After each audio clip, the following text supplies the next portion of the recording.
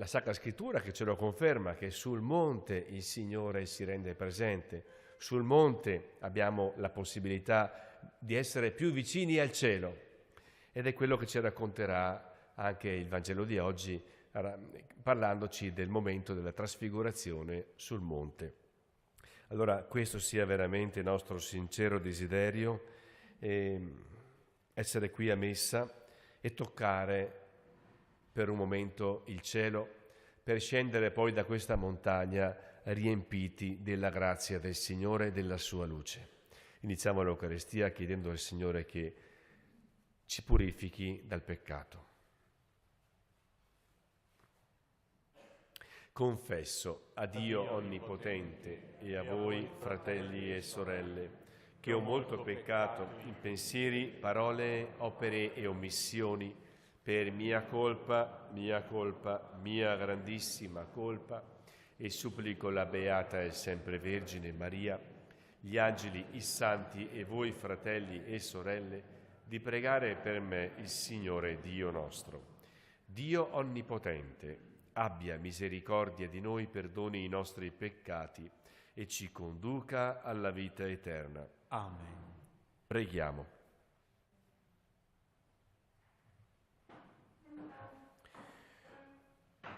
O Dio, che hai chiamato alla fede i nostri padri e per mezzo del Vangelo hai fatto risplendere la vita, aprici all'ascolto del tuo Figlio, perché, accogliendo in noi il mistero della croce, possiamo essere con Lui trasfigurati nella luce. Per il nostro Signore Gesù Cristo, tuo Figlio, che è Dio e vive e regna con te nell'unità dello Spirito Santo, per tutti i secoli dei secoli. Amen.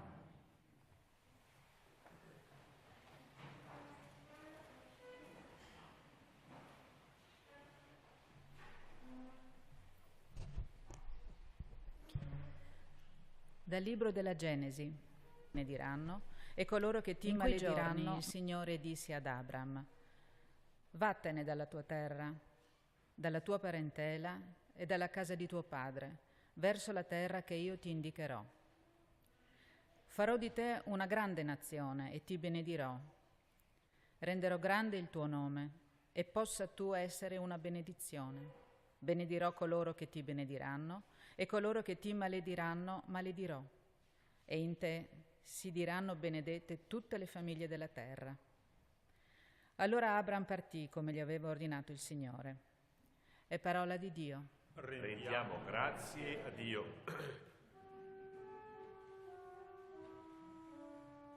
Donaci, Signore, il tuo amore, in te speriamo.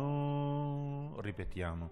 Donaci, Signore, il tuo amore, in te speriamo. Retta è la parola del Signore e fedele ogni sua opera. Egli ama la giustizia e il diritto. Dell'amore del Signore è piena la terra. Donaci, Signore, il tuo amore, in te speriamo. Ecco, l'occhio del Signore è su chi lo teme, su chi spera nel suo amore, per liberarlo dalla morte e nutrirlo in tempo di fame. Donaci, Signore, il tuo amore, in te speriamo. L'anima nostra attende il Signore, Egli è nostro aiuto e nostro scudo. Su di noi sia il tuo amore, Signore, come da te noi speriamo. Donaci, Figlio mio, Signore, con la forza il di tuo Dio, amore, soffri con me per il Vangelo. in te speriamo. Egli infatti ci ha salvati e ci ha chiamati con una vocazione santa, non già in base alle nostre opere, ma secondo il suo progetto e la sua grazia. Questa ci è stata data in Cristo Gesù fin dall'eternità, ma è stata rivelata ora con la manifestazione del Salvatore nostro, Cristo Gesù. Egli ha vinto la morte e ha fatto risplendere la vita e l'incorruttibilità per mezzo del Vangelo. Parola di Dio. Rendiamo grazie a Dio.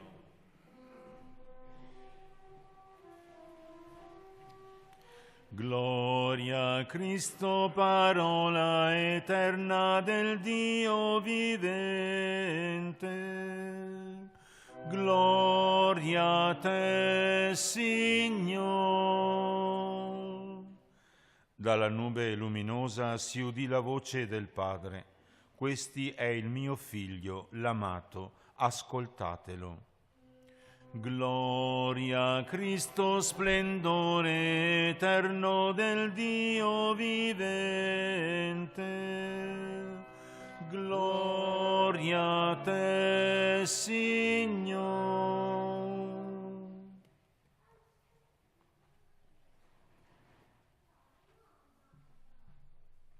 Il Signore sia con voi. E con il tuo spirito.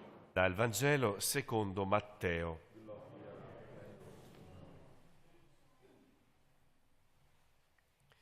In quel tempo Gesù prese con sé Pietro, Giacomo e Giovanni, suo fratello, e li condusse in disparte su un alto monte. E fu trasfigurato davanti a loro. Il suo volto brillò come il sole e le sue vesti divennero candide come la luce. Ed ecco, apparvero loro Mosè ed Elia che conversavano con lui. Prendendo la parola, Pietro disse a Gesù: Signore, è bello per noi essere qui. Se vuoi, farò qui 3 capanne, una per te, una per Mosè e una per Elia. Egli stava ancora parlando quando una nube luminosa li coprì con la sua ombra. Ed ecco una voce dalla nube che diceva: Questi è il figlio mio, l'amato. In lui ho posto il mio compiacimento. Ascoltatelo. All'udire ciò, i discepoli caddero con la faccia a terra e furono presi da grande timore. Ma Gesù si avvicinò, li toccò e disse: Alzatevi e non temete. Alzando gli occhi, non videro nessuno se non Gesù solo. Mentre scendevano dal monte, Gesù ordinò loro: non parlate a nessuno di questa visione, prima che il Figlio dell'uomo non sia risorto dai morti. Parola del Signore. Lode a te, o Cristo.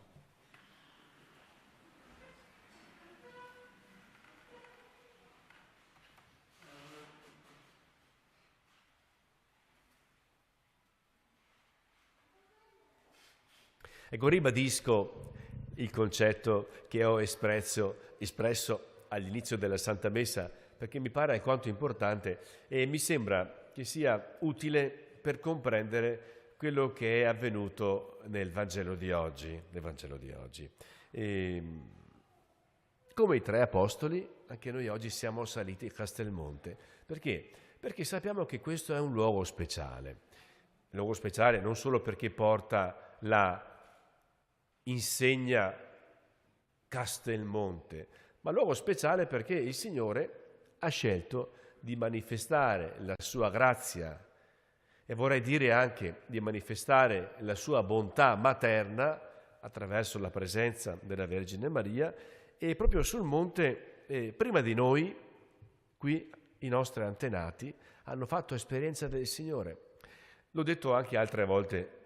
Nel 1500 Castelmonte era chiamato anche con un altro nome. Era chiamato il Monte delle Grazie. Questa è storia, il Monte delle Grazie. Vi parlo di 500 anni fa. Perché? Perché le persone avevano toccato non una, ma tante volte che su questo monte Dio, per l'intercessione della Vergine Maria, aveva concesso delle grazie. Insomma, ve la faccio in breve. La Sacra Scrittura ci dice che cosa? Che alcuni eventi, i più importanti, in merito alle manifestazioni del Signore, sono avvenuti proprio sul monte. Il monte rappresenta da sempre, nella Sacra Scrittura, il luogo Dio dove si mostra. Non solo, il luogo Dio dove Dio si mostra e dove Dio anche al tempo stesso fa le rivelazioni più importanti. Insomma, in altre parole, si può andare a messa anche nel proprio paese, ma mi viene da dire, essere qui a Castelmonte ci aiuta oggi a percepire la eccezionalità della grazia del Signore, che in alcuni luoghi è più forte, mi capite? In alcuni luoghi è più forte. Cosa ci racconta il Vangelo di oggi? Ecco, ci racconta un episodio che è capitato ai tre discepoli del Signore, Giacomo, Giovanni e Pietro. Ma l'Evangelista Matteo non ha lo scopo di raccontarci un fatto di cronaca. Non è questo lo scopo. Sappiamo, sì, grazie a Matteo sappiamo che è avvenuto questo, ma attraverso questo episodio l'Evangelista ha voluto dirci che per la vita del cristiano è essenziale che cosa? È essenziale fare l'esperienza della trasfigurazione. Adesso vediamo in concreto cosa è capitato. Quindi Gesù prende in disparte una piccola cerchia dei discepoli, potremmo dire anche prende in disparte alcuni per fare a loro una esperienza di profonda intimità. Io con il Signore, punto e basta. Non è una comitiva, non c'è una squadra a cui Dio mostra questa esperienza. E dice così, li condusse in disparte su un alto monte, e questo abbiamo capito. Ecco, cosa dice il testo? Dice che fu trasfigurato davanti a loro. Allora noi tutti magari non sappiamo il greco, però la parola che viene usata per questo termine deriva da metamorfosi, questo è più comprensibile, metamorfosi, cambiamento, metamorfosi. Quindi il Gesù conosciuto con quelle sembianze assume una metamorfosi, un cambiamento, ma sentite, non un cambiamento di lifting, di trucco, ma un cambiamento, come dire, sostanziale. Facciamo un esempio. Avete presente il bruco? Non è un animale molto simpatico. Insomma, ce ne sono di più belli, a mio avviso. Diventa poi una farfalla. Quella è una metamorfosi. Esempio concreto. Quindi, quello che è avvenuto quel giorno è stata una metamorfosi, un cambiamento di Gesù. Davanti a loro. E l'Evangelista Matteo non sa come fare per spiegare come è diventato il volto di Gesù. E dice così, che il suo volto brillò come il sole e le sue vesti divennero candide come la luce, bianchissime. Sono tutte immagini che ci dicono che cosa? Ci dicono per via simbolica che siamo di fronte alla divinità. La divinità.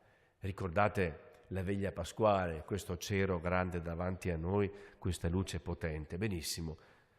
È tutto un aggancio di simbologia. La luce, la divinità, lo splendore. Quando Gesù apparirà risorto, apparirà in tutto il suo splendore.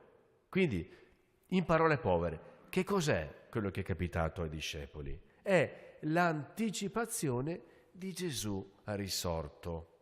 L'anticipazione.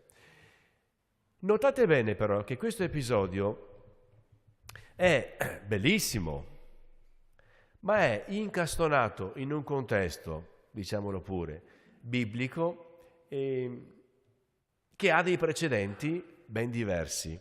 E cioè, se noi leggiamo un po' prima il Vangelo, dovremmo ricordare che Gesù aveva chiesto ai suoi discepoli, a Pietro, mi vuoi bene tu, mi ami? Vi ricordate, mi ami tu? E ripete, mi ami? Fino a che punto mi ami, potremmo dire, no? E ad un certo punto Gesù, dopo questa professione di fede di San Pietro, gli dirà, sì, ma il figlio dell'uomo dovrà patire, dovrà morire in croce, essere prima torturato. Ed è in quel momento, se ricordate, che Pietro dice: no, Signore, non bestemmiare, è impossibile che il figlio di Dio patisca questo. Il figlio di Dio è vittorioso, no? Quindi, come dire, c'è questo passaggio dall'esperienza della croce, dal dramma fino alla risurrezione. Questa è un po' la logica che ci c'è sotto il Vangelo, mi capite? Quindi, dall'esperienza della croce fino all'esperienza della risurrezione. Questo è bellissimo e che comprendiamo anche la globalità del messaggio. E poi, in questa situazione di epifania, di manifestazione eccellente di Dio, apparve Mosè ed Elia che conversavano con lui. Allora qui non abbiamo il tempo noi di spiegare tutto, ma ci basti capire questo, che rappresentano coloro che hanno cercato il Signore, rappresentano coloro che avrebbero voluto vedere Dio faccia a faccia, avrebbero voluto, ma a Dio non poteva essere visto e rimanere in vita. Se avessero visto Dio con i loro occhi sarebbero morti. Ecco, qui invece a Giacomo, Giovanni e Pietro avviene una cosa straordinaria. Dio appare in maniera eccezionale. E San Pietro è preso da un grande entusiasmo.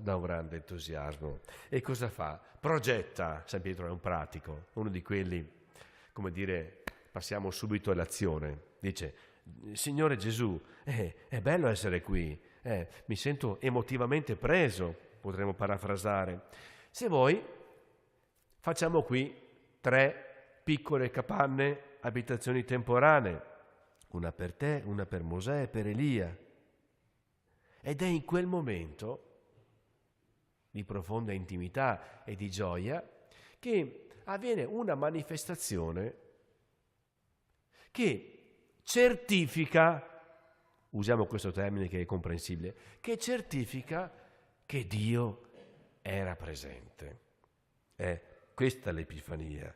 Egli stava ancora parlando quando una nube luminosa li coprì con la sua ombra. Manca soltanto la tromba, perché secondo la Sacra Scrittura, quando Dio si manifesta nella nube, spesse volte c'è anche il suono di tromba. Qui manca. Ed ecco che da questa nube esce una voce che dice: Gesù è il figlio mio l'amato, in lui ho posto il mio compiacimento. Ecco, qui avviene una rivelazione ai discepoli, ai 3, che più chiara di così non poteva essere. E dice che questo è il figlio di Dio e in questo figlio Dio Padre ha investito tutto il suo amore e tutto il suo bene anche per l'umanità. E alla fine arriva anche però un ammonimento. Ascoltatelo. Ecco, noi siamo qui oggi a Castelmonte, siamo a messa perché noi questo invito l'abbiamo sentito, di ascoltare il Signore, ma anche abbiamo sentito l'invito, il desiderio di fare questa esperienza di bellezza. Vedete, uno dei limiti e delle colpe di noi sacerdoti e di quelli che ci hanno preceduto è quello molto spesso di aver ridotto la fede cristiana a una serie di precetti. Ma la nostra fede non è semplicemente l'osservanza di una morale, di alcuni precetti. La nostra fede è innanzitutto l'esperienza forte, sincera, vicina di Dio che ti vuole bene, di un innamoramento, usiamo questa immagine ancora più forte, no? Dopo viene la morale, dopo viene l'obbedienza ai precetti, ma questo episodio del Vangelo ci dice che cosa? Che noi dobbiamo prima o poi fare questa esperienza del Signore e sentirci da Lui amati, sapendo che cosa? Che l'esperienza del Signore non è mai un'esperienza di quelle in cui siamo seduti a salotto come dice Papa Francesco, col telecomando in mano, ma l'esperienza della fede è sempre un'esperienza che per forza di cose passa attraverso anche l'amara croce, l'amara sofferenza. Bisogna metterla in conto, bisogna che ce la mettiamo via. Il prefazio, e finisco, che tra poco proclamerò, lo ricorderà che nella trasfigurazione il Signore Gesù mette davanti che esiste l'esperienza della croce, mette davanti che esiste l'esperienza della sofferenza, della prova, della tentazione, ma esiste un Dio che non ci abbandona. Dio sperimenta anche lui la solitudine. Ad un certo punto questa pagina evangelica dice che alzando gli occhi non videro nessuno se non Gesù solo, e Gesù sarà solo quando andrà a patire. Tutti scapperanno, anche i suoi amici più intimi. Gesù scapperà, Gesù non scapperà, ma scapperanno gli altri. Ma Gesù dice: alzatevi, non temete, non abbiate paura. Chiediamo al Signore anche noi che possiamo fare ogni giorno l'esperienza di un Dio che ci ama, di un Dio che vuole coinvolgerci in questa risurrezione e che veramente il volto del Signore possa brillare anche oggi su di noi.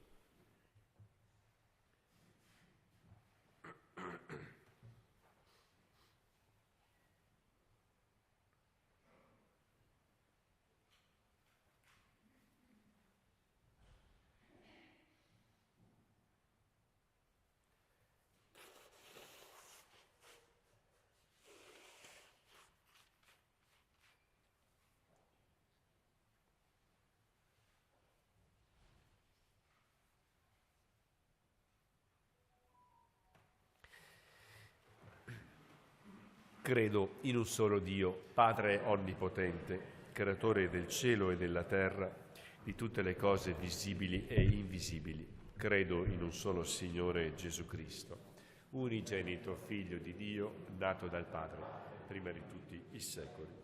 Dio da Dio, luce da luce, Dio vero da Dio vero.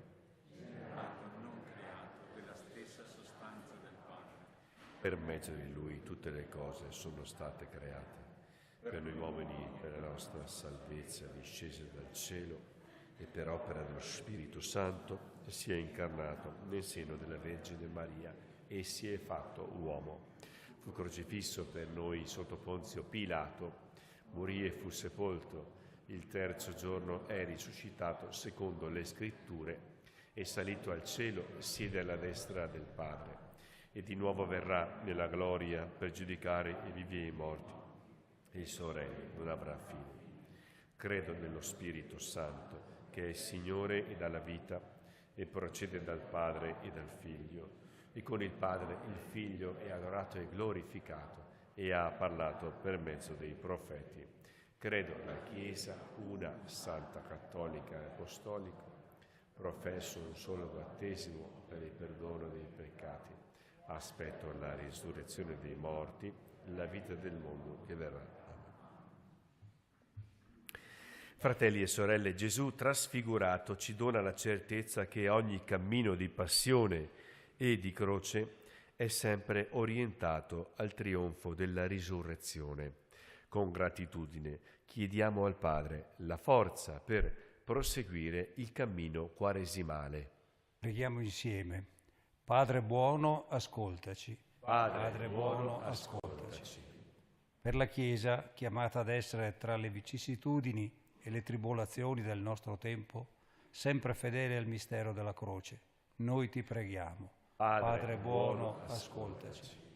Per i responsabili delle nazioni, a cui è affidata la responsabilità di amministrare le risorse e le energie della terra per il bene di tutti i popoli, noi ti preghiamo. Padre buono, ascoltaci. Per tutti i cristiani, trasfigurati in Cristo per diventare sale della terra e luce del mondo, noi ti preghiamo. Padre buono, ascoltaci.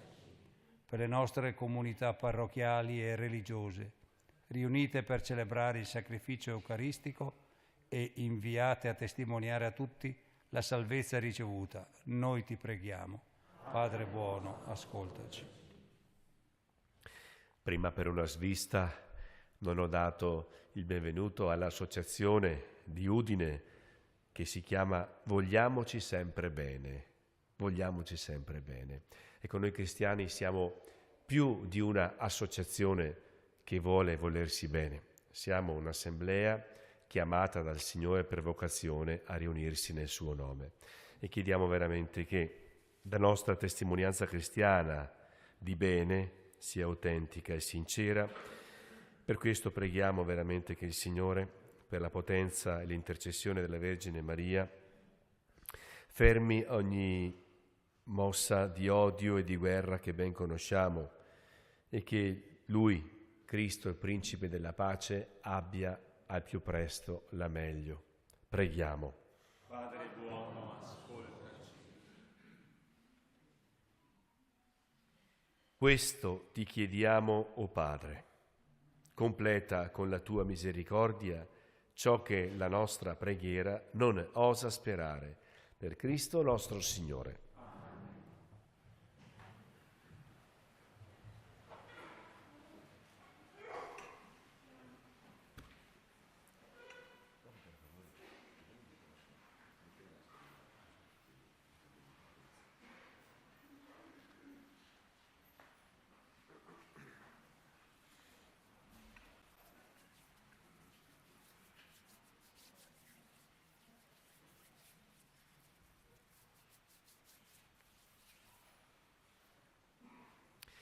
Benedetto sei tu, Signore Dio dell'universo, dalla tua bontà abbiamo ricevuto questo pane, frutto della terra e del lavoro dell'uomo, lo presentiamo a te, perché diventi per noi cibo di vita eterna.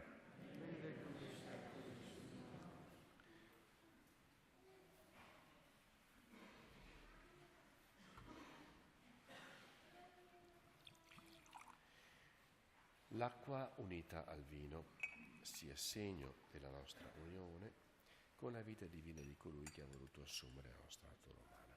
Benedetto sei tu, Signore Dio dell'universo, dalla tua bontà abbiamo ricevuto questo vino, frutto della vite e del lavoro dell'uomo.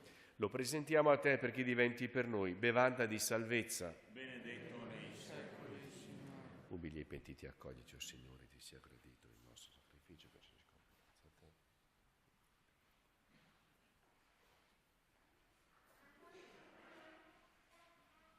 Pregate, sorelle e fratelli, perché il mio e vostro sacrificio sia gradito a Dio Padre Onnipotente. Il Signore riceva dalle tue mani questo sacrificio, a lode e gloria del suo nome, per il bene nostro e di tutta la sua santa Chiesa. Questa offerta, Padre misericordioso, ci ottenga il perdono dei nostri peccati e ci santifichi nel corpo e nello spirito, perché possiamo celebrare degnamente le feste pasquali. Per Cristo nostro Signore. Ebbene, ora proclamerò il prefazio che ancora una volta riassume il significato del Vangelo che oggi abbiamo ascoltato, quello della trasfigurazione. Il Signore sia con voi. E con il tuo spirito. In alto i nostri cuori. Rendiamo grazie al Signore nostro Dio. È cosa buona e giusta. È veramente cosa buona e giusta, nostro dovere e fonte di salvezza, rendere grazie sempre e in ogni luogo a te, Signore Padre Santo, Dio onnipotente ed eterno, per Cristo Signore nostro. Egli, dopo aver dato ai discepoli l'annuncio della sua morte, sul santo monte manifestò la sua gloria e chiamando a testimoni la legge e i profeti, indicò agli apostoli che solo attraverso la passione possiamo giungere al trionfo della risurrezione.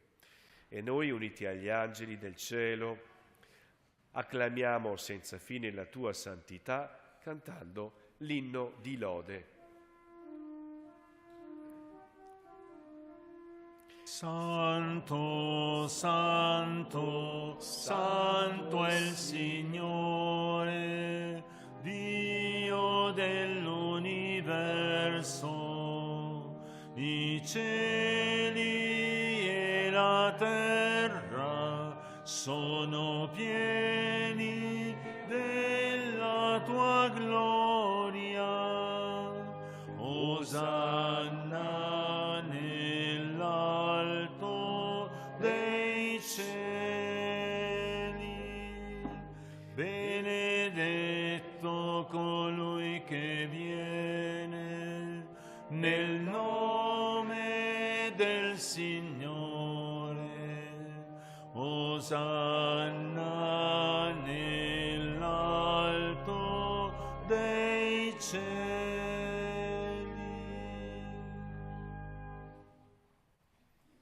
Veramente santo sei tu, o Padre, ed è giusto che ogni creatura ti lodi. Per mezzo del tuo Figlio, il Signore nostro Gesù Cristo, nella potenza dello Spirito Santo, fai vivere e santifichi l'universo e continui a radunare intorno a te un popolo che, dall'Oriente all'Occidente, offra al tuo nome il sacrificio perfetto. Ti preghiamo umilmente, santifica e consacra con il tuo Spirito i doni che ti abbiamo presentato, perché diventino il corpo e il sangue del tuo Figlio, il Signore nostro Gesù Cristo, che ci ha comandato di celebrare questi misteri.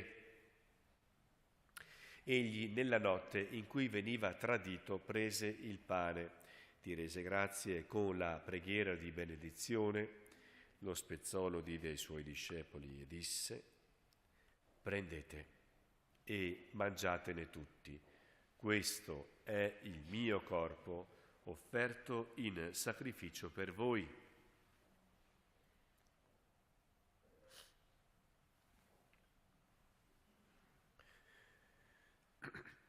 Allo stesso modo, dopo aver cenato, prese il calice, ti rese grazie con la preghiera di benedizione, lo diede ai suoi discepoli e disse: prendete e bevetene tutti.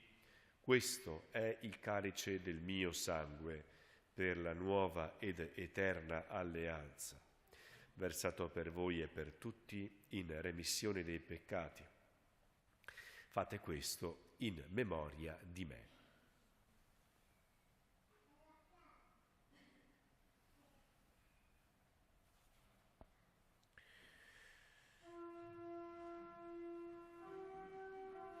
Mistero della fede. Annunciamo la tua morte, Signore, proclamiamo la tua risurrezione nell'attesa della tua venuta. Celebrando il memoriale della passione redentrice del tuo Figlio, della sua mirabile risurrezione e ascensione al cielo, nell'attesa della sua venuta nella gloria, ti offriamo, o Padre, in rendimento di grazie questo sacrificio vivo e santo. Guarda con amore e riconosci nell'offerta della tua Chiesa la vittima immolata per la nostra redenzione, e a noi che ci nutriamo del corpo e del sangue del tuo Figlio, dona la pienezza dello Spirito Santo, perché diventiamo in Cristo un solo corpo e un solo Spirito. Lo Spirito Santo faccia di noi una offerta perenne a te gradita, perché possiamo ottenere il regno promesso con i tuoi eletti, con la Beata Maria Vergine e Madre di Dio, San Giuseppe suo sposo, i tuoi santi apostoli, i gloriosi martiri e tutti i santi nostri intercessori presso di te. Ti preghiamo, Padre, questo sacrificio della nostra riconciliazione doni pace e salvezza al mondo intero. Conferma nella fede e nell'amore la tua Chiesa pellegrina sulla terra. Il tuo servo e nostro Papa Francesco, il nostro Vescovo Andrea Bruno, l'Ordine Episcopale, i presbiteri, i diaconi e il popolo che tu hai redento. Ascolta la preghiera di questa famiglia che hai convocato alla tua presenza, nel giorno in cui Cristo ha vinto la morte e ci ha resi partecipi della sua vita immortale. Ricongiunge a te, Padre misericordioso, tutti i tuoi figli ovunque dispersi. Accogli nel tuo regno i nostri fratelli e sorelle defunti e tutti coloro che in pace con te hanno lasciato questo mondo. Concedi anche a noi di ritrovarci insieme a godere per sempre della tua gloria in Cristo nostro Signore, per mezzo del quale tu, o Dio, doni al mondo ogni bene. Per Cristo, con Cristo e in Cristo, a te, Dio Padre Onnipotente, nell'unità dello Spirito Santo, ogni onore e gloria per tutti i secoli dei secoli. Amen. Prima di partecipare al banchetto dell'Eucaristia, segno di riconciliazione e vincolo di comunione fraterna, preghiamo insieme come il Signore ci ha insegnato. Padre nostro che sei nei cieli, sia santificato il tuo nome, e venga il tuo regno, sia fatta la tua volontà, come in cielo, così in terra. Dacci oggi il nostro pane quotidiano e rimetti a noi i nostri debiti, come anche noi li rimettiamo ai nostri debitori. E non abbandonarci alla tentazione, ma liberaci dal male. Liberaci, o Signore, da tutti i mali. Concedi la pace ai nostri giorni e con l'aiuto della tua misericordia vivremo sempre liberi dal peccato e sicuri da ogni turbamento, nell'attesa che si compia la beata speranza e venga il nostro Salvatore Gesù Cristo. Tuo è il regno, tua è la potenza e la gloria nei secoli. Signore Gesù Cristo, che hai detto ai tuoi apostoli: vi lascio la pace, vi do la mia pace. Non guardare ai nostri peccati, ma alla fede della tua Chiesa, e donale unità e pace secondo la tua volontà. Tu che vivi e regni nei secoli dei secoli. Amen. La pace del Signore sia sempre con voi. E con il tuo spirito. Scambiatevi il dono della pace. La pace sia con te, pace sia con te, pace sia con te. Agnello di Dio, che togli i peccati del mondo, abbi pietà di noi. Agnello di Dio, che togli i peccati del mondo, abbi pietà di noi. Agnello di Dio, che togli i peccati del mondo, dona a noi la pace. Ecco l'agnello di Dio, ecco colui che toglie i peccati del mondo. Beati gli invitati alla cena dell'agnello. O Signore, non sono degno di partecipare alla tua mensa, ma di soltanto una parola e io sarò salvato.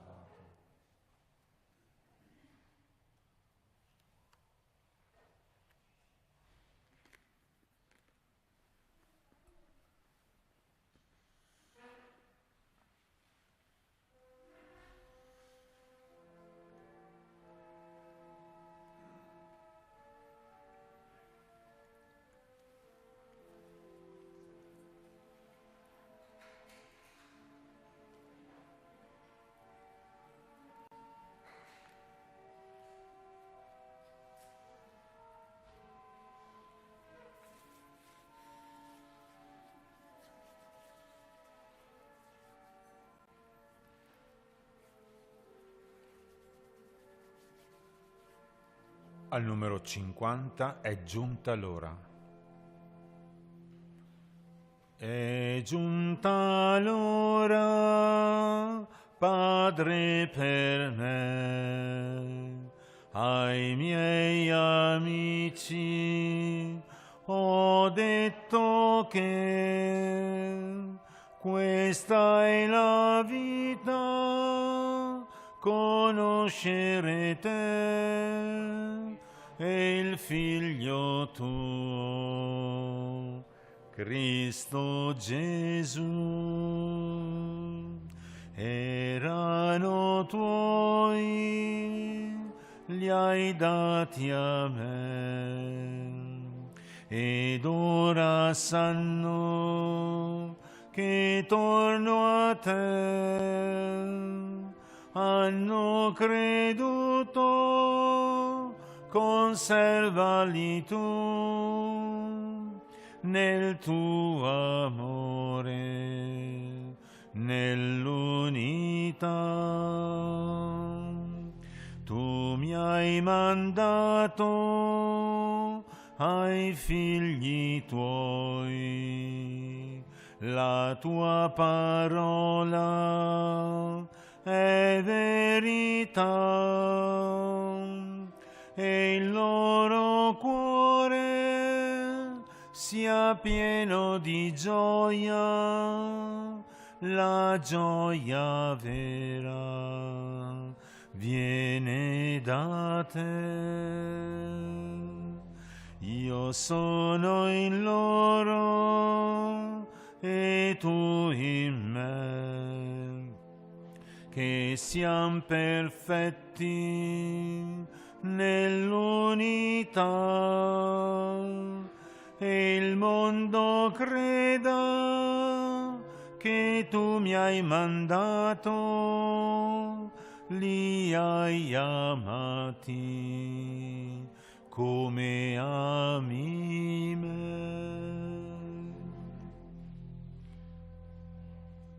Al numero 56, Simbolum.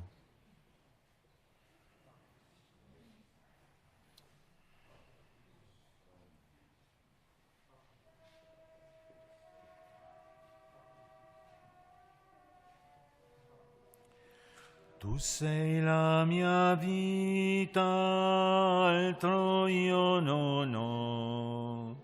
Tu sei la mia strada, la mia verità.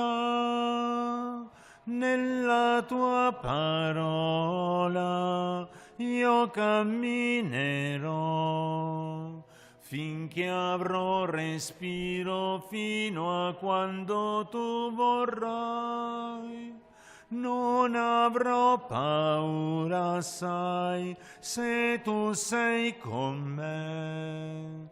Io ti prego, resta con me. Credo in te, Signore, nato da Maria, Figlio eterno e santo, uomo come noi, morto per amore, vivo in mezzo a noi. Una cosa sola con il Padre e con i tuoi, fino a quando io lo so, tu ritornerai per aprirci il regno di Dio. Tu sei la mia forza, altro io non ho. Tu sei la mia pace, la mia libertà. Niente nella vita ci separerà. So che la tua mano forte non mi lascerà. So che da ogni male tu mi libererai, e nel tuo perdono vivrò.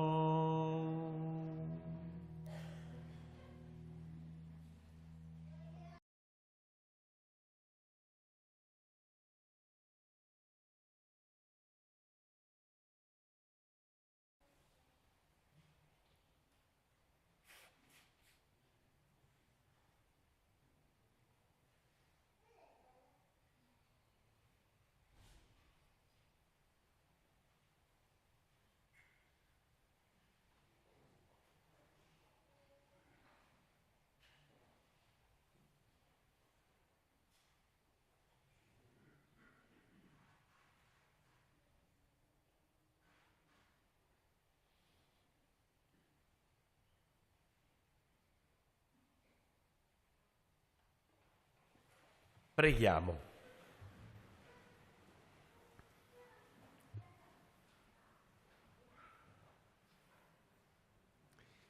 Per la partecipazione ai Tuoi gloriosi misteri vogliamo renderti grazie, Signore, perché a noi, ancora pellegrini sulla terra, fai pregustare i beni del cielo. Per Cristo nostro Signore. Ecco, ricordo che ancora una volta il santuario offre in via ordinaria alcuni appuntamenti di preghiera che non sono la Santa Messa. Per esempio il giovedì alle ore 16:30 un tempo di adorazione eucaristica che culmina con la preghiera dei Vespri, ogni giovedì alle ore 16:30. Il venerdì alle ore 16:30 invece il pio esercizio della Via Crucis, la preghiera caratteristica del tempo di Quaresima. E poi ogni sabato alle ore 17 circa la preghiera del Santo Rosario cantato. Ecco, sapete che anche per coloro che non possono essere presenti perché abitano lontano, c'è la possibilità di seguire anche via streaming la preghiera. Non è la stessa cosa, ma se uno abita a 200 km è un ottimo strumento. Ecco, e approfitto anche per salutare quelli che ci stanno seguendo in diretta da casa, quelli che ci seguono dall'estero. Ecco, prima della benedizione vorrei con tutti voi che facessimo un solenne atto di affidamento alla Vergine Maria e affidare a lei non solo le nostre preoccupazioni, ma anche le preoccupazioni del Santo Padre, le ansie per la guerra, per i terremoti.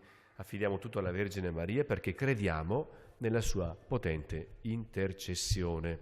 Pagina 140 dei Libri Rossi. Vergine Santa di Castelmonte, che sempre hai protetto e difeso i tuoi devoti, guarda con occhio materno anche noi, che con tanta fiducia ci rivolgiamo a te. Sulla croce Gesù ci ha affidati a te come nostra madre. Siamo deboli e peccatori, riconosciamo il male che abbiamo commesso e confidiamo nella tua materna bontà. Tu conosci, o Maria, le nostre angosce e le nostre speranze. Prega Gesù per noi, prega con noi. Fa che la vita non soffochino mai la nostra fiducia nella bontà del Signore. Ottienici dal Padre e dal Figlio tuo Gesù il dono dello Spirito Santo, per essere nel mondo testimoni fedeli e gioiosi del Vangelo. Vergine Santa di Castelmonte, veglia su di noi ed accogli la nostra umile preghiera. Amen. Il Signore sia con voi. Con il tuo spirito. Benedici sempre i tuoi fedeli, o Padre, perché aderendo al Vangelo del tuo Figlio unigenito possano desiderare e raggiungere per Cristo nostro Signore. Amen. E la benedizione di Dio Onnipotente, Padre e Figlio e Spirito Santo, discenda su di voi e con voi rimanga sempre. Amen. Glorificate il Signore con la vostra vita, andate in pace. Rendiamo grazie a Dio.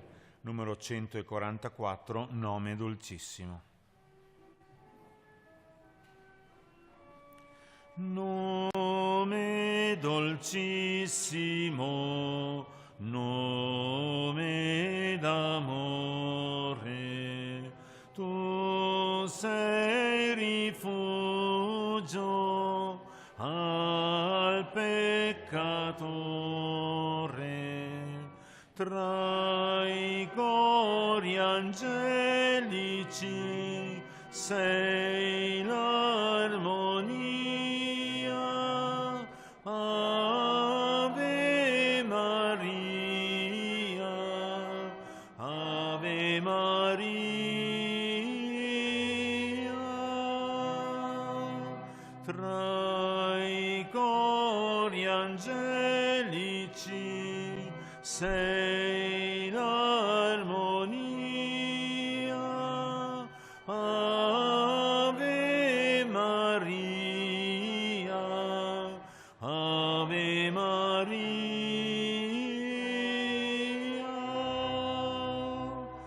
De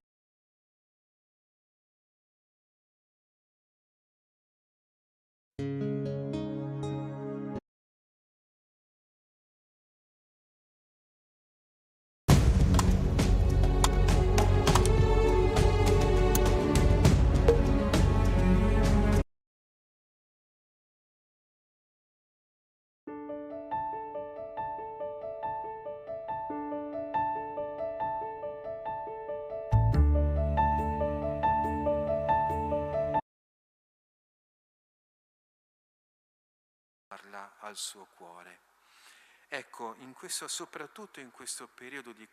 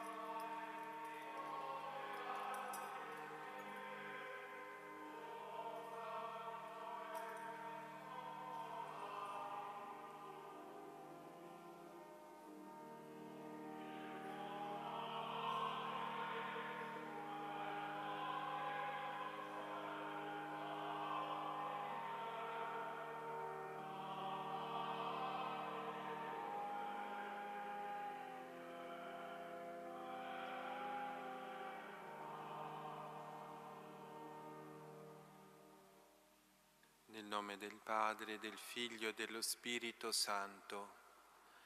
La grazia del Signore nostro Gesù Cristo, l'amore di Dio Padre e la comunione dello Spirito Santo siano con tutti voi. Siamo giunti alla seconda domenica di Quaresima e questa Santa Messa è celebrata in suffragio di Adriano e Paolo.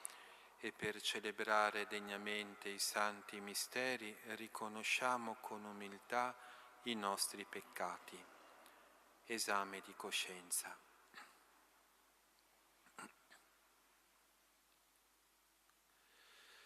Confesso a Dio Onnipotente e a voi fratelli e sorelle che ho molto peccato in pensieri, parole, opere e omissioni per mia colpa, mia grandissima colpa, e supplico la Beata e sempre Vergine Maria, gli angeli e i santi e voi fratelli e sorelle, di pregare per me il Signore Dio nostro.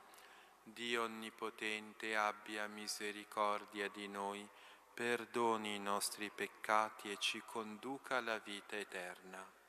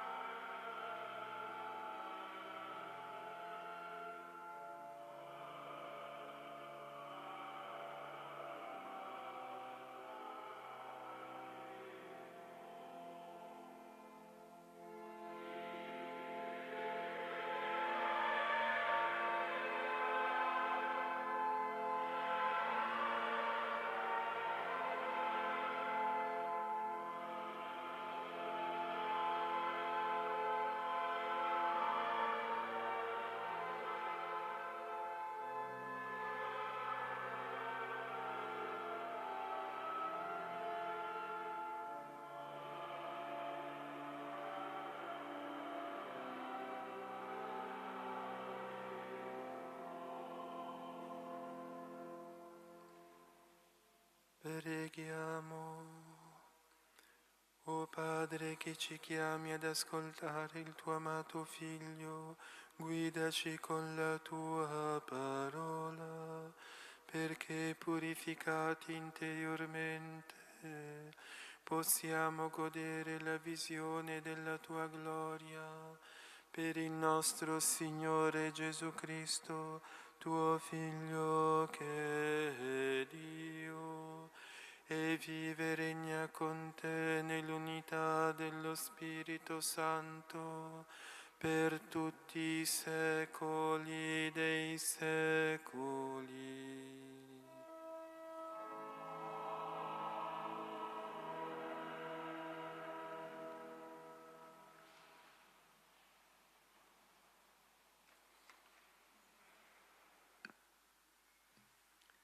Dal libro della Genesi. In quei giorni il Signore disse ad Abram: vattene dalla tua terra, dalla tua parentela e dalla casa di tuo padre, verso la terra che io ti indicherò. Farò di te una grande nazione e ti benedirò, renderò grande il tuo nome e possa tu essere una benedizione. Benedirò coloro che ti benediranno e coloro che ti malediranno maledirò, e in te si diranno benedette tutte le famiglie della terra. Allora Abram partì, come gli aveva ordinato il Signore.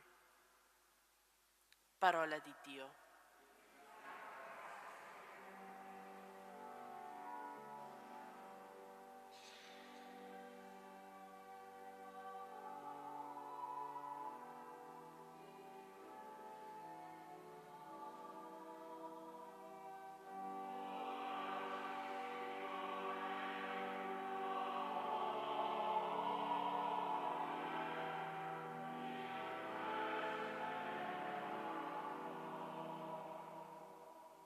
Retta è la parola del Signore e fedele ogni sua opera. Egli ama la giustizia e il diritto. Dell'amore del Signore è piena la terra.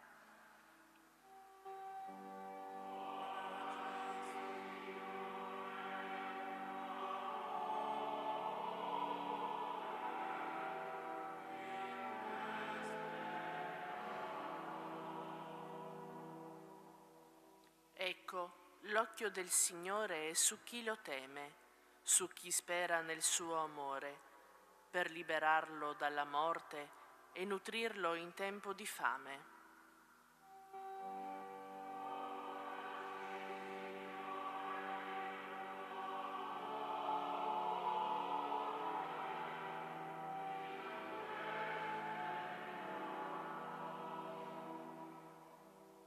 L'anima nostra attende il Signore, Egli è nostro aiuto e nostro scudo.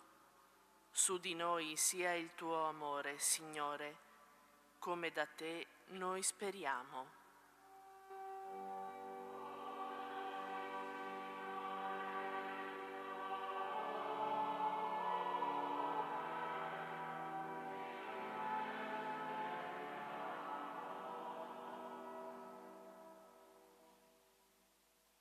Dalla seconda lettera di San Paolo Apostolo a Timoteo. Figlio mio, con la forza di Dio soffri con me per il Vangelo. Egli infatti ci ha salvati e ci ha chiamati con una vocazione santa, non già in base alle nostre opere, ma secondo il suo progetto e la sua grazia. Questa ci è stata data in Cristo Gesù fin dall'eternità, ma è stata rivelata ora con la manifestazione del Salvatore nostro Cristo Gesù. Egli ha vinto la morte e ha fatto risplendere la vita e l'incorruttibilità per mezzo del Vangelo. Parola di Dio.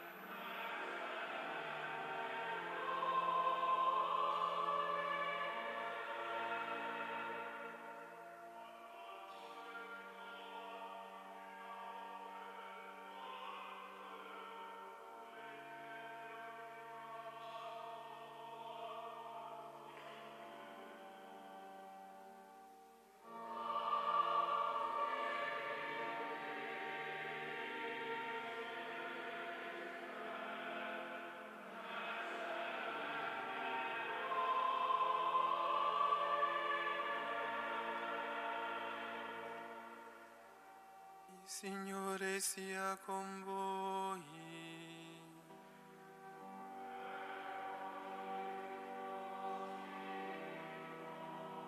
Dal Vangelo secondo Matteo.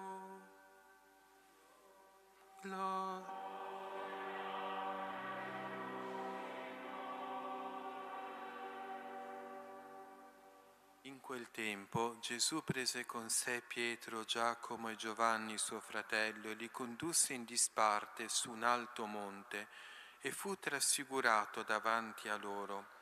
Il suo volto brillò come il sole, le sue vesti divennero candide come la luce. Ed ecco apparvero loro Mosè ed Elia che conversavano con lui. Prendendo la parola, Pietro disse a Gesù: Signore, è bello per noi essere qui. Se vuoi, farò qui 3 capanne, una per te, una per Mosè e una per Elia.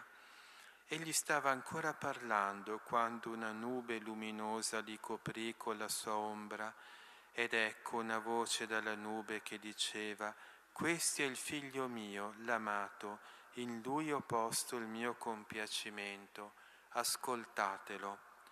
All'udire ciò i discepoli caddero con la faccia a terra e furono presi da grande timore. Ma Gesù si avvicinò, li toccò e disse: Alzatevi e non temete. Alzando gli occhi non videro nessuno se non Gesù solo. Mentre scendevano dal monte, Gesù ordinò loro: Non parlate a nessuno di questa visione, prima che il Figlio dell'uomo non sia risorto dai morti. Parola del Signore.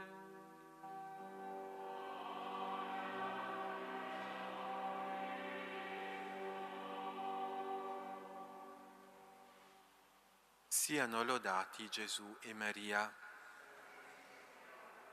Siamo giunti alla seconda domenica di Quaresima e la prima lettura di oggi ci presenta il patriarca Abramo. Abramo che, invitato da Dio, lascia la sua terra, la sua casa, la sua parentela e si avvia verso un paese che ignora, che Dio poi gli avrebbe indicato. E in Abramo ammiriamo 2 cose soprattutto: la sua pronta obbedienza alla voce di Dio e la sua sconfinata fiducia nell'adempimento delle promesse divine. E Dio disse ad Abramo: in te saranno, nella tua discendenza, saranno benedette tutte le stirpi della terra. E questa promessa si realizzò pienamente con Gesù. Gesù nella natura umana era discendente di Abramo, figlio di Dio che ha preso la nostra natura umana dalla Vergine Maria, ecco, discendente di Abramo. Ecco, in Gesù la salvezza è offerta a tutte le nazioni, a tutti gli esseri umani. Ecco, in Abramo quindi ammiriamo questa obbedienza, questo ascolto della voce di Dio che lo conduceva, e questo suo itinerario, questo suo pellegrinaggio raffigura in qualche modo il nostro pellegrinaggio terreno. Siamo avviati alla meta finale che è il paradiso, e quindi in questo pellegrinaggio terreno dobbiamo avere una grande fede, obbedienza a Dio, una grande fede e fiducia nell'adempimento delle sue promesse e tanta preghiera, perché è la preghiera quella che ci fa andare avanti. Il Vangelo di oggi ci parla in qualche modo della preghiera. Gesù condusse su di un alto monte Pietro, Giacomo e Giovanni e si trasfigurò davanti a loro, manifestando loro un barlume della sua gloria divina. Fu un'esperienza bellissima, al punto che Pietro voleva rimanere lì su quel monte, sul monte Tabor, ma non era possibile. Dovevano ridiscendere quel monte per salirne un altro, il monte Calvario, il monte della croce, della morte di Gesù, della sofferenza. Ecco che Gesù condusse su quell'alto monte gli apostoli per fortificarli nell'imminenza della sua passione. E così Gesù fa anche con noi, ci vuole condurre su questo alto monte che è la preghiera. Giustamente la preghiera è stata definita come l'elevazione della nostra mente a Dio. Dobbiamo innalzarci a Lui con la mente e con il cuore. Ecco, soltanto pregando noi troveremo la forza per superare le inevitabili difficoltà che incontreremo nel nostro cammino. Ecco, questo brano della Trasfigurazione ci dà questo prezioso insegnamento. Ogni giorno Gesù ci aspetta per portarci su questo alto monte. E c'è un versetto in questo brano evangelico di grande importanza, la voce del Padre. Raramente il Vangelo riporta le parole del Padre Celeste, le riporta in occasione del battesimo di Gesù al Giordano, in occasione anche qui della trasfigurazione. Il Padre Celeste dice: «Questo è il Figlio mio, l'amato, in Lui ho posto il mio compiacimento, ascoltatelo». Anche noi dobbiamo ascoltare Gesù. Gesù ci parla nella sua parola, ecco l'importanza di meditarla assiduamente, e ci parla attraverso anche le buone ispirazioni. Gesù parla a tutti, ma la sua voce è molto tenue, non alza la sua voce, è un sussurro, e noi dobbiamo fare silenzio interiormente per percepire la sua voce. Certo, una voce che ci parla non materialmente, ma attraverso le buone ispirazioni che ci invitano al bene e a fare il bene e a evitare il male. Ecco, il più delle volte Gesù non è ascoltato. Ecco, Gesù parla in punta di piedi, per così dire, parla silenziosamente, ma parla sempre. E noi dobbiamo essere pronti ad ascoltare la sua voce. Ecco l'importanza del silenzio, non soltanto esteriore, ma soprattutto interiore, perché tante volte la nostra mente, il nostro cuore è come se fosse una piazza, c'è un frastuono assordante. Dobbiamo fare silenzio dentro di noi. Ecco, si racconta un episodio molto bello nella vita di Santa Margherita da Cortona, che è una terziaria francescana, cioè una laica che ha cercato così di vivere nella sua vita, ecco, la spiritualità tracciata da San Francesco d'Assisi. Nella sua giovinezza era in uno stato di peccato, certo, viveva abitualmente in peccato grave, non era certamente una santa, eppure di tanto in tanto avvertiva qualche bella ispirazione, magari un'ispirazione che le invitava a pregare, a ritirarsi in qualche chiesetta sperduta per pregare, oppure l'ispirazione di beneficare i poveri. Ecco, erano dei momenti belli che poi passavano e non ci pensava più. Poi venne il giorno della sua conversione. Ecco, si convertì, cambiò radicalmente vita, in seguito anche ad alcune sciagure capitate nella sua vita, cacciata di casa dalla matrigna, infatti era rimasta orfana di madre. Ecco, incompresa si può dire da tutti, ecco che in quel momento di dolore venne l'ora della sua conversione, si convertì profondamente a Dio, al punto che poi col passare degli anni divenne anche una grande santa, una grande mistica, parlava con Gesù familiarmente.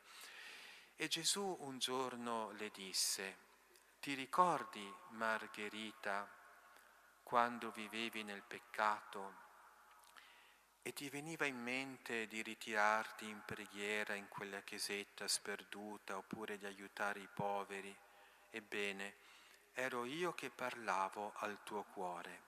Ecco, lei non si rendeva conto, ma era Gesù che parlava al suo cuore. E così Gesù fa con tutti. Ecco, si dice giustamente che non c'è neppure un santo, per quanto grande possa essere, eccettuata la Beata Vergine Maria e San Giuseppe, ecco, non esiste nessun santo che di tanto in tanto non abbia qualche tentazione, magari resiste, combatte, vince, ma intanto qualche tentazione l'avverte. E così non c'è nessun peccatore, per quanto grande possa essere, che qualche volta non avverta qualche buona ispirazione. È Gesù che parla al suo cuore.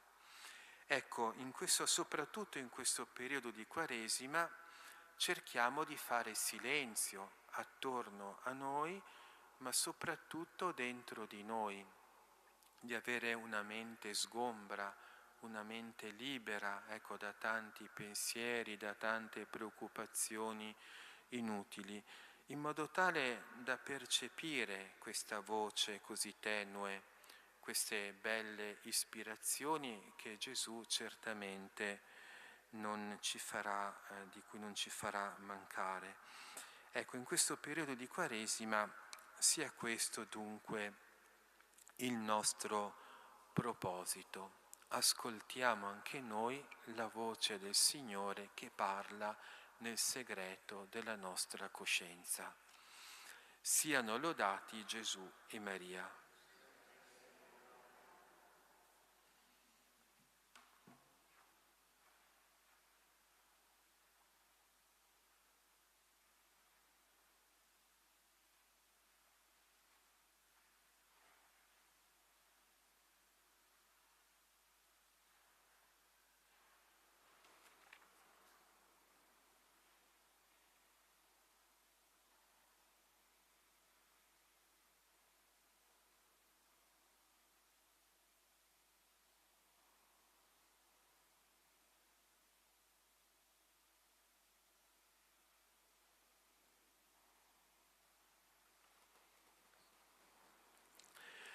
Credo in un solo Dio, Padre Onnipotente, Creatore del cielo e della terra, di tutte le cose visibili e invisibili.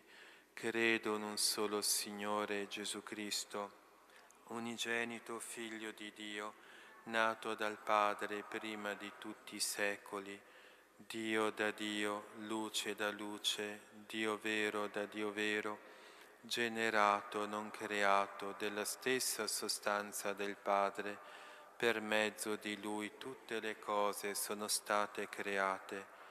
Per noi uomini e per la nostra salvezza discese dal cielo e per opera dello Spirito Santo si è incarnato nel seno della Vergine Maria e si è fatto uomo. Fu crocifisso per noi sotto Ponzio Pilato, morì e fu sepolto, il terzo giorno è risuscitato secondo le Scritture, è salito al cielo, siede alla destra del Padre e di nuovo verrà nella gloria per giudicare i vivi e i morti, e il suo regno non avrà fine. Credo nello Spirito Santo, che è Signore e dà la vita, e procede dal Padre e dal Figlio. Con il Padre il Figlio è adorato e glorificato e ha parlato per mezzo dei profeti. Credo alla Chiesa una, santa, cattolica e apostolica. Professo un solo battesimo per il perdono dei peccati. Aspetto la risurrezione dei morti e la vita del mondo che verrà. Amen. Fratelli e sorelle, in questo tempo di Quaresima il Signore ci invita a rinnovarci nei pensieri e nelle opere. Preghiamo insieme perché Egli accompagni il cammino della nostra conversione con l'abbondanza della sua grazia.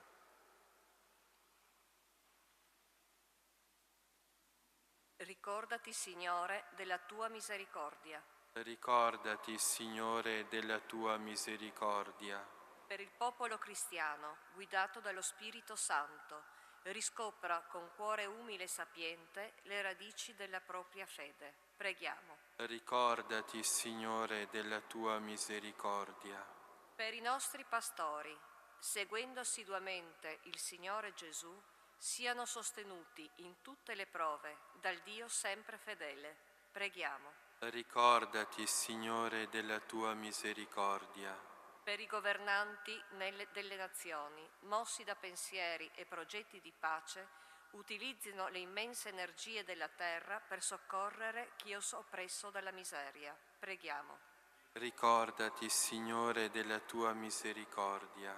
Per le nostre sorelle e i nostri fratelli malati, uniti a Cristo sofferente, ricevano forza e consolazione. Preghiamo. Ricordati, Signore, della tua misericordia. Per noi qui riuniti, con lo sguardo fisso sul volto di Cristo, risplendente di luce, possiamo condividere la pienezza della sua gloria. Preghiamo. Ricordati, Signore, della tua misericordia. O Padre generoso, verso quanti ti invocano, esaudisci la preghiera che ti rivolgiamo e donaci di lasciar risuonare in noi la voce del tuo Figlio amato. Egli vive e regna nei secoli dei secoli.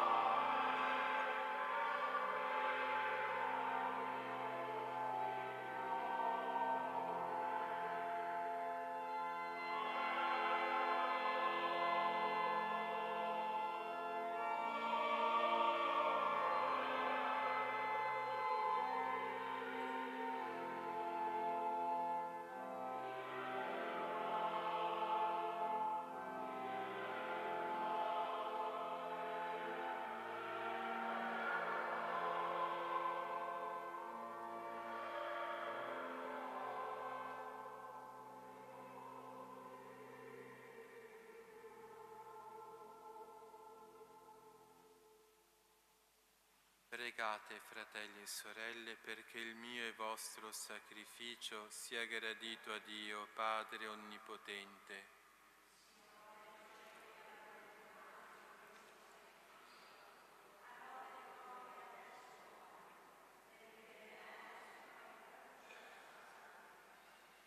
questa offerta, Padre misericordioso, ci ottenga il perdono dei nostri peccati e ci santifichi nel corpo e nello spirito, perché possiamo celebrare degnamente le feste pasquali per Cristo nostro Signore. Dominus vobiscum.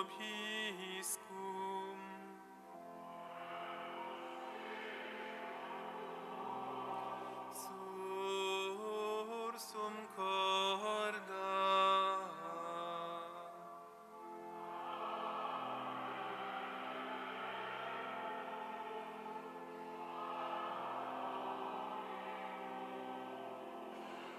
Gratias agamus Domino Deo nostro.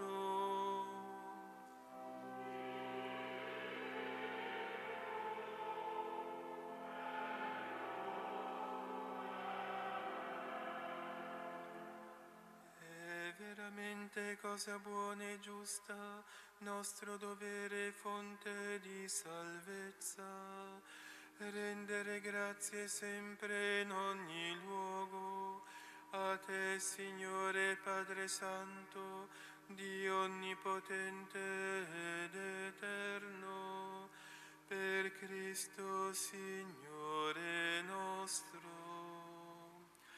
Egli, dopo aver dato ai discepoli l'annuncio della sua morte, sul santo monte manifestò la sua gloria e, chiamando a testimoni la legge e i profeti, indicò agli apostoli che solo attraverso la passione possiamo giungere al trionfo della risurrezione. E noi, uniti agli angeli del cielo, acclamiamo senza fine la tua santità, cantando l'inno di lode.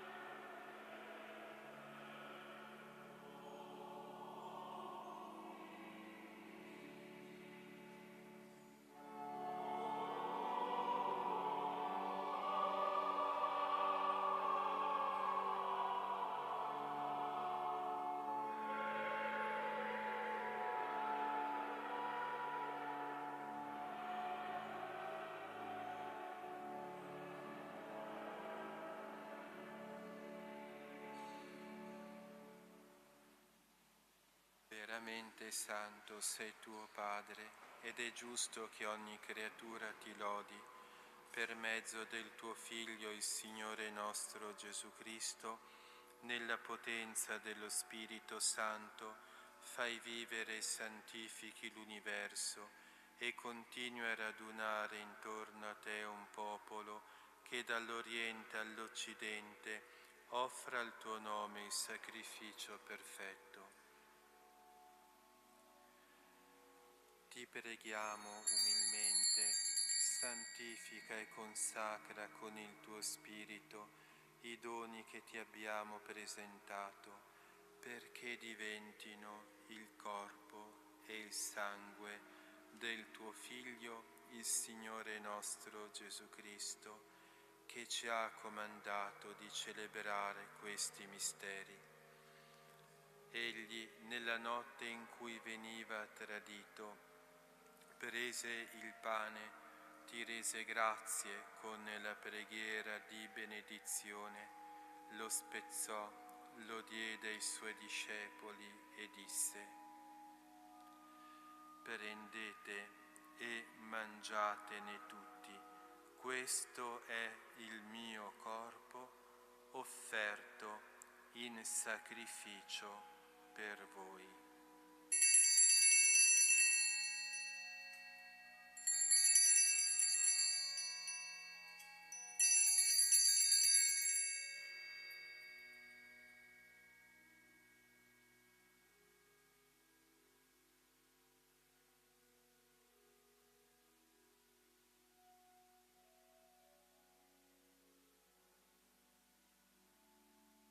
Allo stesso modo, dopo aver cenato, prese il calice, ti rese grazie con la preghiera di benedizione, lo diede ai suoi discepoli e disse: prendete e bevetene tutti, questo è il calice del mio sangue, per la nuova ed eterna alleanza, versato per voi e per tutti in remissione dei peccati. Fate questo in memoria di me.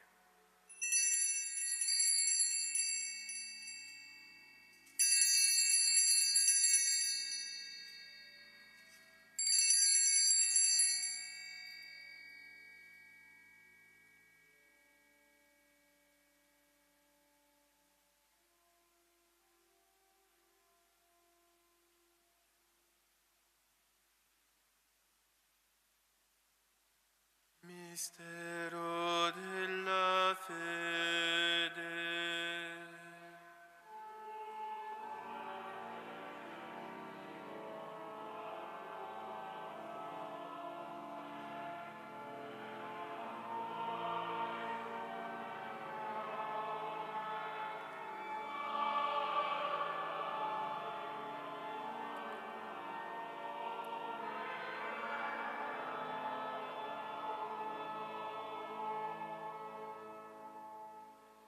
Celebrando il memoriale della passione redentrice del tuo Figlio, della sua mirabile risurrezione e ascensione al cielo, nell'attesa della sua venuta nella gloria, ti offriamo, o Padre, in rendimento di grazie questo sacrificio vivo e santo.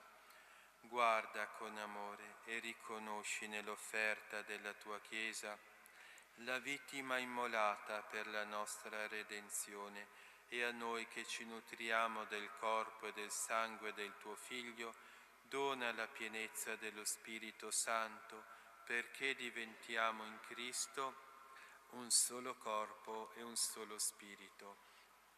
Lo Spirito Santo faccia di noi un'offerta perenne a te gradita, perché possiamo ottenere il regno promesso con i tuoi eletti, con la Beata Maria, Vergine Madre di Dio, San Giuseppe suo sposo, i tuoi santi apostoli, gloriosi martiri, San Francesco, Santa Chiara, Sant'Antonio, San Massimiliano, San Pio e tutti i santi, nostri intercessori presso di te.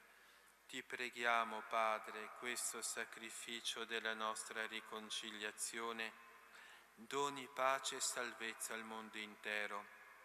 Conferma nella fede e nell'amore la tua Chiesa pellegrina sulla terra, il tuo servo e nostro Papa Francesco, il nostro Vescovo Giampaolo, l'Ordine Episcopale, i presbiteri, i diaconi e il popolo che tu hai redento.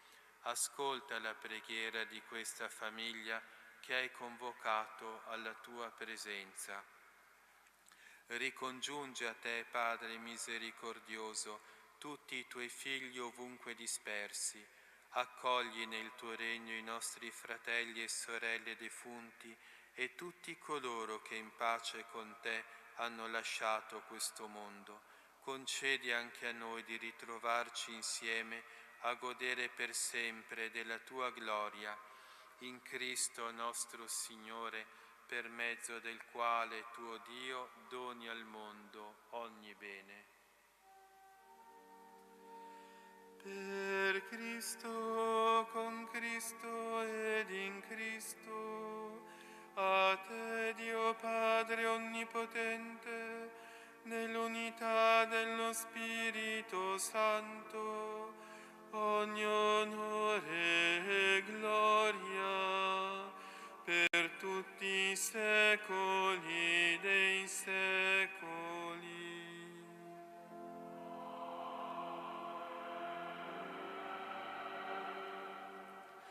Obbedienti alla parola del Salvatore e formati al suo divino insegnamento, osiamo dire: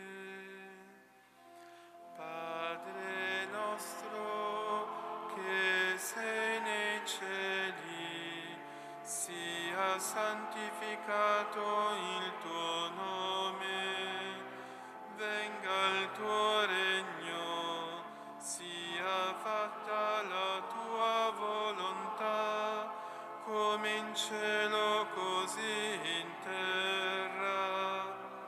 Dacci oggi il nostro pane quotidiano e rimetti a noi i nostri debiti, come anche noi li rimettiamo ai nostri debitori, e non abbandonarci alla tentazione, ma liberaci dal male. Liberaci, o Signore, da tutti i mali, concedi la pace ai nostri giorni, e con l'aiuto della tua misericordia vivremo sempre liberi dal peccato e sicuri da ogni turbamento, nell'attesa che si compia la beata speranza e venga il nostro Salvatore Gesù Cristo.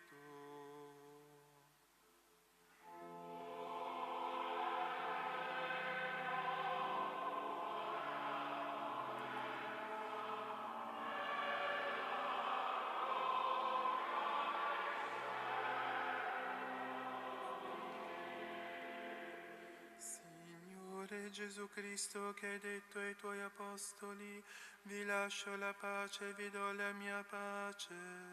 Non guardare i nostri peccati, ma alla fede della tua Chiesa, e donale unità e pace secondo la tua volontà.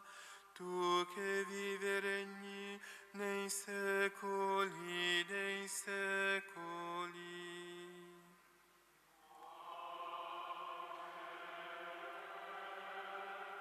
Pax Domini sit semper vobiscum.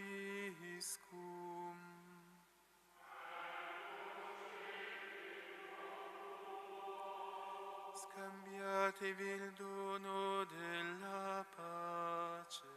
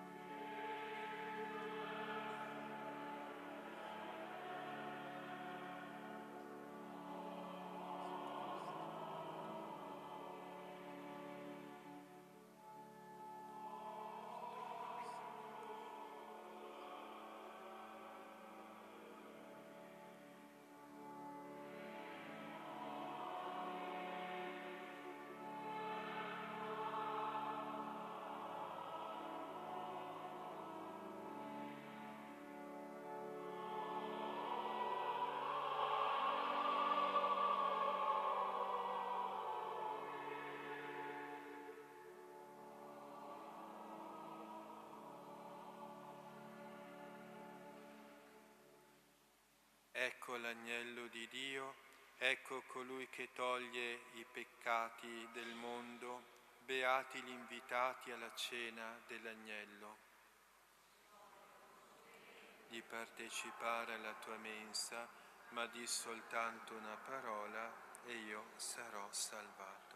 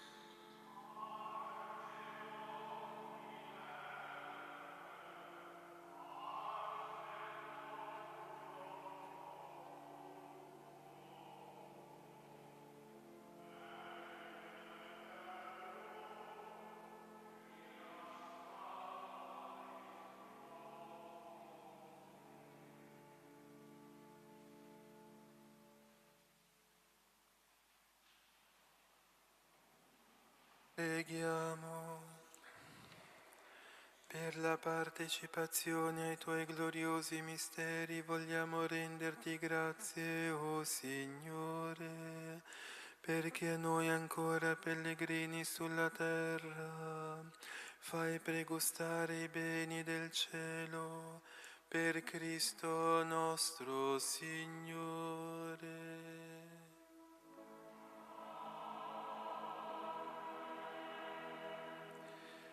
Prima della benedizione un avviso, e ricordo, come ben sapete, che il 25 di marzo ci sarà l'ordinazione episcopale del nuovo vescovo a Cremona. Tutti quelli che sono interessati ad andare a Cremona per questa ordinazione possono venire in sacrestia per l'adesione. Ecco, l'adesione deve essere data, per chi desidera, entro domenica prossima, quindi c'è un po' di tempo per pensarci. Poi rinnovo i miei ringraziamenti anche al coro che ci ha aiutati a innalzarci al Signore con questa celebrazione, con questi canti. E ora do la benedizione, ecco, chinate il capo per la benedizione solenne. Il Signore sia con voi.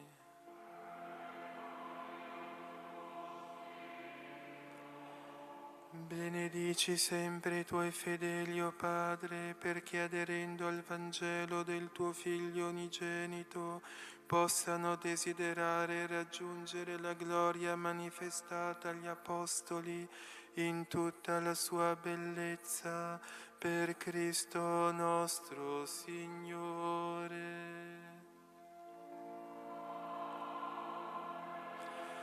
E la benedizione di Dio Onnipotente, Padre, Figlio e Spirito Santo, discenda su di voi e con voi rimanga sempre.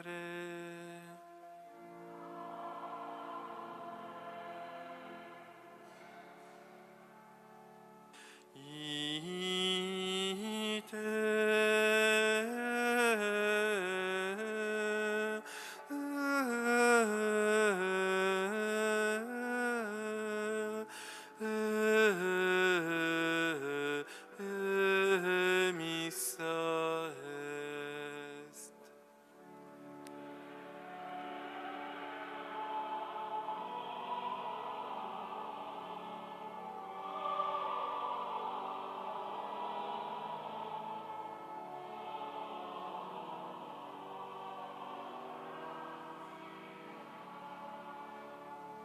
Prima del canto finale facciamo la preghiera a San Giuseppe nel mese a lui dedicato. Ricordati, o purissimo sposo di Maria Vergine, o caro mio protettore San Giuseppe, che mai si udì aver alcuno invocato la tua protezione e chiesto il tuo aiuto senza essere stato consolato. Con questa fiducia io vengo a te e a te fervorosamente mi raccomando. O San Giuseppe, ascolta la mia preghiera, accoglila pietosamente ed esaudiscila. Amen. San Giuseppe, prega per noi.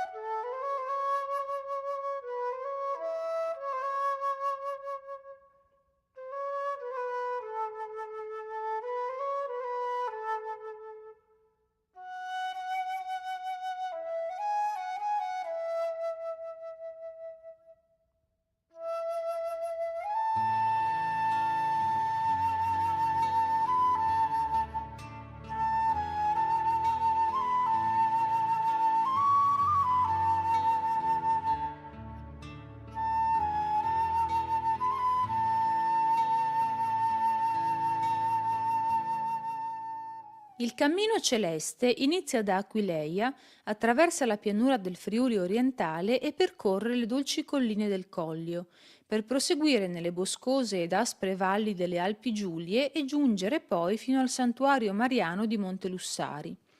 Il cammino celeste percorre soprattutto strade sterrate, viottoli di campagna e sentieri di montagna. I suoi 205 chilometri sono mediamente percorsi in 10 giorni, con tappe di alloggio ad Aiello, Cormons, Castelmonte, Masarolis, Montemaggiore, Rifugio Ana, Prato di Resia, Dogna, Rifugio Montasio e Montelussari. Il cammino attraversa tra paesi e borghi ben 58 località della regione, dove si possono ammirare molte bellezze architettoniche. Case, palazzi, castelli, chiese e borghi storici immersi in una natura incontaminata e a volte selvaggia. Buon cammino! La prima tappa, Aquileia-Aiello, è lunga 16 km e mezzo. Si percorre in un territorio di campagna senza incontrare alcun dislivello. Dalla Basilica d'Aquileia si supera la via sacra per giungere alla vicina frazione di Monastero. Per strade di campagna, costeggiando l'argine del fiume Natissa, si superano le località di Borgo Sandrigo e Capo di Sopra. Attraversata la statale per Gorizia, si raggiunge il paese di Perteole per arrivare dopo 2 chilometri ad Aiello.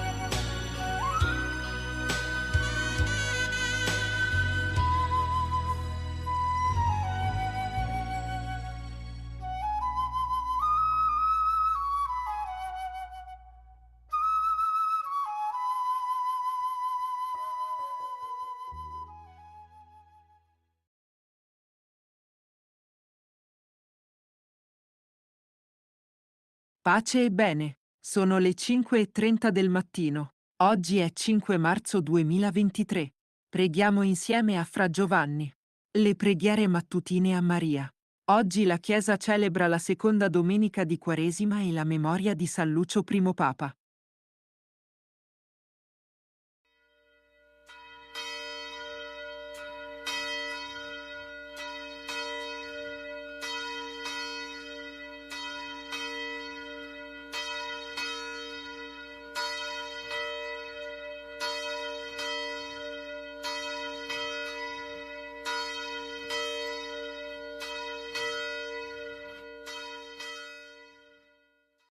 L'angelo del Signore portò l'annuncio a Maria ed ella concepì per opera dello Spirito Santo.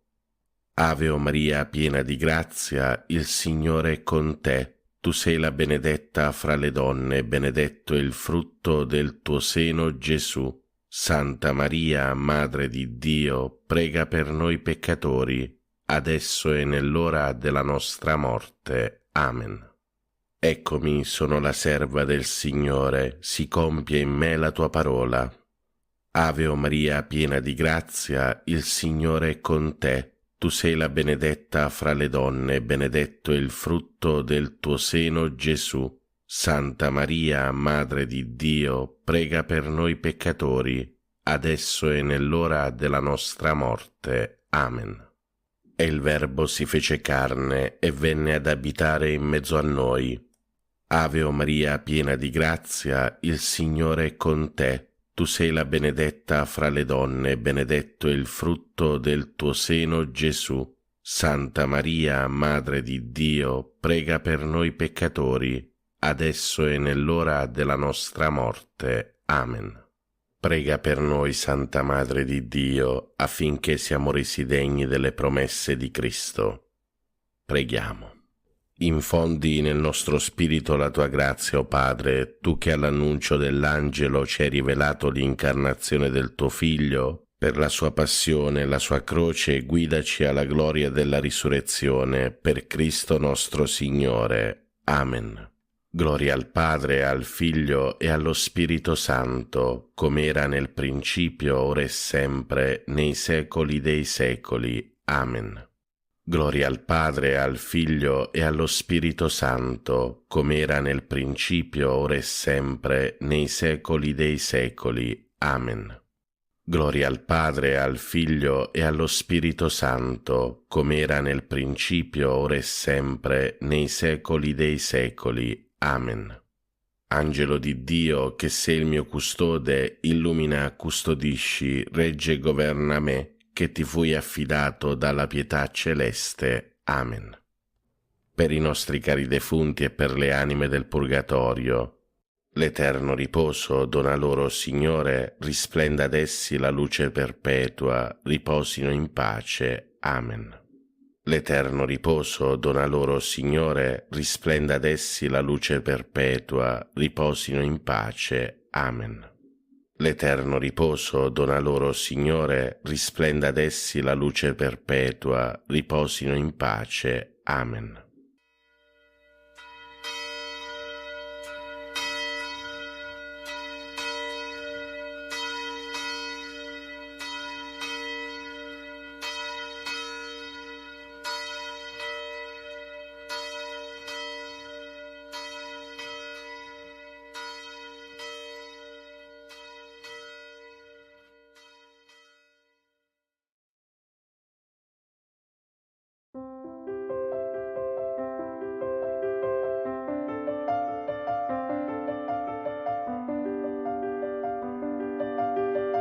Nel nome del Padre, del Figlio e dello Spirito Santo. Amen.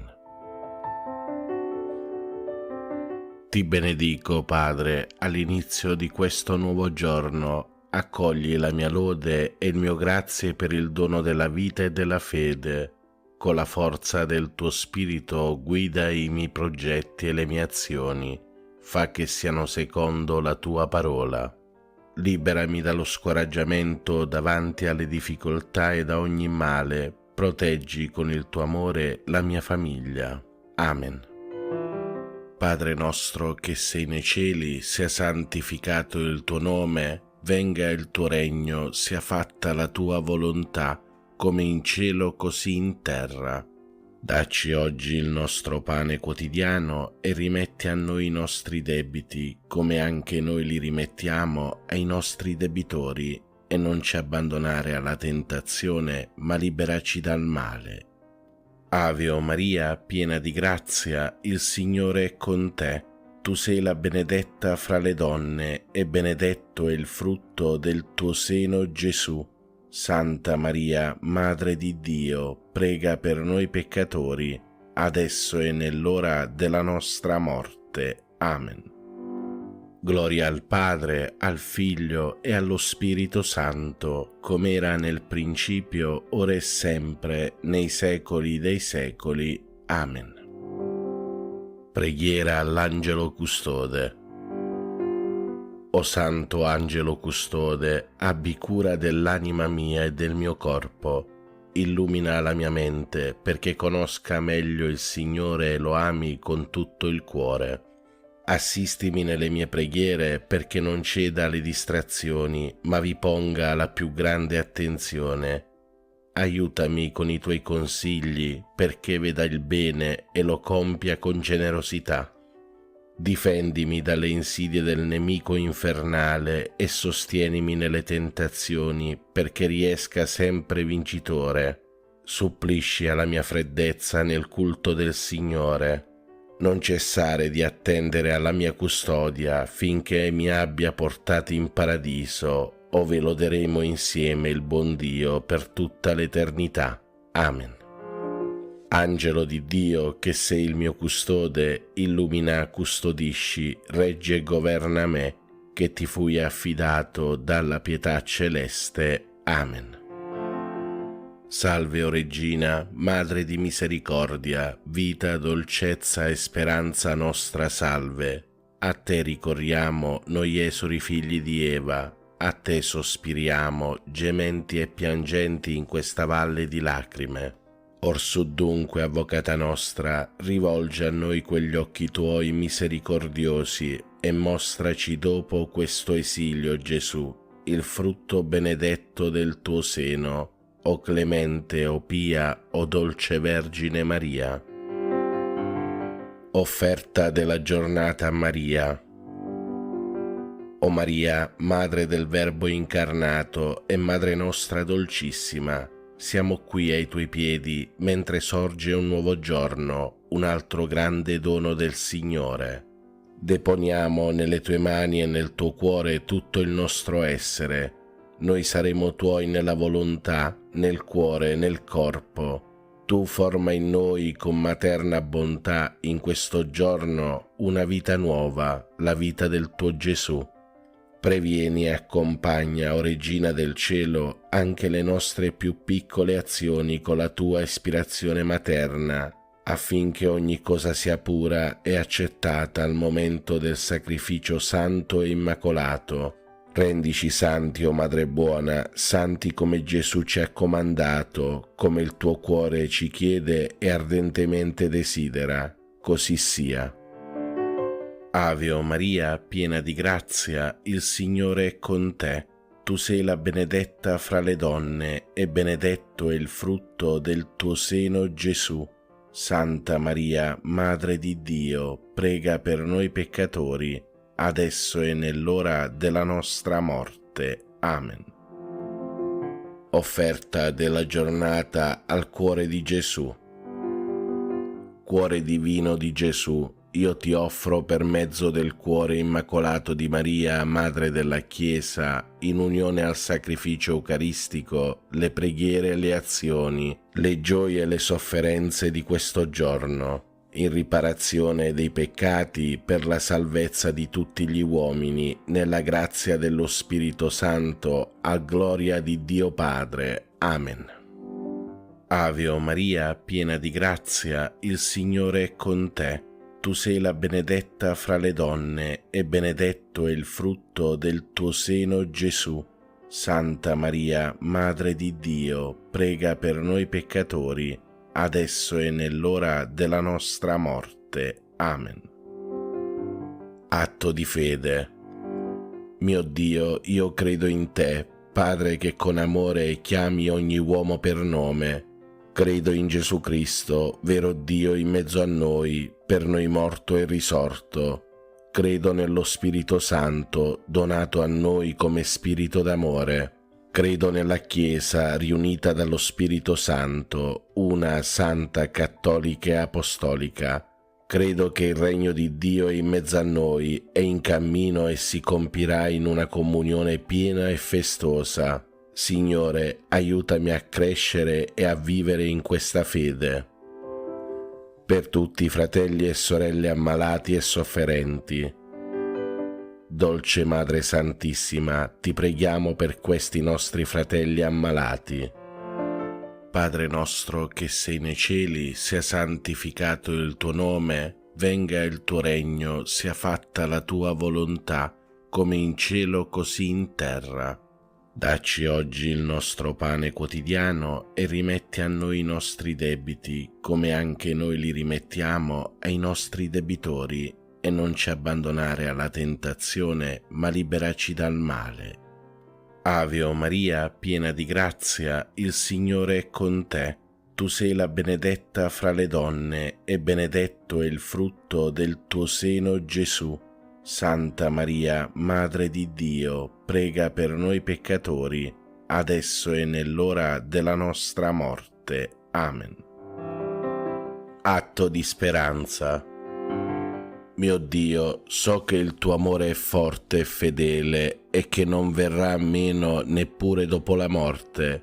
Per questo e non per quanto sono capace di fare, spero di poter camminare nelle tue vie e giungere con te a una gioia senza fine. Signore, aiutami a vivere ogni giorno in questa gioiosa speranza. Amen. Per tutti i fratelli e sorelle poveri e senza lavoro. Dolce Madre Santissima, ti preghiamo per questi nostri fratelli poveri. Padre nostro che sei nei cieli, sia santificato il tuo nome, venga il tuo regno, sia fatta la tua volontà, come in cielo così in terra. Dacci oggi il nostro pane quotidiano e rimetti a noi i nostri debiti, come anche noi li rimettiamo ai nostri debitori, e non ci abbandonare alla tentazione, ma liberaci dal male. Ave o Maria, piena di grazia, il Signore è con te. Tu sei la benedetta fra le donne, e benedetto è il frutto del tuo seno, Gesù. Santa Maria, Madre di Dio, prega per noi peccatori, adesso e nell'ora della nostra morte. Amen. Atto di dolore.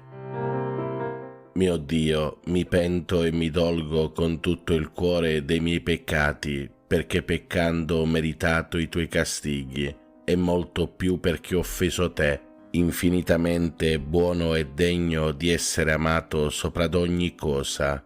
Propongo col tuo santo aiuto di non offenderti mai più e di fuggire le occasioni prossime di peccato. Signore, misericordia, perdonami. Per tutti i fratelli e sorelle che soffrono nel corpo. O Madre, ti preghiamo per questi nostri fratelli affinché tu li guarisca. Padre nostro che sei nei cieli, sia santificato il tuo nome, venga il tuo regno, sia fatta la tua volontà, come in cielo così in terra. Dacci oggi il nostro pane quotidiano e rimetti a noi i nostri debiti, come anche noi li rimettiamo ai nostri debitori, e non ci abbandonare alla tentazione, ma liberaci dal male. Ave o Maria, piena di grazia, il Signore è con te. Tu sei la benedetta fra le donne, e benedetto è il frutto del tuo seno, Gesù. Santa Maria, Madre di Dio, prega per noi peccatori, adesso e nell'ora della nostra morte. Amen. Fratelli e sorelle, recitiamo in onore della Santissima Vergine Madre il Magnificat. L'anima mia magnifica il Signore, e il mio spirito esulta in Dio mio Salvatore, perché ha guardato l'umiltà della sua serva. D'ora in poi tutte le generazioni mi chiameranno beata. Grandi cose ha fatto in me l'Onnipotente, e santo è il suo nome. Di generazione in generazione la sua misericordia si stende su quelli che lo temono. Ha spiegato la potenza del suo braccio, ha disperso i superbi nei pensieri del loro cuore. Ha rovesciato i potenti dai troni, ha innalzato gli umili, ha ricolmato di beni gli affamati, ha rimandato i ricchi a mani vuote. Ha soccorso Israele suo servo, ricordandosi della sua misericordia, come aveva promesso ai nostri padri, ad Abramo e alla sua discendenza per sempre. Gloria al Padre, al Figlio e allo Spirito Santo, come era nel principio, ora e sempre, nei secoli dei secoli. Amen. Preghiera a Maria. O Maria, Madre di Dio, riversa su tutta l'umanità il fiume di grazie che sgorga dal tuo amore infuocato, ora e nell'ora della nostra morte. Amen. Ave o Maria, piena di grazia, il Signore è con te. Tu sei la benedetta fra le donne, e benedetto è il frutto del tuo seno, Gesù. Santa Maria, Madre di Dio, prega per noi peccatori, adesso e nell'ora della nostra morte. Amen. Atto di consacrazione a Maria. O Maria, Regina del mondo, Madre di bontà, fiduciosi nella tua intercessione, noi affidiamo a te le nostre anime. Accompagnaci ogni giorno alla fonte della gioia. Donaci il Salvatore, noi ci consacriamo a te, Regina dell'amore. Amen. Ave o Maria, piena di grazia, il Signore è con te. Tu sei la benedetta fra le donne, e benedetto è il frutto del tuo seno, Gesù.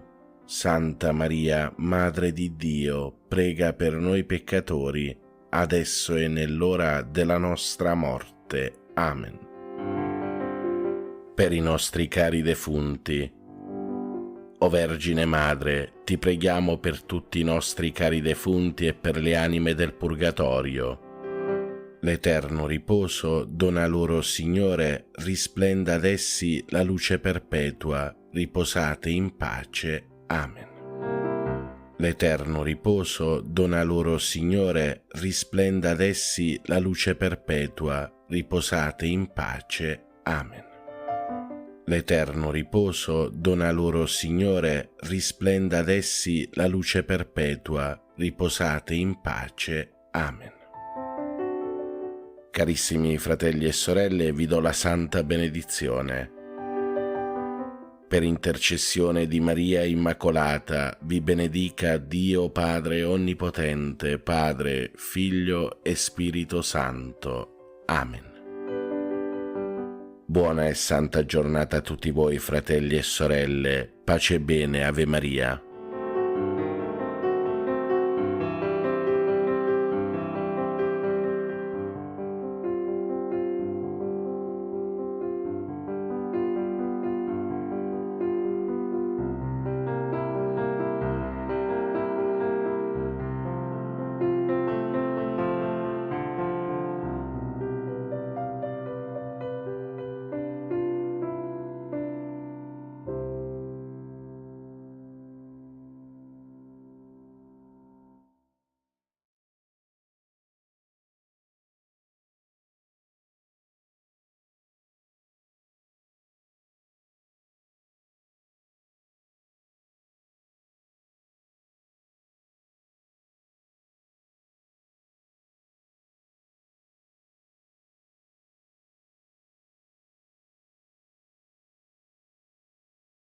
Pace e bene.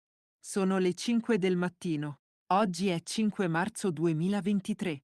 Preghiamo insieme a Fra Giovanni. Le preghiere del mattino. Oggi la Chiesa celebra la seconda domenica di Quaresima e la memoria di San Lucio I Papa.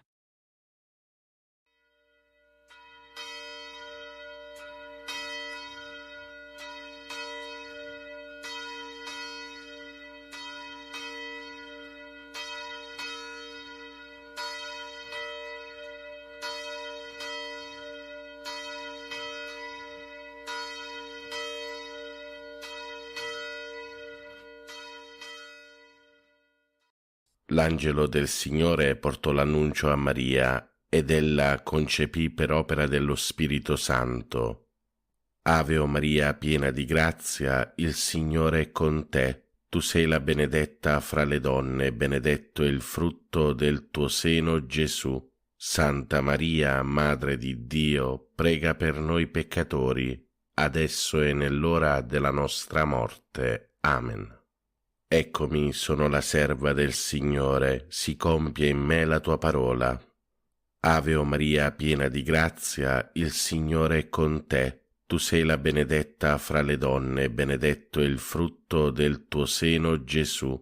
Santa Maria, Madre di Dio, prega per noi peccatori, adesso e nell'ora della nostra morte. Amen. E il Verbo si fece carne e venne ad abitare in mezzo a noi. Ave o Maria, piena di grazia, il Signore è con te. Tu sei la benedetta fra le donne, benedetto è il frutto del tuo seno, Gesù. Santa Maria, Madre di Dio, prega per noi peccatori, adesso e nell'ora della nostra morte. Amen. Prega per noi, Santa Madre di Dio, affinché siamo resi degni delle promesse di Cristo. Preghiamo. Infondi nel nostro spirito la tua grazia, o Padre, tu che all'annuncio dell'angelo ci hai rivelato l'incarnazione del tuo Figlio, per la sua passione e la sua croce guidaci alla gloria della risurrezione, per Cristo nostro Signore. Amen. Gloria al Padre, al Figlio e allo Spirito Santo, come era nel principio, ora e sempre, nei secoli dei secoli. Amen. Gloria al Padre, al Figlio e allo Spirito Santo, come era nel principio, ora e sempre, nei secoli dei secoli. Amen. Gloria al Padre, al Figlio e allo Spirito Santo, come era nel principio, ora e sempre, nei secoli dei secoli. Amen. Angelo di Dio, che sei il mio custode, illumina, custodisci, regge e governa me, che ti fui affidato dalla pietà celeste. Amen. Per i nostri cari defunti e per le anime del purgatorio, l'eterno riposo dona loro, Signore, risplenda ad essi la luce perpetua, riposino in pace. Amen. L'eterno riposo dona loro, Signore, risplenda ad essi la luce perpetua, riposino in pace. Amen. L'eterno riposo dona loro, Signore, risplenda ad essi la luce perpetua, riposino in pace. Amen.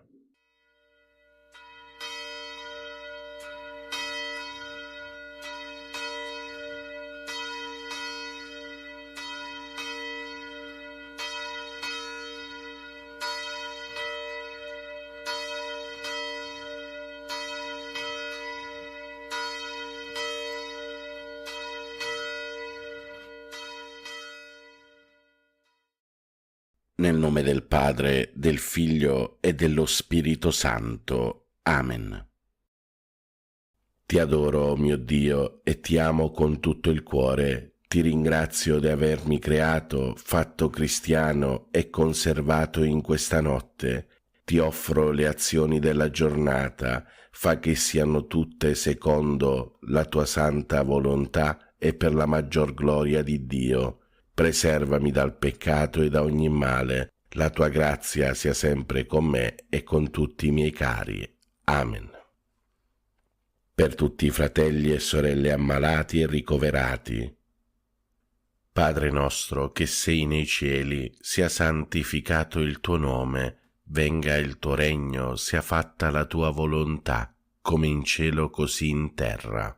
Dacci oggi il nostro pane quotidiano e rimetti a noi i nostri debiti, come anche noi li rimettiamo ai nostri debitori, e non ci abbandonare alla tentazione, ma liberaci dal male. Ave o Maria, piena di grazia, il Signore è con te.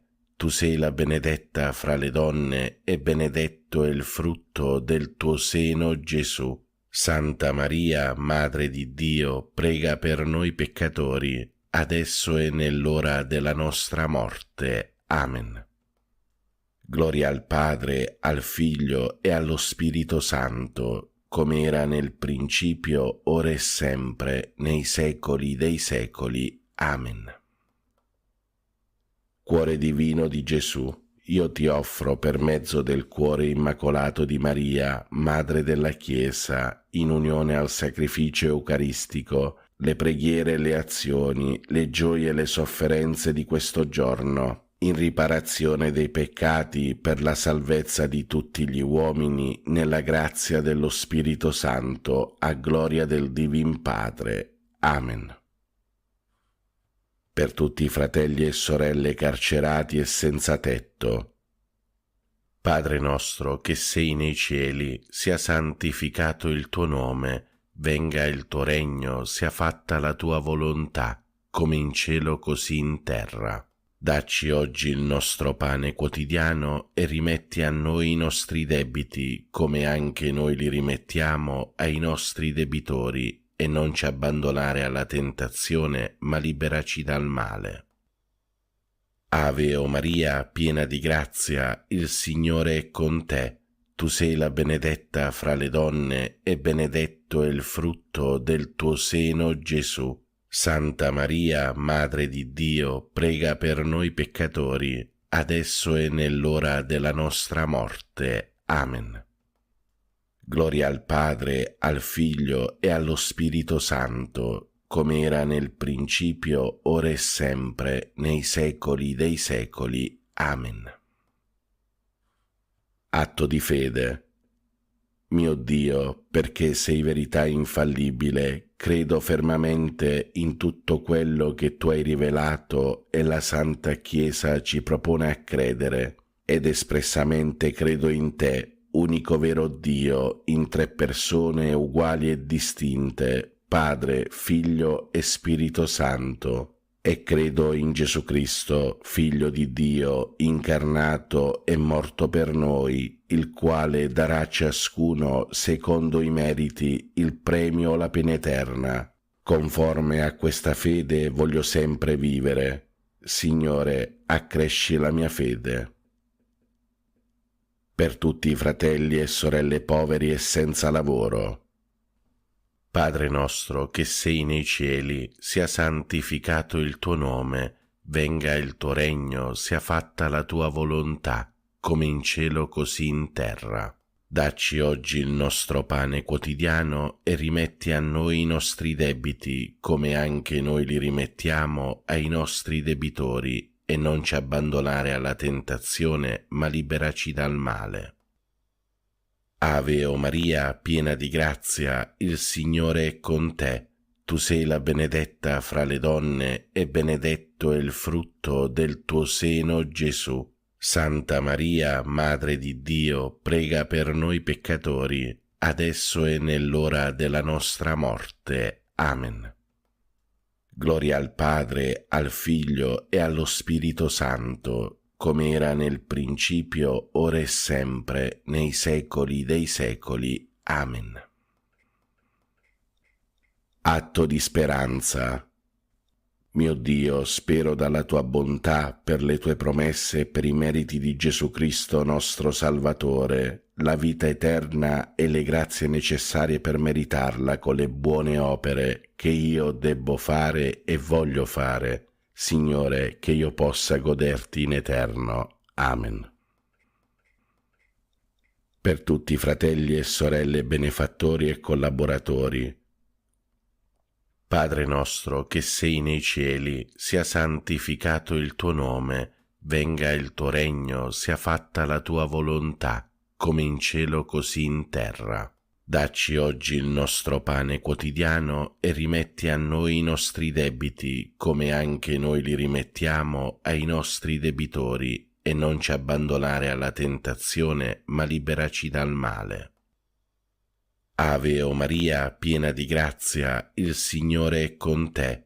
Tu sei la benedetta fra le donne, e benedetto è il frutto del tuo seno, Gesù. Santa Maria, Madre di Dio, prega per noi peccatori, adesso e nell'ora della nostra morte. Amen. Gloria al Padre, al Figlio e allo Spirito Santo, come era nel principio, ora e sempre, nei secoli dei secoli. Amen. Atto di carità. Mio Dio, ti amo con tutto il cuore sopra ad ogni cosa, perché sei bene infinito e nostra eterna felicità, e per amore tuo amo il prossimo come me stesso, e perdono le offese ricevute. Signore, che io ti ami sempre più. Amen. Per tutti i fratelli e sorelle anziani e nelle case di riposo. Padre nostro che sei nei cieli, sia santificato il tuo nome, venga il tuo regno, sia fatta la tua volontà, come in cielo così in terra. Dacci oggi il nostro pane quotidiano e rimetti a noi i nostri debiti, come anche noi li rimettiamo ai nostri debitori, e non ci abbandonare alla tentazione, ma liberaci dal male. Ave o Maria, piena di grazia, il Signore è con te. Tu sei la benedetta fra le donne, e benedetto è il frutto del tuo seno, Gesù. Santa Maria, Madre di Dio, prega per noi peccatori, adesso e nell'ora della nostra morte. Amen. Gloria al Padre, al Figlio e allo Spirito Santo, come era nel principio, ora e sempre, nei secoli dei secoli. Amen. Fratelli e sorelle, chiediamo al Signore perdono per tutti i nostri peccati e chiediamolo con un atto di dolore. Mio Dio, mi pento e mi dolgo con tutto il cuore dei miei peccati, perché peccando ho meritato i tuoi castighi, e molto più perché ho offeso te, infinitamente buono e degno di essere amato sopra ad ogni cosa. Propongo con il tuo santo aiuto di non offenderti mai più e di fuggire le occasioni prossime di peccato. Signore, misericordia, perdonami.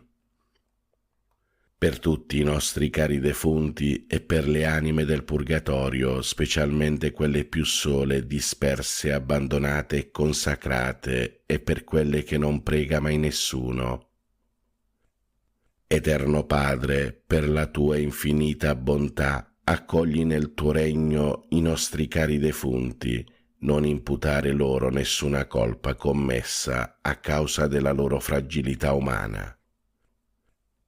L'eterno riposo dona loro, Signore, risplenda ad essi la luce perpetua, riposate in pace. Amen. L'eterno riposo dona loro, Signore, risplenda ad essi la luce perpetua, riposate in pace. Amen. L'eterno riposo dona loro, Signore, risplenda ad essi la luce perpetua, riposate in pace. Amen. Preghiamo per tutti i bambini e i giovani del mondo. Ave o Maria, piena di grazia, il Signore è con te. Tu sei la benedetta fra le donne, e benedetto è il frutto del tuo seno, Gesù. Santa Maria, Madre di Dio, prega per noi peccatori, adesso e nell'ora della nostra morte. Amen. Angelo di Dio, che sei il mio custode, illumina, custodisci, regge e governa me, che ti fui affidato dalla pietà celeste. Amen. Fratelli e sorelle, vi do la santa benedizione. Per intercessione di Maria Immacolata e di tutti i santi vi benedica Dio Padre Onnipotente, Padre, Figlio e Spirito Santo. Amen. Buona e santa giornata a tutti, fratelli e sorelle. Dio vi benedica sempre. Pace e bene, Ave Maria.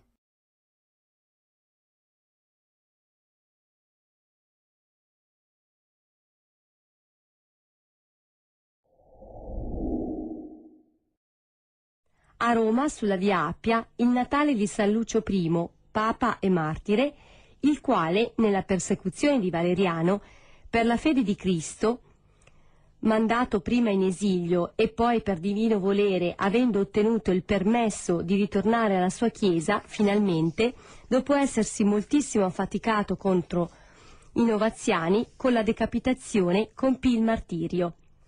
San Cipriano poi lo celebrò con somme lodi. In realtà una nota critica degli estensori del nuovo calendario avverte che la memoria di San Lucio, introdotta nel calendario romano nel 1602, viene cancellata. Non vi è alcun motivo infatti per annoverare San Lucio tra i martiri. Il suo nome ricorre infatti nella Depositio Episcoporum 354. Fatti storici e leggende altro non fanno che ricordare che Cristo va a scegliersi i suoi testimoni a tutte le latitudini e in tutti i tempi e strati sociali, essendo via, verità e vita.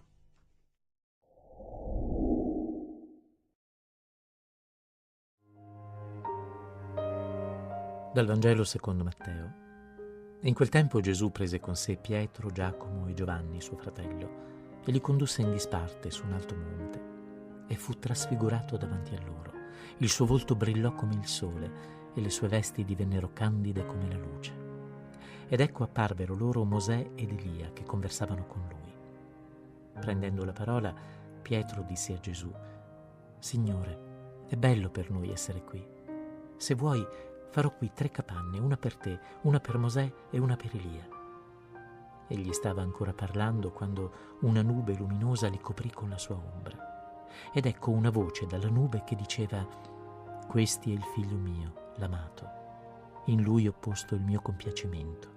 Ascoltatelo. All'udire ciò i discepoli caddero con la faccia a terra e furono presi da grande timore. Ma Gesù si avvicinò, li toccò e disse: Alzatevi e non temete.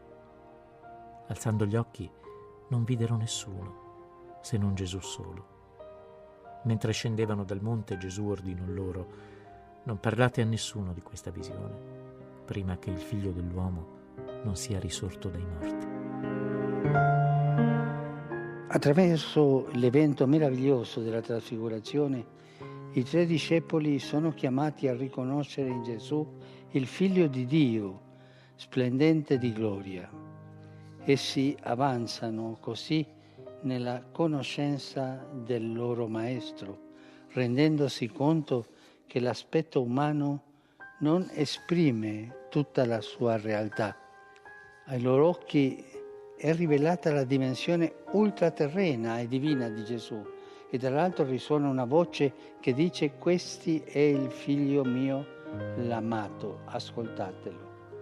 È il Padre Celeste che conferma l'investitura, chiamiamola così, questa investitura di Gesù già fatta nel giorno del battesimo al Giordano, e invita i discepoli a ascoltarlo e a seguirlo. Anche a noi Gesù dice: alzatevi, non temete. In questo mondo segnato dall'egoismo e dall'avidità, la luce di Dio è offuscata dalle preoccupazioni del quotidiano.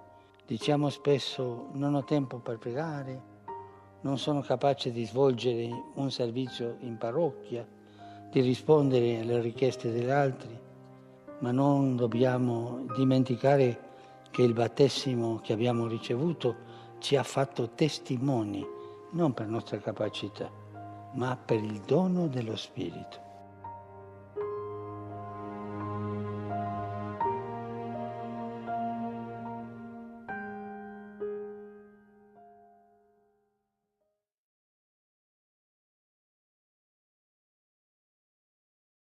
Ma che cos'è la Bibbia? La Bibbia non è un libro, ma è una piccola biblioteca. Raccoglie 73 libri al suo interno, scritti in epoche diverse, in un arco di tempo di circa 5.000 anni, e da autori diversi, e quindi un'opera collettiva. Ed è anche importante sapere che questi libri non sono stati raccolti in ordine cronologico, ma in modo da formare un'unica grande storia. E qual è il soggetto principale di questa storia? Potremmo dire che è Dio, il protagonista, ma forse sarebbe più corretto dire che il tema principale della Bibbia è l'esperienza che l'uomo ha di Dio. La Bibbia non è una tragedia, ma è una storia a lieto fine. Il Vangelo si conclude con la risurrezione di Gesù, con la sua vittoria sulla morte, e l'ultimo libro, l'Apocalisse, si conclude con il paradiso e la vittoria contro le forze demoniache. Buongiorno, buona domenica a tutti. Da questo angolino, con alle mie spalle la croce di Gesù e la mamma nostra carissima, bellissima, la Vergine Immacolata, capite che sono ritornato a casa, sono nell'angolino della sacrestia, nella mia chiesetta di Simeri. Voglio con tutto il cuore ringraziare tutti, soprattutto chi mi segue con affetto nella preghiera. Io ho bisogno delle vostre preghiere perché innanzitutto quando sono in mezzo alla gente voglio essere semplicemente un sacerdote che prega, un sacerdote che accoglie, che abbraccia, che benedice, che parla ai cuori e che è grato per tutto l'amore che riceve. Quando Gesù mi ha promesso a me, come a tutti i consacrati, chi lascerà il padre, la madre, i fratelli, le sorelle, la casa, per me, per il mio nome, riceverà 100 volte tanto. In voi io vedo questa promessa di Gesù. Nei vostri cuori, nei vostri sorrisi, nei vostri gesti di attenzione, nelle vostre preghiere, io vedo il centuplo di Gesù. Gesù che mi abbraccia 100 volte in voi, Gesù che mi accoglie 100 volte in voi. Grazie, grazie, grazie.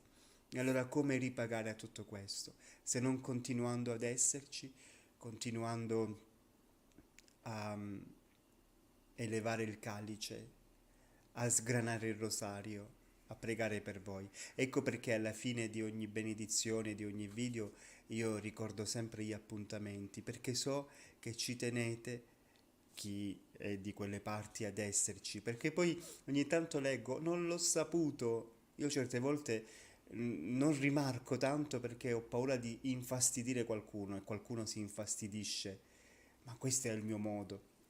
Però ecco, lo dico proprio perché poi è bello. L'altro giorno mi ha scritto, ieri, una mamma di Roccella Ionica, dove andrò domani sera, e mi ha detto, la mia bimba ha detto che quando si avvicinerà a te per farsi riconoscere, dirà, io sono parte della grande famiglia. E questa bambina ha 7 anni.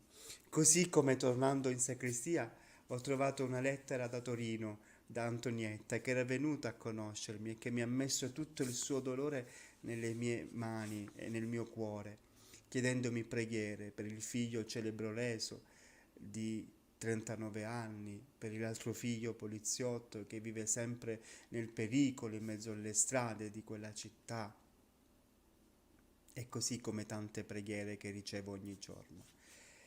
Voglio consegnarvi la parola del Signore, perché è quella che ci deve orientare sempre. L'anima nostra attende il Signore, egli è il nostro aiuto e il nostro scudo. Su di noi sia il tuo amore, Signore, come da te noi speriamo. E allora abbiate questa certezza, amici miei, fratelli miei, sorelline mie, il Signore è il nostro aiuto e il nostro scudo. Se noi ci affidiamo a Lui, nessuno, e vi dico nessuno, potrà farci del male, perché il Signore è il nostro aiuto e il nostro scudo. Nel nome del Padre, del Figlio e dello Spirito Santo. Amen. Ave Maria, piena di grazia, il Signore è con te. Tu sei benedetta fra le donne, benedetto è il frutto del tuo seno, Gesù. Santa Maria, Madre di Dio, prega per noi peccatori, adesso e nell'ora della nostra morte. Amen. Il Signore sia con voi. Vi benedica Dio Onnipotente, Padre e Figlio e Spirito Santo. Amen. E allora, oggi pomeriggio, alle 16:30, sarò a Roccella Ionica, presso l'Auditorium Unità d'Italia, per la presentazione del libro e la Santa Messa. Lunedì sarò a Crotone, presso il Museo Pitagora, alle 18, e martedì sarò a Cropani Marina, Catanzaro, presso l'associazione Ginevra, nei locali della chiesa Sant'Antonio. Un bacio a tutti, vi porto nella Santa Messa di questa mattina della domenica e voi onorate il Signore con la Messa.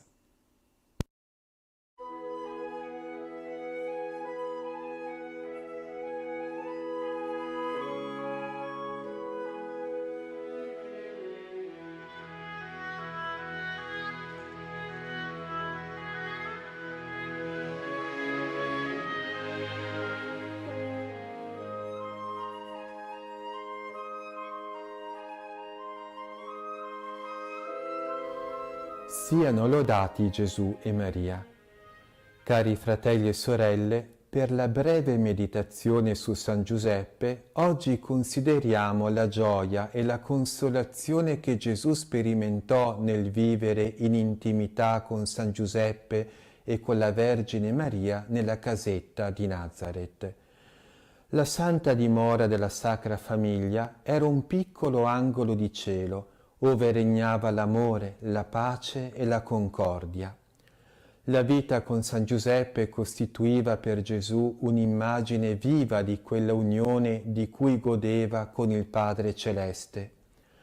Giovanni Giacomo Ollier così scriveva: «Non mi meraviglio, Gesù, se vuoi dimorare 30 anni in quella casa senza abbandonar Giuseppe, senza separarti dalla sua persona. La sua abitazione per te è un paradiso e la sua intimità è per te l'intimità del Padre Celeste, da cui sei indivisibile e nel quale godi le tue delizie eterne. Fuori di quella casa non incontri se non dispiaceri e sofferenze. Nella casa di Giuseppe, che è pure di Maria, trovi più deliziosi oggetti della tua gioia, le sante sorgenti della tua vita. Non esci mai da questo santo luogo se non per andare al Tempio, e il mondo rideva di quella solitudine, della tua vita ritirata. Il mondo ignorava che la casa di San Giuseppe era il luogo delle tue delizie e del tuo riposo. Gesù vedeva in San Giuseppe il Padre Eterno e la Santissima Vergine contemplava nella sua persona lo stesso Padre Eterno, quale sposo suo.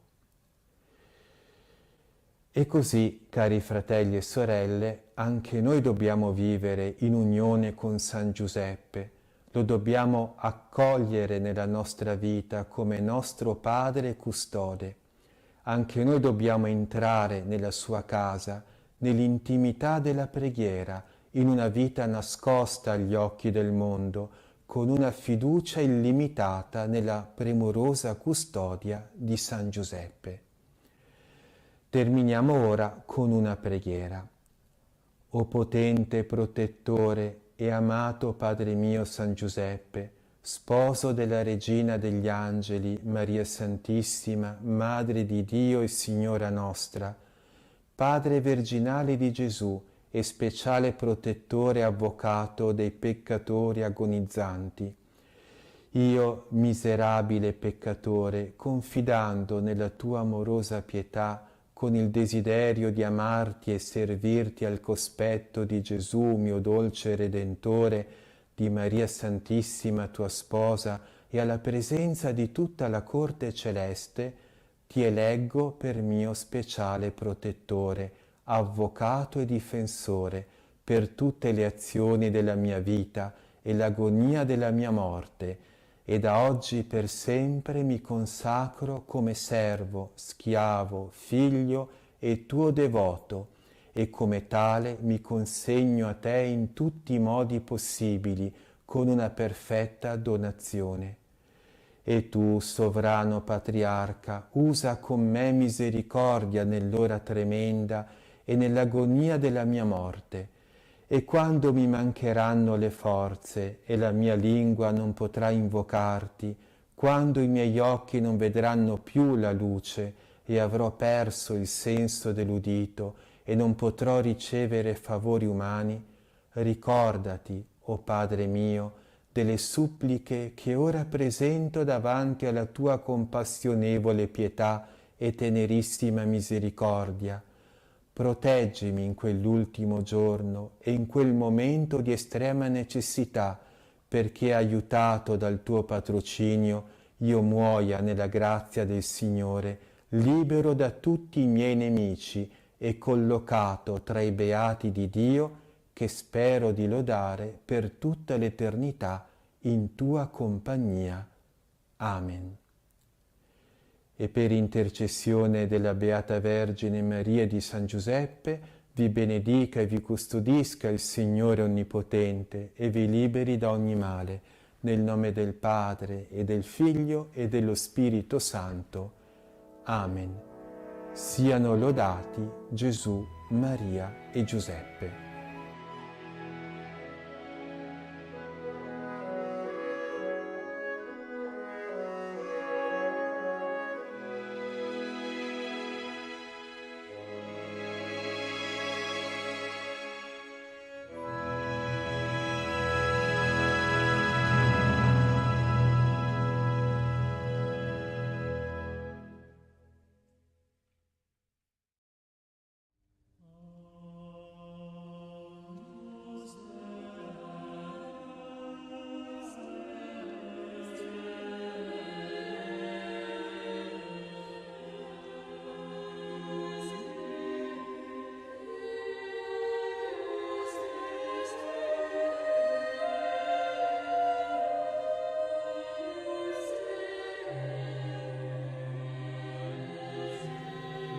Siano lodati Gesù e Maria. Cari fratelli e sorelle, siamo giunti alla seconda domenica di Quaresima e la prima lettura ci presenta il patriarca Abramo. Invitato da Dio, egli lascia la sua terra, la sua parentela e la casa di suo padre per andare verso una terra sconosciuta che Dio gli indicherà. Il racconto della vocazione di Abramo mette in luce la sua pronta obbedienza alla volontà di Dio e la sua sconfinata fiducia nell'adempimento delle promesse divine. Dio promette ad Abramo di far di lui una grande nazione e che in lui si diranno benedette tutte le famiglie della terra. Questa promessa si realizzerà pienamente con Gesù. Con lui, discendente di Abramo secondo la natura umana, la salvezza è offerta a tutte le nazioni. Abramo parte senza sapere dove, animato da una grande fede. Il suo viaggio verso la terra che Dio gli indicherà simboleggia molto bene il nostro pellegrinaggio terreno verso la meta eterna che è il paradiso. In questo cammino ci sono difficoltà di ogni genere. Come Abramo, anche noi dobbiamo essere animati da una grande fiducia nelle promesse divine. Se saremo fedeli al Signore, raggiungeremo certamente il termine del nostro cammino. Come Abramo, anche noi dovremo lasciare tutto. Con noi porteremo solo il bene che avremo fatto. Tutto il resto lo lasceremo su questa terra. Come Abramo, anche noi dobbiamo essere obbedienti a Dio, compiendo fedelmente la sua volontà ed evitando il peccato che intralcia il nostro cammino incontro a Lui. Come Abramo, anche noi saremo benedetti con una benedizione eterna nei cieli. Il cammino è lungo, e San Paolo, nella seconda lettura di oggi, così esorta Timoteo: soffri con me per il Vangelo. Per rimanere fedeli al Vangelo lungo il non facile cammino di questa vita e per annunziarlo al mondo, il cristiano deve tener conto che inevitabilmente ci sarà qualcosa da soffrire. L'apostolato di San Paolo fu costantemente contrassegnato dalla croce. Questo non deve però spaventare il fedele discepolo del Signore. Dio, come abbiamo udito nel Salmo di oggi, è nostro aiuto e nostro scudo e ci sarà accanto nell'ora della prova. In questo cammino è indispensabile una grande fiducia nel Signore, nel suo aiuto onnipotente, e una fervida vita di preghiera per avere la forza di andare sempre avanti. La necessità della preghiera è messa in luce dal brano del Vangelo che abbiamo prima ascoltato. Gesù condusse in disparte su un alto monte Pietro, Giacomo e Giovanni e si trasfigurò davanti a loro, facendo loro scorgere un riflesso della sua gloria divina. Per i 3 apostoli l'esperienza della trasfigurazione fu qualcosa di indimenticabile. Era così grande la loro gioia che avrebbero voluto rimanere lì per sempre, al punto che Pietro chiese di poter fare 3 capanne, una per Gesù, una per Mosè e una per Elia. Pietro non aveva ancora compreso che per giungere alla gloria di Dio bisogna prima passare per la croce. Gesù condusse i 3 apostoli sul monte Tabor, il monte della trasfigurazione, per fortificarli con l'esperienza della sua gloria divina nell'imminenza della sua passione e morte in croce. Era bello fermarsi lì, ma gli apostoli dovettero ridiscendere quel monte e riprendere il cammino dietro Gesù che si incamminava verso un altro monte, quello del Calvario. L'episodio della trasfigurazione ci insegna la necessità della preghiera. Anche noi dobbiamo salire il monte della preghiera. Nel silenzio e nel raccoglimento anche noi faremo un'esperienza indimenticabile che darà a noi la forza di andare avanti e di affrontare le inevitabili prove della vita. In questo periodo di Quaresima troviamo anche noi il tempo per salire il monte della preghiera. Gesù ci aspetta. Nell'episodio del Vangelo di oggi c'è un altro particolare molto bello, la voce del Padre che dice: «Questi è il Figlio mio l'amato, in Lui ho posto il mio compiacimento. Ascoltatelo». Il Signore ci parla nella preghiera, ispirandoci buoni propositi di miglioramento. Bisogna ascoltarlo. Soprattutto in questa Quaresima facciamo dei momenti di silenzio, di meditazione, per ascoltare la voce del Signore che parla nel segreto della nostra coscienza. E ora, cari fratelli e sorelle, termino con la benedizione. Per la mediazione di Maria Santissima e di San Giuseppe, vi benedica il Signore Onnipotente e vi liberi da ogni male, nel nome del Padre e del Figlio e dello Spirito Santo. Amen. Siano lodati Gesù e Maria.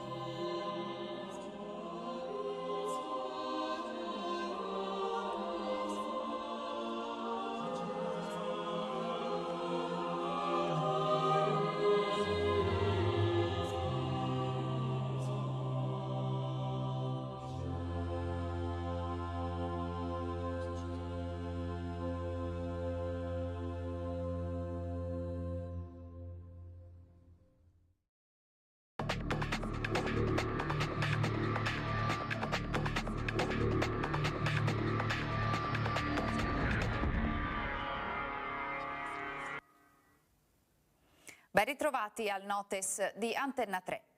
Diamo subito uno sguardo insieme, come di consueto, agli appuntamenti dei prossimi giorni. Torna l'ormai millenario appuntamento con l'antica fiera di Godega di Sant'Urbano. Dal 4 al 6 marzo c'è la tradizionale fiera dell'agricoltura con tanti appuntamenti, show cooking, degustazioni, oltre 150 espositori con macchine agricole di tutti i tipi, strumenti per la viticoltura e per le energie rinnovabili, giardinaggio, artigianato e l'arredo casa.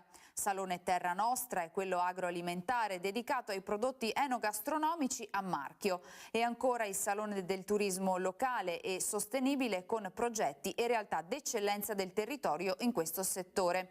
Per i più piccoli, giochi e laboratori in compagnia di asini e cavalli. L'ingresso alla fiera è gratuito. Scoprite il programma dettagliato sul sito www.godegafiere.it.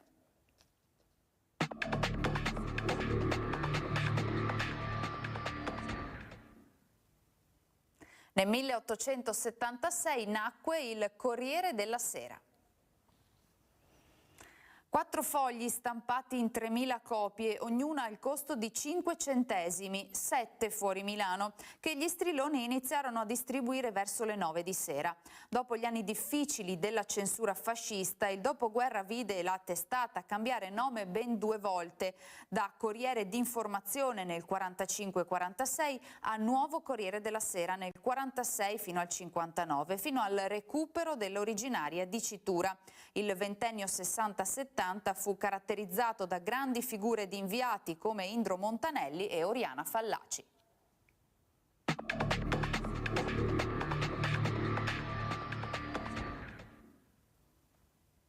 In tempi come questi giova ricordare che ci sono sempre stati tempi come questi.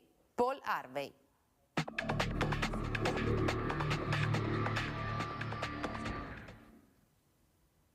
La curiosità del territorio di oggi ci porta proprio all'antica fiera di Godega di Sant'Urbano.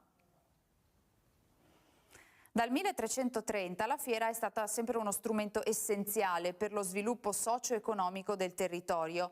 In antichità nel mercato venivano scambiati prodotti agricoli, animali, attrezzi e macchinari per il lavoro nei campi e negli allevamenti. Si compravano piantine di alberi da frutto o di vite da mettere a dimora. E ancora animali da cortile per rinnovare la vita nell'aia. Chi poteva rientrava dalla fiera con un sacchettino di datteri e noccioline che all'epoca costavano molto, da portare in famiglia o da regalare anche alla fidanzata. Dal Notes di Antena 3 per ora è tutto, grazie per l'attenzione, arrivederci.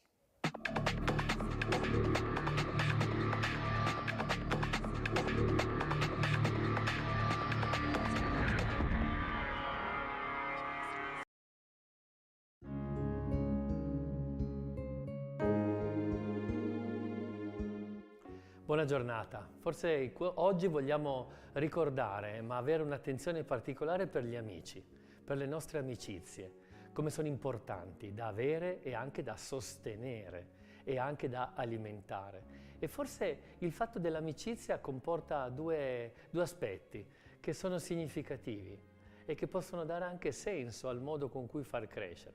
Innanzitutto ringraziare perché c'è un'esperienza simile, no? Cioè, c'è un vedersi, c'è uno stare tra simili, che è proprio bello, ma è anche l'occasione di rispettarsi per le cose che si rendono e ci rendono differenti nell'amicizia. Allora, da un lato riconoscere la bellezza delle cose che uniscono, ma dall'altro anche il rispetto per cui siamo diversi, differenti. Forse questi 2 atteggiamenti danno significato a come far crescere le amicizie là dove siamo e forse, chi lo sa, oggi possiamo fare un passo in avanti. Il Signore ti illumini e ti benedica. Buona giornata.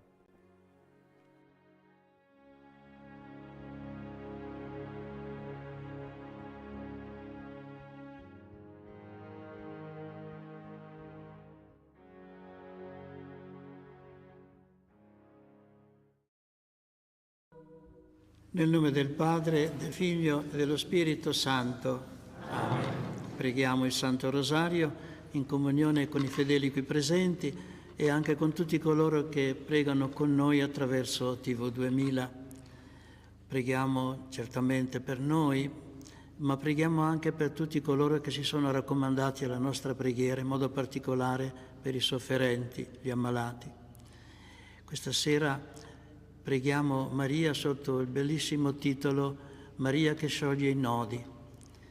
Tutti quanti abbiamo dei nodi da sciogliere nella nostra vita, dei problemi, delle sofferenze, di momenti di buio, di smarrimento, forse anche di disperazione. Ecco, allora è normale che noi figli ci rivolgiamo a colei che ci è madre e che essendo Madre di Dio ha la possibilità di intercedere per noi. Le affidiamo tutte le nostre sofferenze e quelle dei nostri fratelli. E questa sera meditiamo i misteri della gloria del Santo Rosario. Primo mistero della gloria, la risurrezione. Pietro disse alla folla: quel Gesù che voi avete fatto morire inchiodandolo al legno della croce, Dio lo ha risuscitato. Preghiamo per tutti coloro che non conoscono Dio e non hanno incontrato il Signore Gesù.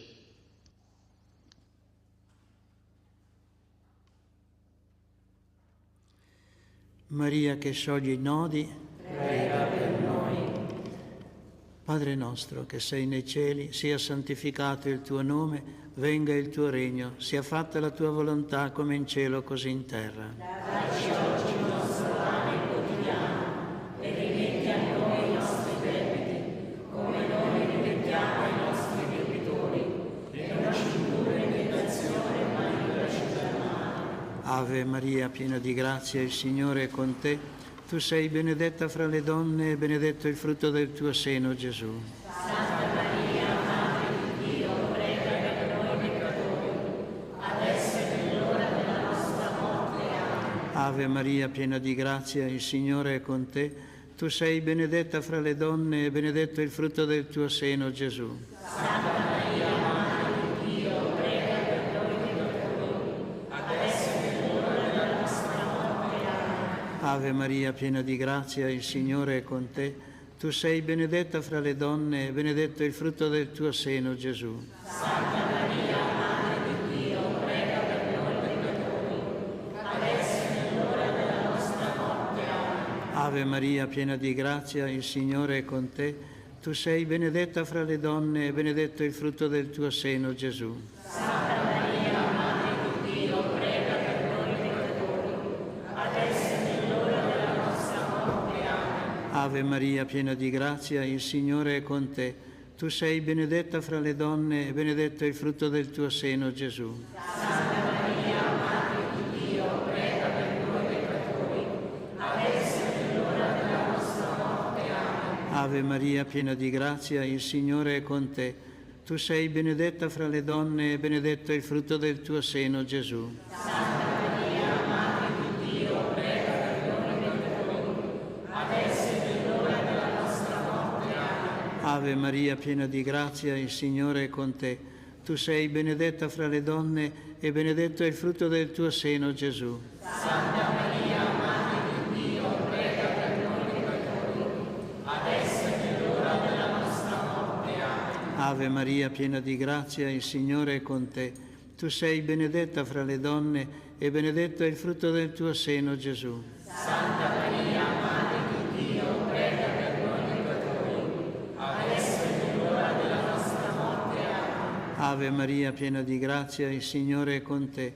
Tu sei benedetta fra le donne e benedetto è il frutto del tuo seno, Gesù. Santa Maria, Madre di Dio, prega per noi peccatori, adesso è nell'ora della nostra morte. Amen. Ave Maria, piena di grazia, il Signore è con te.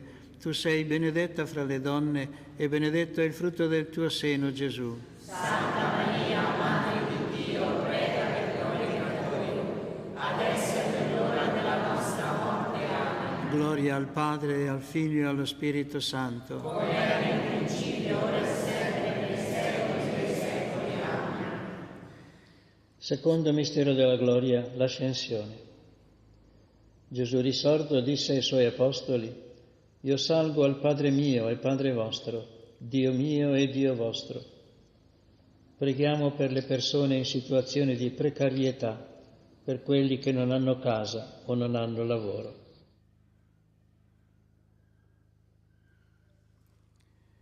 Maria che scioglie i nodi, prega per noi. Padre nostro che sei nei cieli, sia santificato il tuo nome, venga il tuo regno, sia fatta la tua volontà come in cielo così in terra. Dacci oggi il nostro pane quotidiano e rimetti a noi i nostri debiti, come noi rimettiamo ai nostri debitori, e non ci indurre in tentazione, ma liberaci dal male. Ave Maria, piena di grazia, il Signore è con te. Tu sei benedetta fra le donne e benedetto è il frutto del tuo seno, Gesù. Santa Maria, Madre di Dio, prega per noi peccatori, adesso è nell'ora della nostra morte. Amen. Ave Maria, piena di grazia, il Signore è con te. Tu sei benedetta fra le donne e benedetto è il frutto del tuo seno, Gesù. Santa Maria, Madre di Dio, prega per noi peccatori, adesso è nell'ora della nostra morte. Amen. Ave Maria, piena di grazia, il Signore è con te. Tu sei benedetta fra le donne e benedetto è il frutto del tuo seno, Gesù. Santa Maria, Madre di Dio, prega per noi peccatori, adesso è nell'ora della nostra morte. Amen. Ave Maria, piena di grazia, il Signore è con te. Tu sei benedetta fra le donne e benedetto è il frutto del tuo seno, Gesù. Santa Maria, Madre di Dio, prega per noi peccatori, adesso è nell'ora della nostra morte. Amen. Ave Maria, piena di grazia, il Signore è con te. Tu sei benedetta fra le donne e benedetto è il frutto del tuo seno, Gesù. Santa Maria, Madre di Dio, prega per noi peccatori, adesso è nell'ora della nostra morte. Amen. Ave Maria, piena di grazia, il Signore è con te. Tu sei benedetta fra le donne e benedetto è il frutto del tuo seno, Gesù. Santa Maria, Madre di Dio, prega per noi peccatori, adesso è nell'ora della nostra morte. Amen. Ave Maria, piena di grazia, il Signore è con te. Tu sei benedetta fra le donne e benedetto è il frutto del tuo seno, Gesù. Santa Maria, Madre di Dio, prega per noi peccatori, adesso è nell'ora della nostra morte. Amen. Ave Maria, piena di grazia, il Signore è con te. Tu sei benedetta fra le donne e benedetto è il frutto del tuo seno, Gesù. Santa Maria, Madre di Dio, prega per noi peccatori, adesso è nell'ora della nostra morte. Amen. Ave Maria, piena di grazia, il Signore è con te. Tu sei benedetta fra le donne e benedetto è il frutto del tuo seno, Gesù. Santa Maria, Madre di Dio, prega per noi peccatori, adesso è nell'ora della nostra morte. Amen. Ave Maria, piena di grazia, il Signore è con te. Tu sei benedetta fra le donne e benedetto è il frutto del tuo seno, Gesù. Santa Maria, Madre di Dio, prega per noi peccatori, adesso è nell'ora della nostra morte. Amen. Gloria al Padre e al Figlio e allo Spirito Santo. Come era nel principio e sempre nei secoli dei secoli. Amen. Terzo mistero della gloria, la Pentecoste. Gesù disse ai Suoi Apostoli: il Padre vi darà un altro Paraclito perché rimanga con voi per sempre. Preghiamo per il Papa, i Vescovi, i sacerdoti e per tutti i battezzati, perché si lascino guidare dalla luce dello Spirito Santo.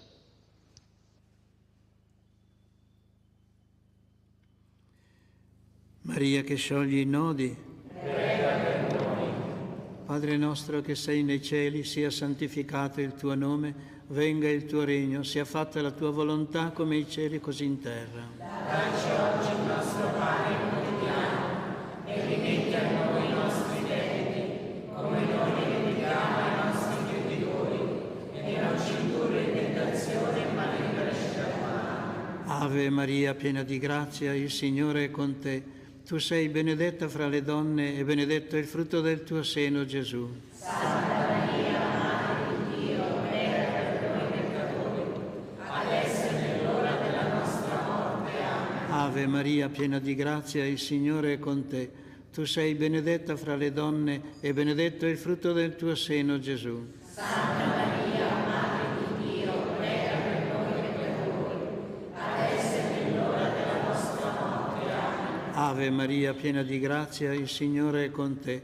Tu sei benedetta fra le donne e benedetto è il frutto del tuo seno, Gesù. Santa Maria, Madre di Dio, prega per noi peccatori, adesso è nell'ora della nostra morte. Amen. Ave Maria, piena di grazia, il Signore è con te.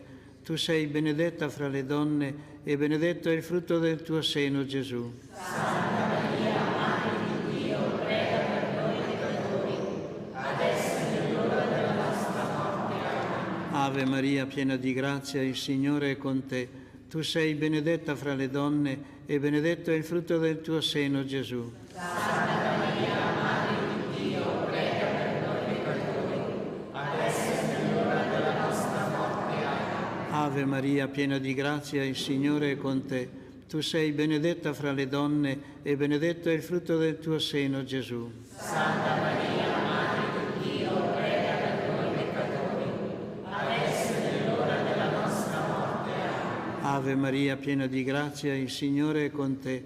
Tu sei benedetta fra le donne e benedetto è il frutto del tuo seno, Gesù. Santa Maria, Madre di Dio, prega per noi peccatori, adesso è l'ora della nostra morte. Amen. Ave Maria, piena di grazia, il Signore è con te. Tu sei benedetta fra le donne e benedetto è il frutto del tuo seno, Gesù. Santa Maria, Madre di Dio, prega per noi peccatori, adesso è l'ora della nostra morte. Amen. Ave Maria, piena di grazia, il Signore è con te.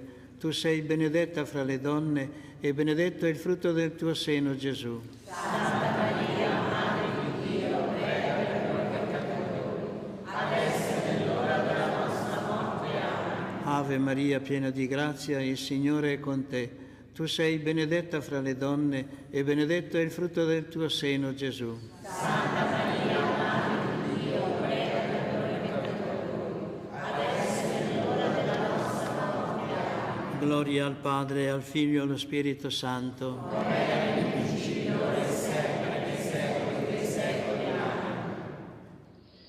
Quarto mistero della gloria, l'assunzione di Maria Vergine. Elisabetta disse a Maria: beata colei che ha creduto. Questa parola continua a riecheggiare nel tempo e nello spazio. Veramente tutte le generazioni cantano la beatitudine di Maria. Preghiamo per tutte le persone che soffrono a causa della malattia, della ferita, dell'handicap e conoscono ogni forma di sconforto e di solitudine.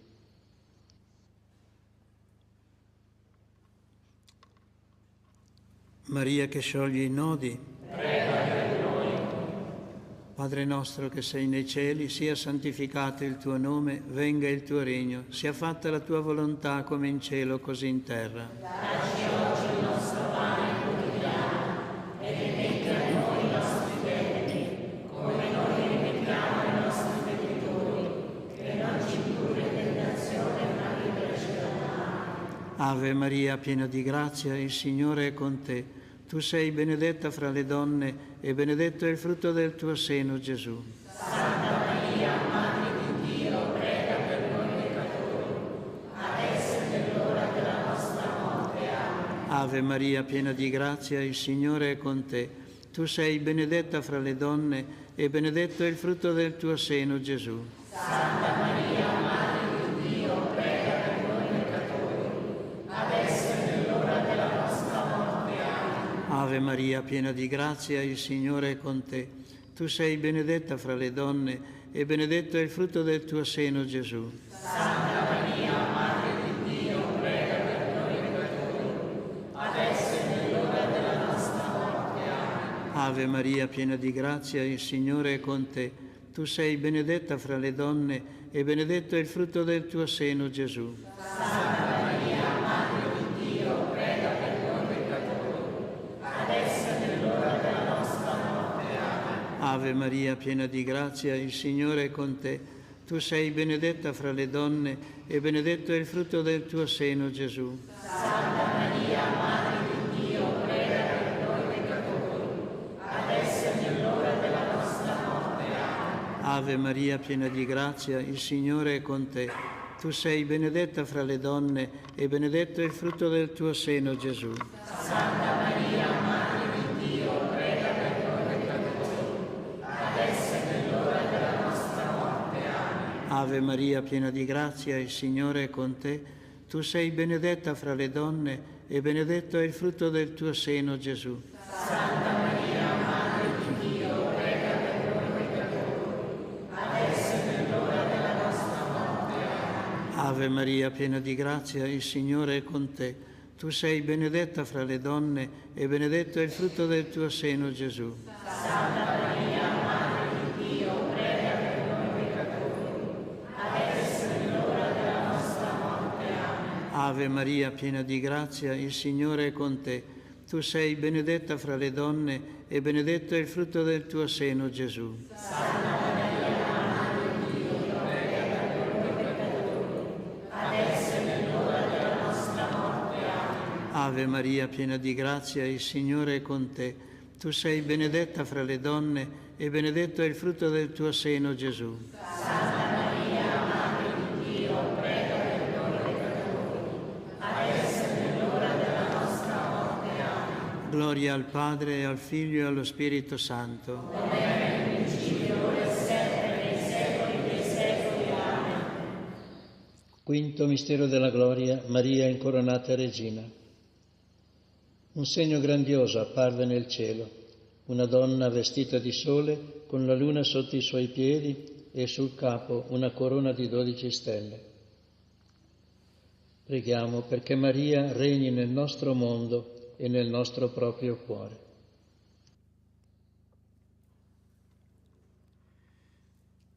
Maria che scioglie i nodi, prega per noi. Padre nostro che sei nei cieli, sia santificato il tuo nome, venga il tuo regno, sia fatta la tua volontà come in cielo così in terra. Dacci oggi il nostro pane quotidiano e rimetti a noi i nostri debiti, come noi rimettiamo ai nostri debitori, e non ci indurre in tentazione, ma liberaci dal male. Ave Maria, piena di grazia, il Signore è con te. Tu sei benedetta fra le donne e benedetto è il frutto del tuo seno, Gesù. Santa Maria, Madre di Dio, prega per noi peccatori, adesso è nell'ora della nostra morte. Amen. Ave Maria, piena di grazia, il Signore è con te. Tu sei benedetta fra le donne e benedetto è il frutto del tuo seno, Gesù. Santa Maria, Madre di Dio, prega per noi peccatori, adesso è nell'ora della nostra morte. Amen. Ave Maria, piena di grazia, il Signore è con te. Tu sei benedetta fra le donne e benedetto è il frutto del tuo seno, Gesù. Santa Maria, Madre di Dio, prega per noi peccatori, adesso è nell'ora della nostra morte. Amen. Ave Maria, piena di grazia, il Signore è con te. Tu sei benedetta fra le donne e benedetto è il frutto del tuo seno, Gesù. Santa Maria, Madre di Dio, prega per noi peccatori, adesso è nell'ora della nostra morte. Amen. Ave Maria, piena di grazia, il Signore è con te. Tu sei benedetta fra le donne e benedetto è il frutto del tuo seno, Gesù. Santa Maria, Madre di Dio, prega per noi peccatori, adesso è nell'ora della nostra morte. Amen. Ave Maria, piena di grazia, il Signore è con te. Tu sei benedetta fra le donne e benedetto è il frutto del tuo seno, Gesù. Santa Maria, Madre di Dio, prega per noi peccatori, adesso è nell'ora della nostra morte. Amen. Ave Maria, piena di grazia, il Signore è con te.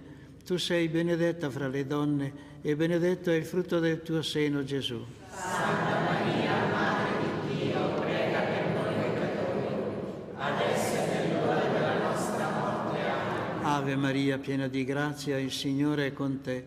Tu sei benedetta fra le donne e benedetto è il frutto del tuo seno, Gesù. Santa Maria, Madre di Dio, prega per noi peccatori, adesso è nell'ora della nostra morte. Amen. Ave Maria, piena di grazia, il Signore è con te.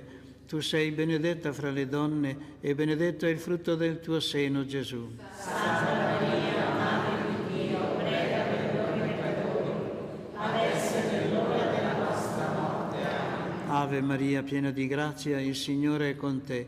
Tu sei benedetta fra le donne e benedetto è il frutto del tuo seno, Gesù. Santa Maria, Madre di Dio, prega per noi peccatori, adesso è nell'ora della nostra morte. Amen. Gloria al Padre, e al Figlio e allo Spirito Santo. Come era nel principio, ora e sempre, nei secoli dei secoli. Amen. Per il nostro Papa Francesco, Padre nostro che sei nei cieli, sia santificato il tuo nome, venga il tuo regno, sia fatta la tua volontà come in cielo così in terra. Dacci oggi il nostro pane quotidiano e rimetti a noi i nostri debiti, come noi rimettiamo ai nostri debitori, e non ci indurre in tentazione, ma liberaci dal male. Ave Maria, piena di grazia, il Signore è con te. Tu sei benedetta fra le donne e benedetto è il frutto del tuo seno, Gesù. Santa Maria, Madre di Dio, prega per noi peccatori, adesso è l'ora della nostra morte. Amen. Gloria al Padre, al Figlio e allo Spirito Santo. Come nel principio e sempre, nei secoli dei secoli. Amen. Salve Regina, Madre di misericordia, Figlio dolcezza, speranza nostra, salve. A te ricorriamo essere figli di Eva, a te sospiriamo gementi e piangenti in questa valle di lacrime.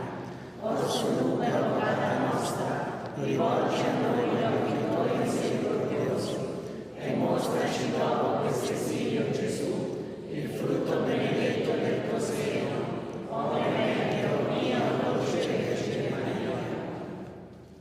Preghiera a Maria che scioglie i nodi. Vergine Maria, Madre che non hai mai abbandonato un figliolo che grida aiuto, Madre le cui mani lavorano senza sosta per i tuoi figli tanto amati, perché sono spinte dall'amore divino e dall'infinita misericordia che esce dal tuo cuore, volgi verso di me il tuo sguardo pieno di compassione. Guarda il cumulo di nodi che soffocano la mia vita. Tu conosci la mia disperazione e il mio dolore. Sai quanto mi paralizzano questi nodi e li ripongo tutti nelle tue mani. Nessuno, neanche il demonio, può sottrarmi dal tuo aiuto misericordioso. Nelle tue mani non c'è un nodo che non sia sciolto. Vergine Madre, con la grazia e il tuo potere di intercessione presso tuo Figlio Gesù, mio Salvatore, ricevi oggi questo nodo.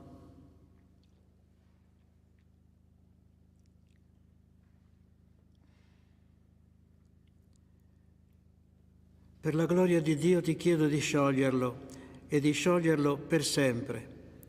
Spero in te. Sei l'unica consolatrice che il Padre mi ha dato. Sei la fortezza delle mie deboli forze, la ricchezza delle mie miserie, la liberazione da tutto ciò che mi impedisce di essere con Cristo. Accogli la mia richiesta, preservami, guidami, proteggimi, sii il mio rifugio. Maria che scioglie i nodi, prega per noi. Il Signore sia con voi. E con il tuo spirito. Vi benedica Dio Onnipotente, Padre, Figlio e Spirito Santo. Amen. Sia lodato Gesù Cristo. Oggi e sempre sia lodato.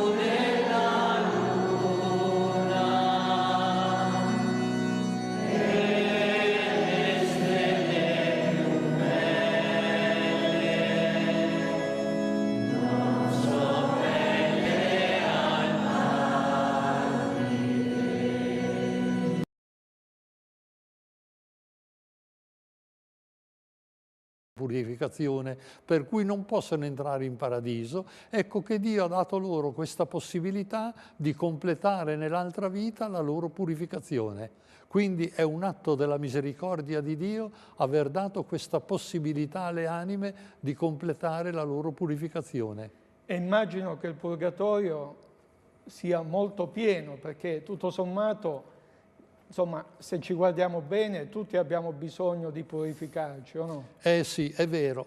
E non posso dimenticare una delle frasi della Madonna di Medjugorje, a cui io credo, della Madonna di Medjugorje, che diceva: le anime muoiono, quando muoiono non sono pronte, non sono preparate, per cui sono poche quelle che vanno direttamente in paradiso. Molti purtroppo hanno bisogno di questo passaggio nel purgatorio in cui le sofferenze sono grandissime, tanto che una grande carità, quella di suffragare le anime dei defunti. Ecco, però la differenza tra l'inferno e il purgatorio qual è? La differenza è nettissima, perché le anime del purgatorio le chiamiamo sante anime del purgatorio, sono in grazia di Dio, hanno la certezza del paradiso, hanno la certezza della salvezza eterna, mentre i dannati sono dei disperati, per i quali non esiste più nessuna possibilità di salvezza. Bene, ringraziamo Don Gabriele Amorth, ci fermiamo per questa puntata qui e ci rivediamo alla prossima puntata. Non perdetevi Il diavolo e l'esorcista su Telenova. Grazie e alla prossima.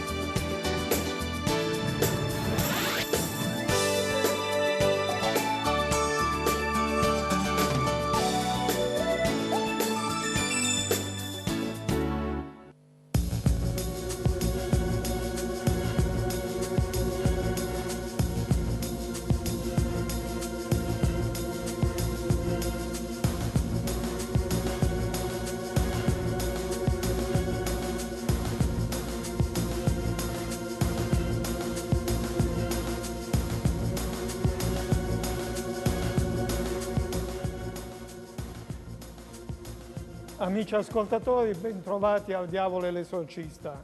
Siamo di nuovo con Don Gabriele Amorth che ci insegna, ci dà dei consigli su come vincere il male e Satana. E nella prima puntata, Don Gabriele, abbiamo affrontato il discorso sulla creazione. Adesso vorremmo puntare un po' su quello che è il diavolo e la sua attività, andare nello specifico. Questo diavolo è una persona reale oppure un'allegoria che indica il male così in modo simbolico, metaforico? È un puro spirito, un essere personale, intelligentissimo, di una grande potenza. Da notare che la sua intelligenza, la sua potenza, che già aveva quando era stato creato da Dio come il più bello e il più maestoso di tutti gli angeli, l'ha conservata. Ancora la stessa potenza, la stessa intelligenza, solo che la usa adesso contro Dio. Quando si parla di intelligenza del diavolo, vuol dire che può fare tutto, può fare anche delle cose eccezionali, può cambiare le leggi della natura? Non può cambiare le leggi della natura, però può conoscere tantissime cose che noi non conosciamo e dedurre dal presente anche fatti futuri. Lui non sa il futuro, ma dai fatti presenti può dedurre i fatti futuri. Ad esempio, io non so di avere un tumore, lui lo sa che itinerario a questo tumore può prevedere il giorno della mia morte, perché da un fatto presente può ricavare un fatto futuro, se no di per sé il futuro non lo conosce. Don Amorth, in questo caso lei ha detto che il diavolo è un essere spirituale, ma si può toccare, si può fare esperienza di un essere così? Non si può fare un'esperienza sensibile, perché proprio perché è uno puro spirito, ecco che non può essere rappresentato, ad esempio.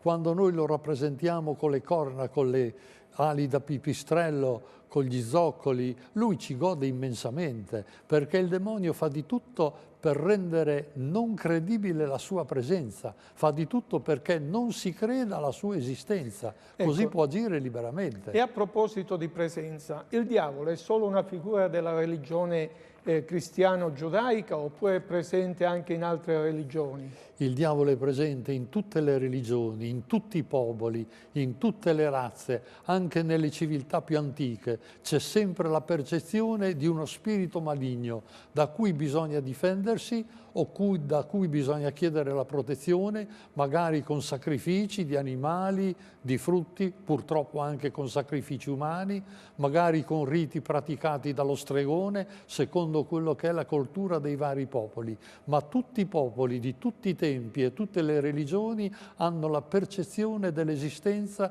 di uno spirito malefico. E veniamo un po' più a noi. Secondo la Bibbia, che poi è il libro ispiratore del cristianesimo, come è concepito nella scrittura il diavolo? Ecco, la Bibbia ci dà l'esatta descrizione, l'esatta conoscenza del demonio. Ossia ci dice come Dio ha creato i puri spiriti, li ha creati tutti belli, buoni, intelligenti, santi. Però ha dato loro il dono del libero arbitrio, il dono della libertà. Ed ecco che Satana, che era il più splendente, il più bello di tutti gli esseri, si è arrogato il titolo di essere come Dio, anzi ha voluto essere lui Dio, e allora si è ribellato a Dio, trascinando nella sua ribellione uno stuolo di altri demoni. E allora, ribellatosi a Dio, diventato nemico di Dio, è diventato colui che cerca di allontanare da Dio tutte le altre creature. Quindi è un'azione abbastanza concreta quella che il demonio fa. Un'azione estremamente concreta, un'azione estremamente intelligente. Il demonio è attivissimo e siamo noi stolti a non renderci conto della sua presenza e della sua azione. Da notare che il demonio ha due azioni. Ha un'azione ordinaria, che è quella a cui lui tiene di più, il tentatore, tentare l'uomo al male per farlo cadere nel peccato, è quella a cui lui tiene di più. Tutti noi, dalla nascita alla morte, siamo soggetti alle tentazioni del demonio e Gesù, facendosi uomo, ha accettato anche lui di sottostare all'azione del demonio. Ecco, tra l'altro nella Bibbia, nel Vangelo, assistiamo anche alle tentazioni di Gesù. Anche Gesù fu tentato dal demonio nel deserto. Fu tentato non solo nel deserto, durante tutta la sua vita, come in un discorso ci ha detto Giovanni Paolo II, durante tutta la sua vita fu sempre tentato dal demonio, anche la Madonna fu sempre tentata dal demonio. Questo, Don Amato, mi perdoni, questo vuol dire che anche Gesù sottostà al male, al demonio? Anche Gesù era sottoposto alle tentazioni di Satana, però le ha sempre vinte. Come l'uomo può sempre vincere le tentazioni di Satana. In che modo? Con la vigilanza e la preghiera. Senza vigilanza e preghiera è impossibile resistere alle tentazioni di Satana. Non basta la vigilanza, è fondamentale fuggire le occasioni, stare attenti alla nostra natura ferita, stare attenti alle tentazioni che il mondo ci presenta, non basta. Ecco, torniamo un po' al diavolo come ci viene presentato nella Bibbia, no? Che poi è la fonte della nostra ispirazione, della nostra teologia e anche della nostra vita cristiana. E ci sono delle figure bibliche di diavolo che possono paragonarsi in qualche modo agli dei pagani? No, non ci sono, non è paragonabile agli dei Quindi pagani. è un frutto della mitologia, diciamo, ecco, No, tanto no, per fare un proprio esempio. la mitologia porta lontano da quella che è la realtà biblica, che è la realtà vera, perché noi per rivelazione sappiamo con esattezza chi è il demonio, che è un puro spirito, che è intelligentissimo, che è fortissimo, che ha una grandissima potenza e che ci tenta continuamente e che oltre all'azione ordinaria di dare le tentazioni al male, al peccato, può anche agire con un'azione straordinaria che è quella di dare dei mali malefici particolari. Potrebbe a un certo punto il demonio pentirsi e tornare un angelo buono?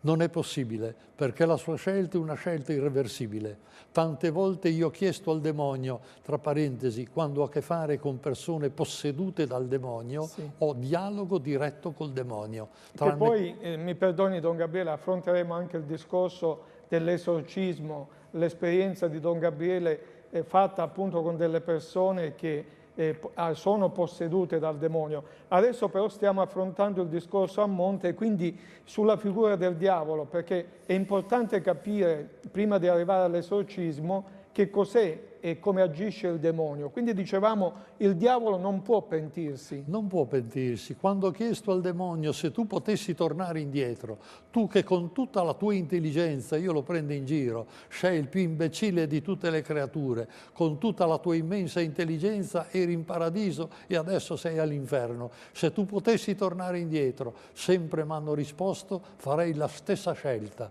perché loro ritengono di avere compiuto un atto di superiorità a Dio per essersi ribellati a Dio. Io mi sono ribellato anche a Lui. Questo lo dicono esplicitamente. Lo dicono esplicitamente. Io ho avuto il coraggio e la forza di ribellarmi anche a Lui. Se ne fanno un vanto, mentre è stata la loro condanna.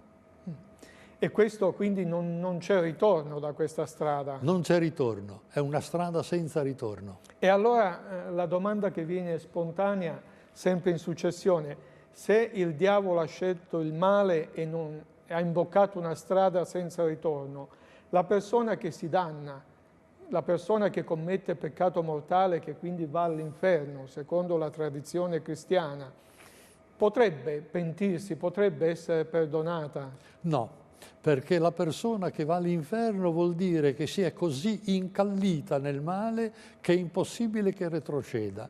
Anche qui un episodio da Medjugorje mi viene spontaneo ricordarlo, quando una volta Miriana, la prima che non ebbe più le apparizioni quotidiane della Madonna, chiese alla Madonna: Madonna cara, non potrebbe un dannato pentirsi e il Signore non potrebbe dall'inferno metterlo in paradiso? La Madonna sorridendo ha risposto: oh sì, Dio potrebbe, ma sono loro che non vogliono, perché quando uno si incancrenisce nel male ne resta così soggiogato che è impossibile che retroceda.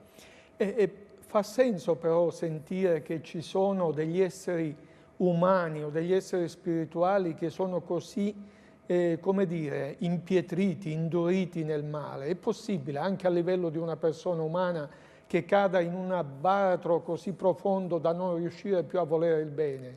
La persona umana, finché è in questa vita, può sempre pentirsi, può sempre ricredersi, può sempre ritornare al bene, però alle volte si incancrenisce talmente nel male che non è più possibile un suo ritorno. Tipica la figura di Giuda, quando all'ultima cena a un certo punto Gesù gli dà un boccone da mangiare e Giovanni l'Evangelista ci dice: da quel momento Satana entrò in lui. Basta, era finito, era diventato un possesso di Satana, come persona umana aveva già fatto una scelta definitiva.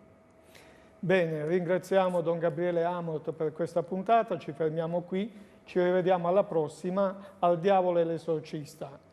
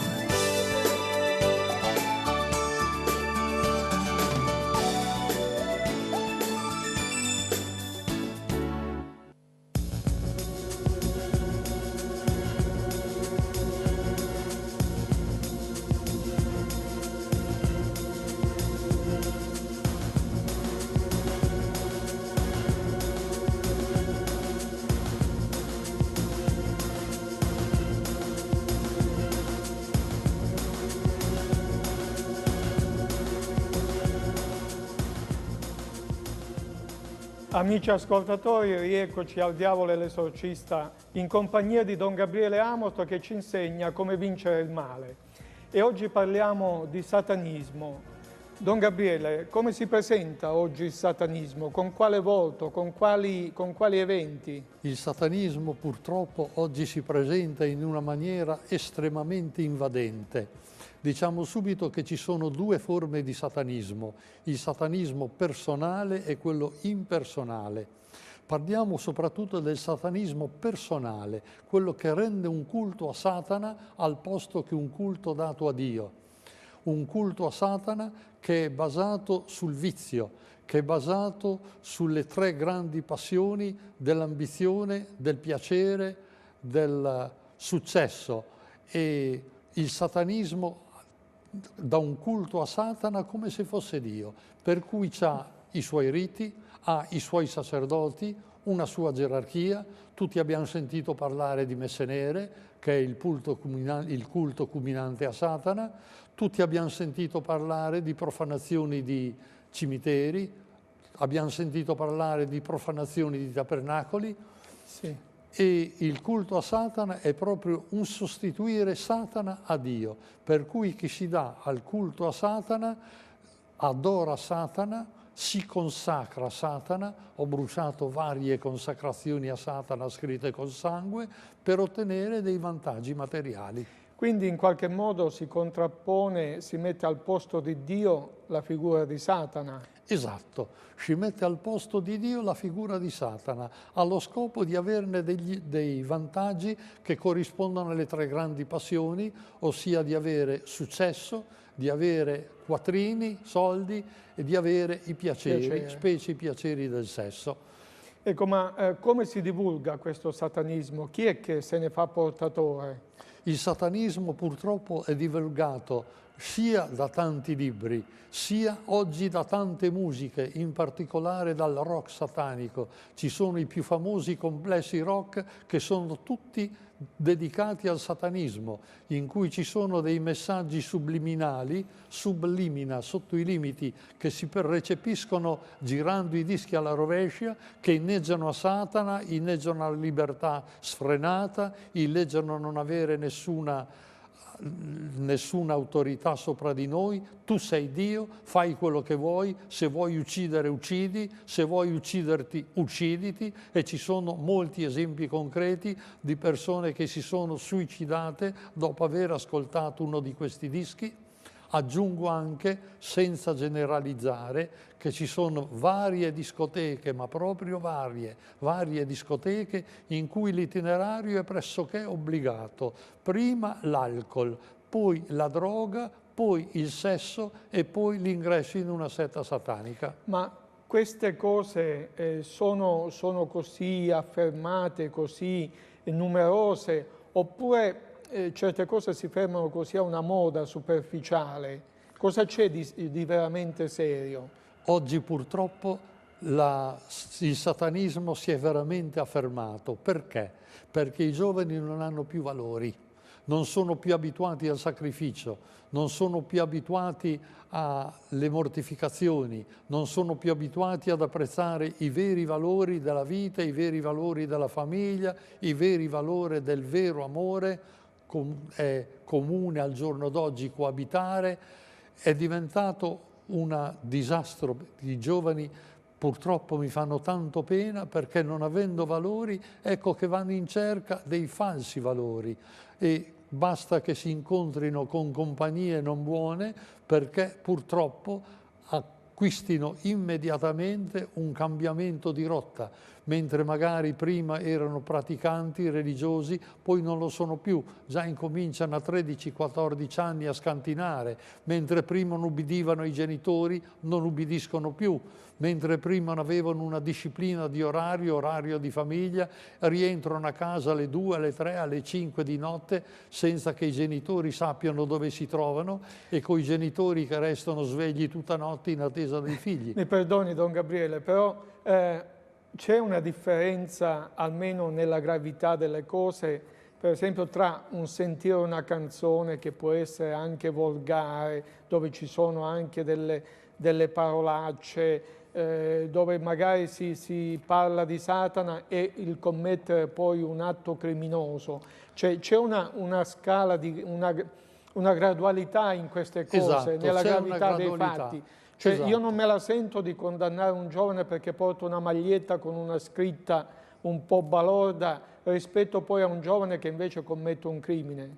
D'accordo, c'è una scaletta, però purtroppo è una scaletta in ascesa, è una scaletta in crescendo, un po' come un incomincia con lo spinello e poi va a finire nelle droghe pesanti, un po' allo stesso modo, un incomincia con soltanto una moda esterna. Non so, diamo un esempio banalissimo che tutti sanno, oggi le ragazze si vestono di nero. Perché tutte si vestono di nero? Perché si danno al satanismo? No, ci mancherebbe anche i altro. sacerdoti, tra l'altro. No? Anche i sacerdoti, ma i sacerdoti è un altro motivo. Direi che oggi è diventata una moda però che ha un fondamento sbagliato. Non vuol dire però che chi si veste di nero si dia al satanismo, intendiamoci bene. Si veste di nero soltanto perché è di moda vestirsi di nero. Però è un fatto che nelle sette sataniche si va vestiti di nero e i riti satanici si fanno incappucciati con mantelli neri. Ecco perché il nero acquista tanta forza e tanta importanza nella mente dei giovani. Non dimentichiamo che i giovani hanno bisogno di novità, hanno bisogno di trovarsi tra di loro, hanno bisogno, non avendo valori reali, hanno bisogno di crearsi dei valori fasulli. Ecco a loro un Mary Mason che riempie le piazze, che riempie i teatri di giovani entusiasti, di giovani che diventano veramente scalmanati di fronte a lui. Don Amorth, al di là di questi raduni così di piazza, diciamo, di giovani, e per i concerti, sono molte le sette sataniche, purtroppo, concretamente come numero, come consistenza? Purtroppo sono molte. Non si può fare dei calcoli esatti perché molti gruppi si riuniscono con facilità e si suddividono. Poi bisogna tenere anche conto che molte volte la setta satanica è una maschera per nascondere altro. Ad esempio, alcuni anni fa era di moda tacciare i dintorni di Roma come luoghi di messe sataniche e di riti satanici, e invece poi si vedeva che erano soltanto dei bordelli, ossia molte volte si maschera lo spaccio di droga o la prostituzione come satanismo. E quindi in questo caso, più che un vero culto satanico, c'è un interesse o uno scopo, diciamo, sempre criminoso, ma che non ha niente a che fare con Satana. No, però dove c'è del vizio c'è sempre la zampa di Satana, perché dove c'è della esclusione dalla legge di Dio, dove si va contro la legge di Dio, sempre c'è il suggerimento di Satana, che è quello che ci allontana da Dio ed è quello che dice, come già i progenitori, non è vero che se mangerete morirete, anzi sarete simili a Dio. Per cui i giovani oggi, quelli che noi chiamavamo peccati, li chiamano esperienze. Don Gabriele, dalla sua esperienza, quali sono le città dove ci sono più sette sataniche, almeno in Italia? Sono tutte allo stesso piano. Torino si è fatta una fama ingiustificata. Io credo che la città in cui c'è più satanismo sia Roma per un motivo demografico, perché ci sono più abitanti. Però oggi non c'è differenza. Anche non c'è differenza, c'è grande città e piccolo paese. Una volta si diceva la città è corrotta, i paesi sono ancora sani. Non è più così. Oggi il satanismo si è sparso ovunque. Come si entra e come si esce da queste sette, se si può uscire? È molto difficile uscire, anche perché si ha paura delle vendette della setta, per cui si fa fatica a uscirne. E come si entra? Come si entra? Sempre guidati da degli amici satanisti che introducono dentro la setta satanica. In genere con la curiosità di assistere a riti satanici, in genere con l'uso dell'alcol e della droga, per cui la persona viene, per così dire, quasi ipnotizzata, spersonalizzata e si lascia condurre dove si vuole.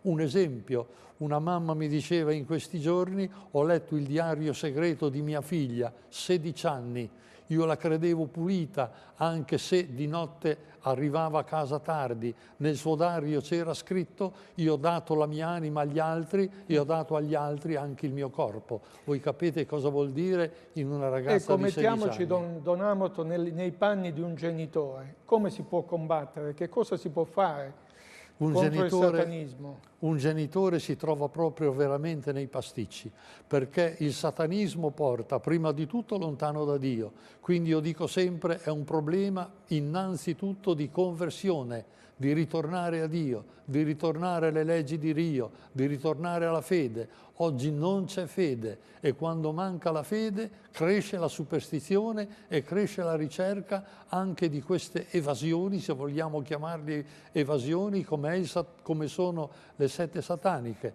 Non c'è fede e allora ci si dà ai culti idolatrici. Un genitore cosa può fare? Può cercare di pregare, può cercare di far ritornare il figlio a Dio, può cercare di portare il figlio a un qualche cosa che lo scuota, come ad esempio un pellegrinaggio a Lourdes, un pellegrinaggio a un santuario mariano, un'esperienza sacra, un'esperienza religiosa che possa smuoverlo. E daremo altre soluzioni nelle prossime puntate. Per oggi ci fermiamo qui, grazie per averci ascoltati, arrivederci alla prossima puntata.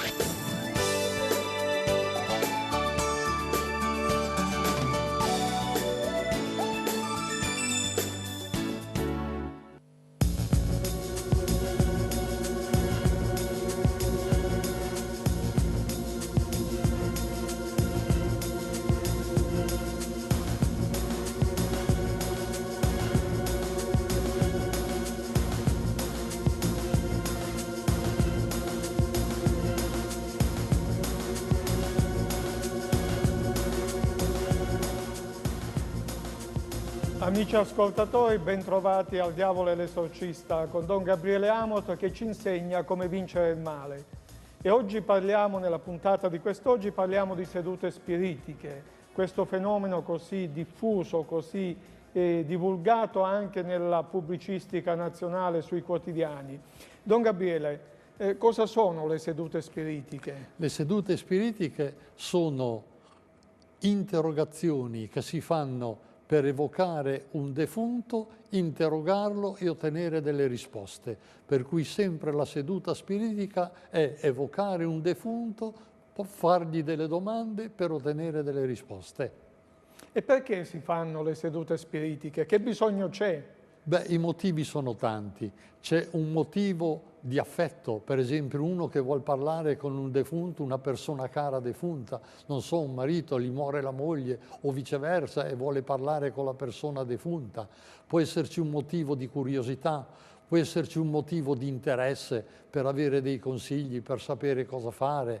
Ci possono essere motivi anche soltanto di voglia, di curiosità per vedere se per caso un defunto si presenta e che cosa per caso vuole dire. E in che modo si fanno le sedute spiritiche? C'è tutta una trafila, una pratica da fare?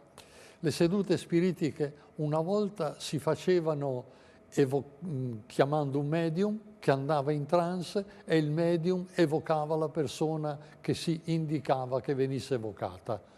Oggi non è più necessario fare così e non si fa più così.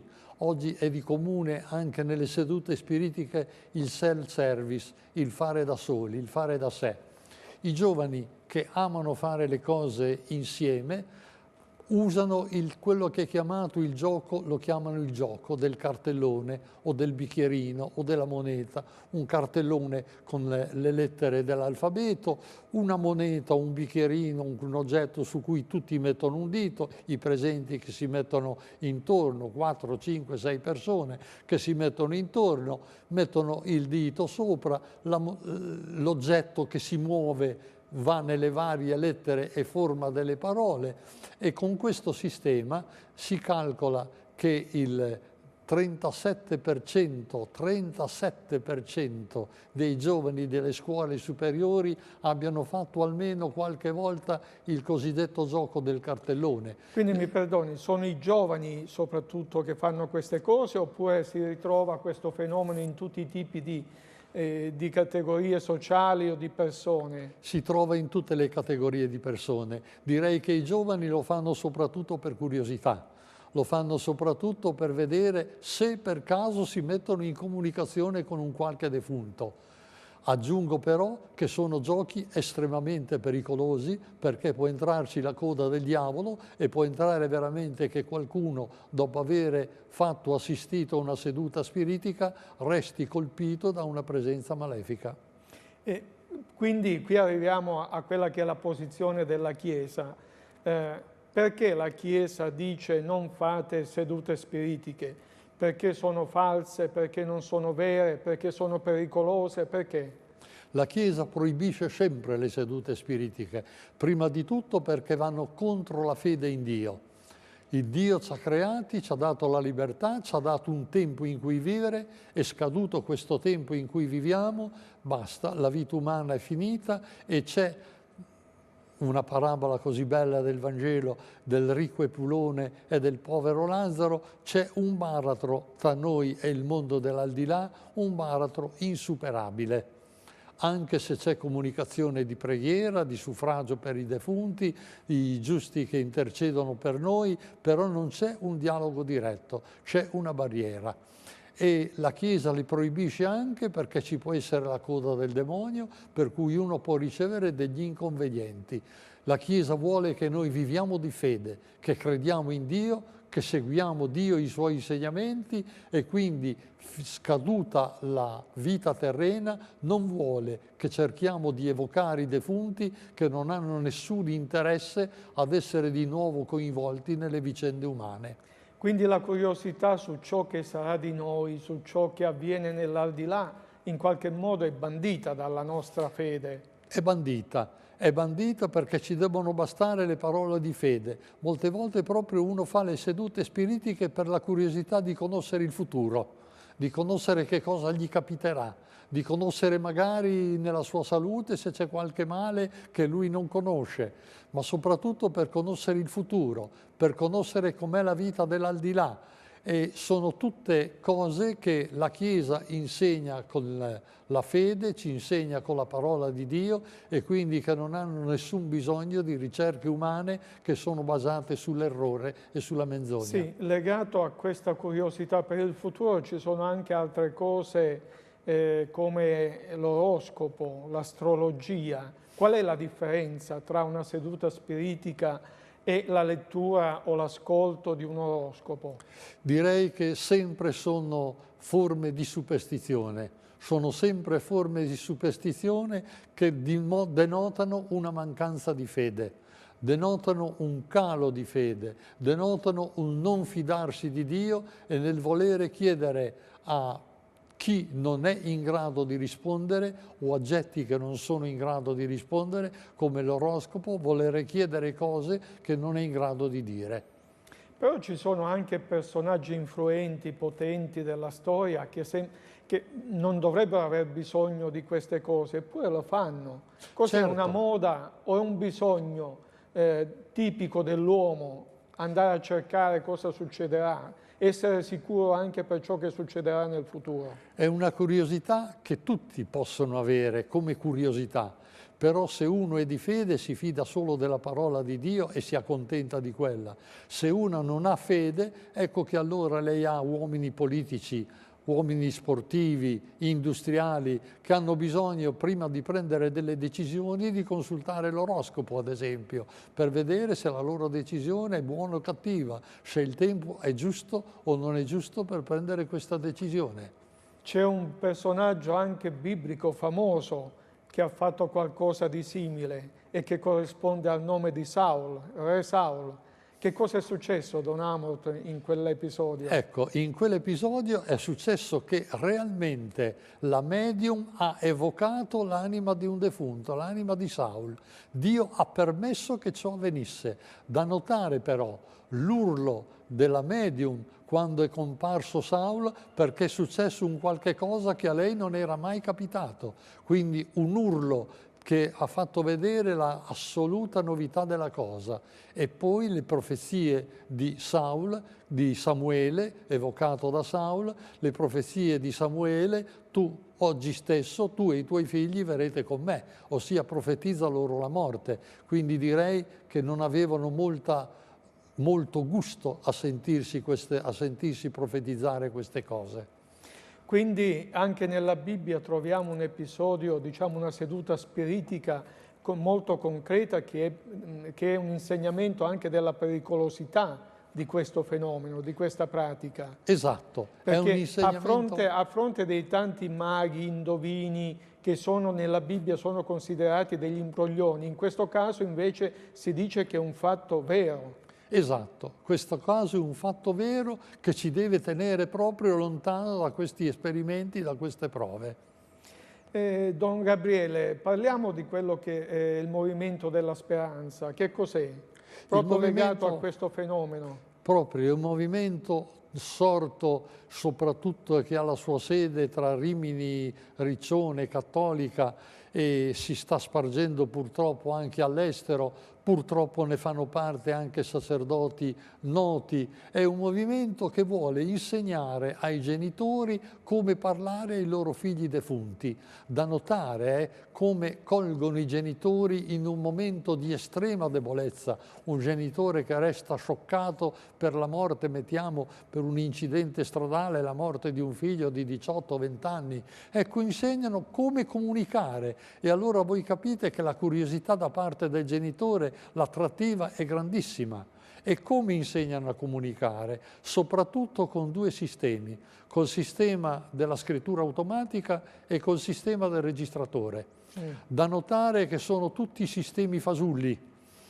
Ad esempio, una volta si è riunito una quindicina di persone solite ad usare il sistema del registratore. Si è messo sul tavolo un registratore, lo si è fatto girare a vuoto, poi quando lo si è fatto girare di nuovo per l'ascolto, ecco che tutti hanno scritto perché tutti hanno sentito qualcosa, ma sono uscite 15 versioni completamente diverse. Quindi vuol dire che non c'è una scrittura automatica che permetta di metterci in comunicazione non esiste. con i nostri cari. È tutta creazione del subconscio. Qual è il modo migliore per metterci in comunicazione con i nostri cari defunti allora? Il metodo migliore, unico, è la preghiera. Noi ci possiamo mettere in comunicazione con i nostri cari attraverso Dio, solo attraverso Dio. Anche qui ritorna la parabola del ricco Epulone e del povero Lazzaro. Il ricco Epulone, parlando dall'inferno, non si rivolge a Lazzaro, si rivolge ad Abramo, che rappresenta Dio. Dì a Lazzaro, per favore, ossia usa il tramite di Dio. Solo attraverso Dio noi possiamo comunicare con i nostri defunti, e il Signore qualche volta, qualche rara volta, può permettere anche che un defunto si presenti o si faccia udire, ma sono casi rarissimi, casi voluti da Dio, da non ricercarsi, e non sono frutto della nostra abilità. Bene, ringraziamo Don Gabriele Amort e noi ci rivediamo alla prossima puntata.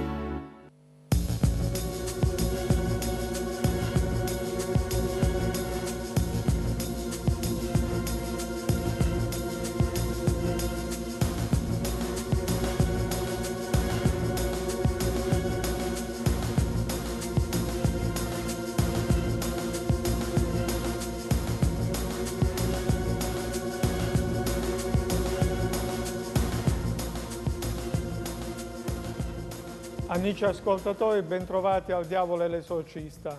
Siamo in compagnia di Don Gabriele Amort, che ci insegna come vincere il male. E oggi parliamo di un argomento specifico che è la magia. Don Gabriele, che cos'è la magia?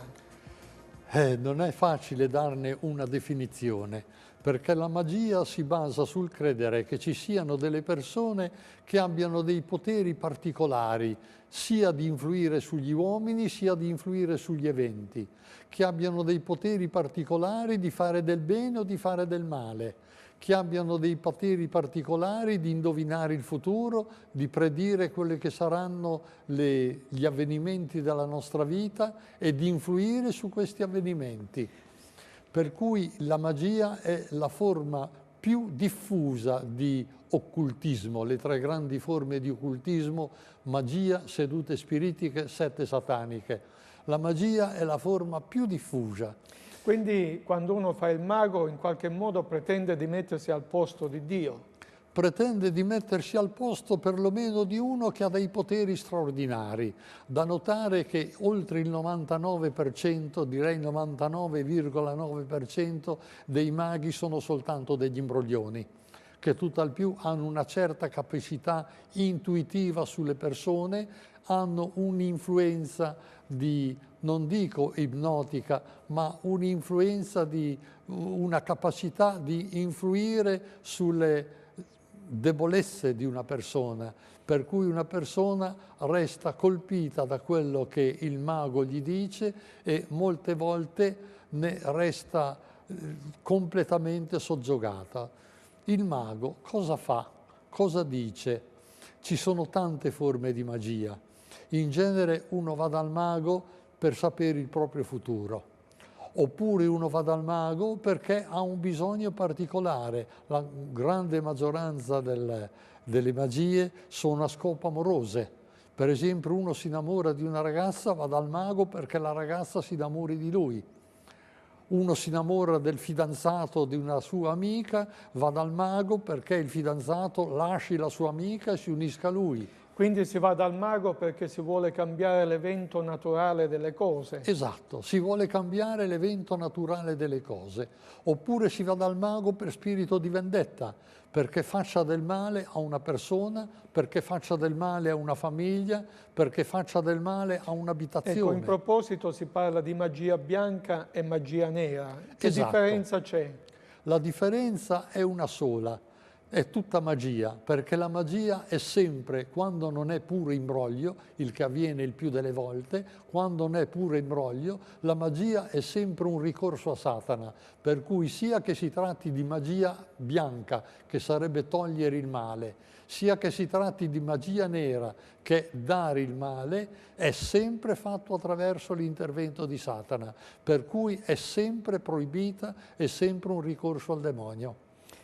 Sono molti i cosiddetti maghi o gli operatori dell'occulto? Gli operatori dell'occulto sono proprio molti, sono più del doppio dei sacerdoti che ci sono in Italia. Addirittura? Più del doppio dei sacerdoti, e in Italia si calcolo i ragionamenti fatti di Cecilia Trocchi, Cecilia Gatto Trocchi, Cecilia Gatto Trocchi, che ha studiato, per esempio, è arrivata a dire che 13 milioni di italiani vanno dai maghi. E io le ho chiesto: ma come hai fatto ad arrivare a questa cifra? Perché non è una cifra inventata, sballata, è una cifra frutto di studio. Dice: ci ho impiegato 4 anni di ricerche e 4 anni di indagini. O pensiamo, 13 milioni di italiani che frequentano i maghi, e aggiungo anche di tutte le categorie. Non è che vada dal mago la vecchietta sprovveduta o il ragazzo sprovveduto, ci va dal mago anche qui l'industriale, lo sportivo, l'uomo politico, il ricco, il povero, tutti vanno dal mago. Don Amorto, si va dal mago perché si è persone deboli, facilmente influenzabili, o perché si è persone senza fede? Sempre direi c'è una scarsità di fede, su questo non c'è dubbio, perché rivolgersi ai maghi significa proprio un abdicare il rivolgersi a Dio e rivolgersi al rivale di Dio, perché come dicevo i maghi, se non sono imbroglioni, sono legati a Satana, o sono legati a Satana o sono semplici imbroglioni. Poi uno deve distinguere il mago e comprendere se un mago fa delle sciocchezze da come agisce. Uno va da un mago che prende dell'acqua. Ecco, che cosa fa in concreto un mago? fa tante cose diverse, proprio dipende da mago e mago. C'è il mago che solo ascolta e dà delle risposte, c'è il mago che benedice dell'acqua, la dà da bere e dice che quell'acqua ha dei poteri particolari, c'è il mago che dà dei talismani in genere costosissimi che dovrebbero proteggere la persona e invece la caricano di negatività, c'è il mago che si dà le arie del profeta e quindi che predice eventi futuri che poi avvengono o non avvengono, questo è un altro paio di maniche, e predice eventi futuri e predice la possibilità di influire su questi eventi secondo i suoi poteri, secondo la sua volontà. Ecco, nell'armamentario dei maghi ci sono anche i simboli religiosi cristiani?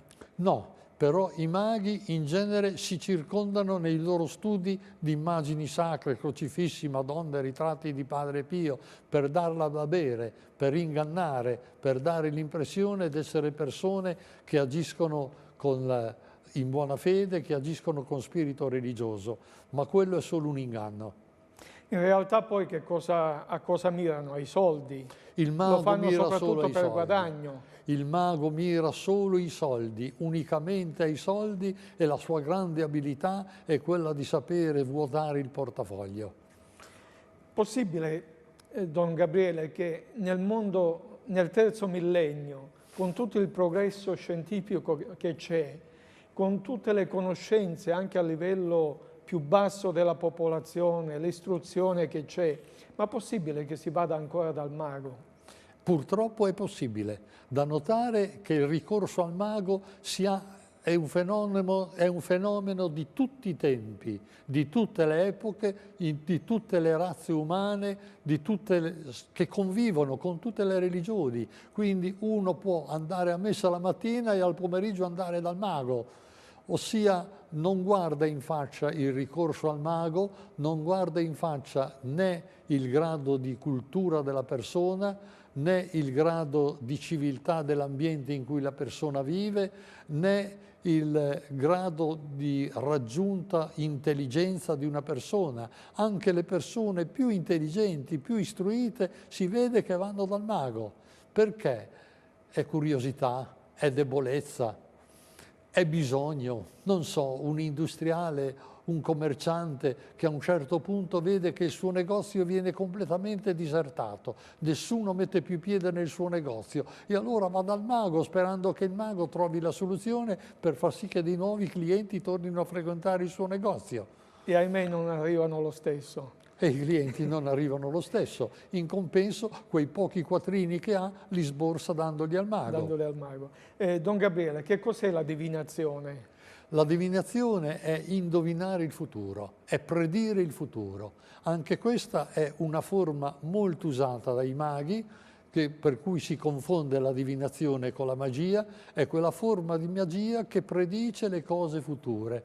Anche qui o è solo imbroglio o c'è un intervento demoniaco. Ecco perché la Chiesa mette in guardia anche dal ricorso ai maghi, come mette in guardia da tutte le forme di superstizione, perché sono un abdicare dall'autorità di Dio e dal ricorso a Dio. Quindi tutti quei personaggi che nelle TV private e locali fanno la lettura dei tarocchi, delle carte, i pendolini, tutte queste cose qua, possiamo dire chiaramente e tranquillamente, fatene a meno.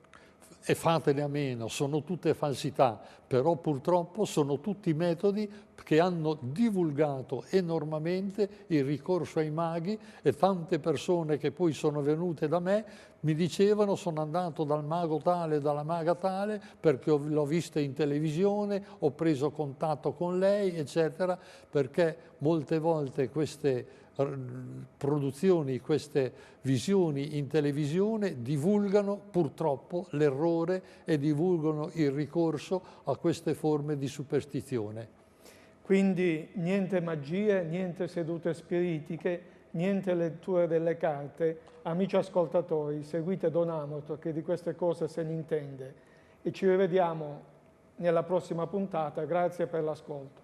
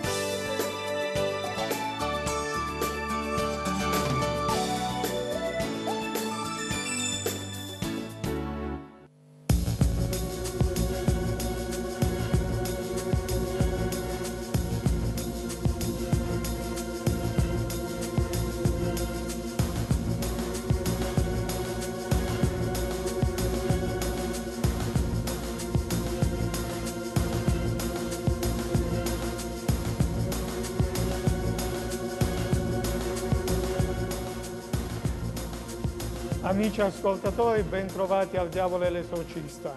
Siamo sempre con Don Gabriele Amott e oggi entriamo più nel dettaglio in quello che è il fenomeno degli esorcismi, di cui Don Gabriele Amott è un esperto da lunga data. E parliamo oggi dei disturbi provocati dal demonio. Don Gabriele, quali disturbi può dare il demonio? Il demonio può dare 4 tipi di disturbi. Il più grave, la possessione diabolica, la vessazione, l'ossessione, l'infestazione. La possessione è quando si ha l'impressione che il demonio sia dentro una persona, parli con la bocca della persona, agisce con le membra della persona, la persona va in trance. La persona va in trance, il più delle volte non ricorda niente di ciò che ha detto, di ciò che ha fatto durante l'esorcismo. E è la forma più grave, la forma più forte, e diciamo anche subito che quando uno è posseduto dal demonio, per liberarlo dal demonio occorrono molti esorcismi, molta preghiera. La vessazione è quando non c'è una presenza del demonio, ma il demonio dà dei disturbi, per così dire, dall'esterno. Ad esempio, prendiamo un Padre Pio che veniva battuto, colpito dal demonio, veniva percosso dal demonio. E era indemoniato? No, non era indemoniato, però il demonio gli dava dei disturbi fortissimi, esterni, lo faceva sanguinare, una volta gli ha sbattuto la testa per terra, hanno dovuto dargli dei punti nell'arco sopraccigliare. Ecco, la vessazione diabolica. E la terza? La terza forma è l'ossessione. L'ossessione diabolica è quando il demonio dà dei pensieri ossessivi, invincibili, che portano alla disperazione e che portano il più delle volte ai tentativi di suicidio. Pensieri ossessivi, invincibili, che portano alla persona alla totale disperazione, oltre alla totale incapacità di compiere qualsiasi attività. E sono casi che lei ha potuto constatare di persona? Sono tutte nelle 3 forme? Sì, tutti i casi che ho potuto constatare di persona, e molte volte, dal momento che di esorcismi ne ho fatti proprio tanti in questi anni. L'ultima forma, la infestazione diabolica, io riservo questo linguaggio, questo termine, non per le persone, ma per i luoghi, per gli oggetti, per gli animali. È possibile che anche una casa venga infestata dal demonio, che si sentono porte che sbattono, finestre che si aprono e si chiudono, luci che si spengono, si accendono da soli, botti, fenomeni vari che purtroppo qualche volta avvengono. Da notare che sono tutti fenomeni rari, tutte e 4 queste forme sono fenomeni rari. Ecco, non facciamo appunto allarmismo, non è che queste cose succedono tutti i giorni in tutte le case con tutte le persone. Sono casi molto specifici che possono succedere, ma non è detto che succedano, vero? Esatto, e il più delle volte le persone che vengono da noi esorcisti vengono per farsi fare un esorcismo accusando qualcuno di questi disturbi e in realtà non hanno nessuno di questi disturbi. Don Gabriele, però in che modo si può essere colpiti dal demonio? Perché si fa fatica a credere che ci possa essere qualcuno al di fuori di noi che abbia un'influenza così, che può avere un'influenza così forte nella nostra vita. Purtroppo questo è possibile. Anche qui io uso elencare 4 forme per cui uno può essere colpito dal demonio. Una prima forma, se uno si indurisce fortemente nel peccato, come è il caso di Giuda, quando il Vangelo ci dice Satana entrò in lui. Anch'io ho avuto un caso di un giovanotto di un 35 anni che era veramente posseduto dal demonio perché aveva un complesso che non le sto a elencare di vizi, tanto che quando gli ho detto tu c'hai un demonio grande e grosso, mi ha risposto sì, lo voglio, ci sto bene, sto volentieri con lui. Ecco la volontà di dare se stesso al demonio. Una seconda forma, qui è una forma colpevole, uno è colpevole della possessione diabolica. Un'altra forma che è incolpevole è quando uno, ed è purtroppo la più comune, quando uno viene colpito da un maleficio. Maleficio è fare del male per mezzo del demonio. Purtroppo è possibile che ci siano persone collegate a Satana, anche qui caso rarissimo, e che possano fare del male per mezzo del demonio. È un caso purtroppo che, sempre nella rarità dei casi che si presentano di influenze demoniache, è un caso che purtroppo si dimostra reale, si dimostra abbastanza frequente. Non so, faccio un esempio. Ecco, qual è la forma più diffusa e pericolosa di questi disturbi? È questa qui proprio, la forma più pericolosa, più comune, è che uno resti colpito da un maleficio. Maleficio fatto da un'altra persona che si rivolge a un mago, a un vero mago collegato con Satana, per fare del male a questa persona. Purtroppo questa forma è possibile. È possibile, ci si difende, diciamo anche subito, chi è in grazia di Dio, chi prega, chi vive unito al Signore è corazzato, per cui anche se gli viene fatto un maleficio è difficilissimo che il maleficio attecchisca, in genere non attecchisce. Ma chi è che può fare del male a un'altra persona? Cioè, esistono veramente questi personaggi dediti al male? Purtroppo esistono.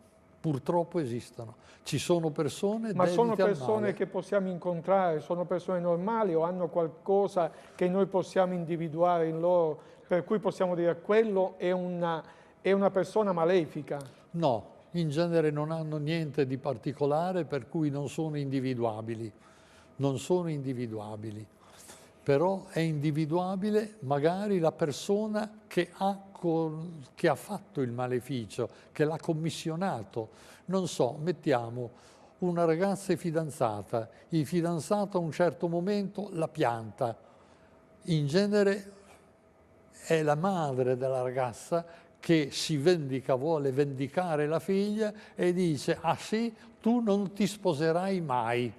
Ed è un fatto che questo giovane, per quanto faccia tentativi, non riesce più a trovare una ragazza. Perché? Perché gli è stato fatto un maleficio che gli impedisce il legame con una ragazza. Sono casi rari, ripeto, molto rari, ma possibili. E la soluzione, diciamo, lo strumento di difesa è evitare il peccato? Esatto, evitare il peccato, pregare, ricevere anche semplici benedizioni di un sacerdote. Le benedizioni sono efficacissime, uno si libera dai malefici, ci si libera soprattutto col ricorso a Dio, ci si libera con la preghiera, ci si libera anche ricevendo preghiere di guarigione e liberazione come vengono fatte comunemente nei gruppi del rinnovamento. Ecco, c'è il problema poi però di chi convive con queste persone che hanno problemi, che sono stati colpiti dal male. C'è contagio? No, non c'è contagio. O come dobbiamo comportarci con queste persone che magari ci capitano, anche nell'ambito delle nostre conoscenze? Diciamo subito che non c'è contagio. Questo ci tengo bene a dirlo, per cui anche quelle persone che ad esempio assistono, aiutano una persona posseduta dal demonio, aiutandola a pregare, aiutandola a venire dall'esorcista, aiutandola a tenerla stretta se durante l'esorcismo diventa furiosa, non hanno nessun danno, nessuna conseguenza. Sono mali che non hanno contagio, non sono contagiosi. E nel caso invece che si presupponga una certa, come dire, una predisposizione ereditaria a queste cose, è possibile? Ma questa è una questione discussa. Da quando un medico inglese, Kenneth McCall, ha scritto un libro in cui fino alle radici e poi altri libri in cui ha studiato l'albero genealogico e fa risalire i mali all'albero genealogico, ecco, è venuto un po' di moda pensare che uno possa ricevere ereditariamente questi mali.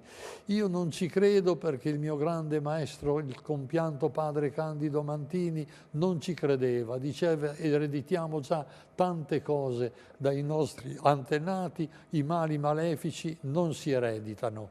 Quindi la Bibbia le colpe dei padri non possono ricadere sui figli. Esatto, la Bibbia dice chiaramente che ognuno paga per sé, i padri non pagano per le colpe dei figli e i figli non pagano per le colpe dei padri. che possa rimanere un po' di dubbio che ci sia un qualche maleficio fatto proprio perché ricada su una persona, su un figlio, su un nipote, ecco, un po' di dubbio può rimanere. La lascio come questione dubbia, come questione aperta. In linea generale però direi di scartarla.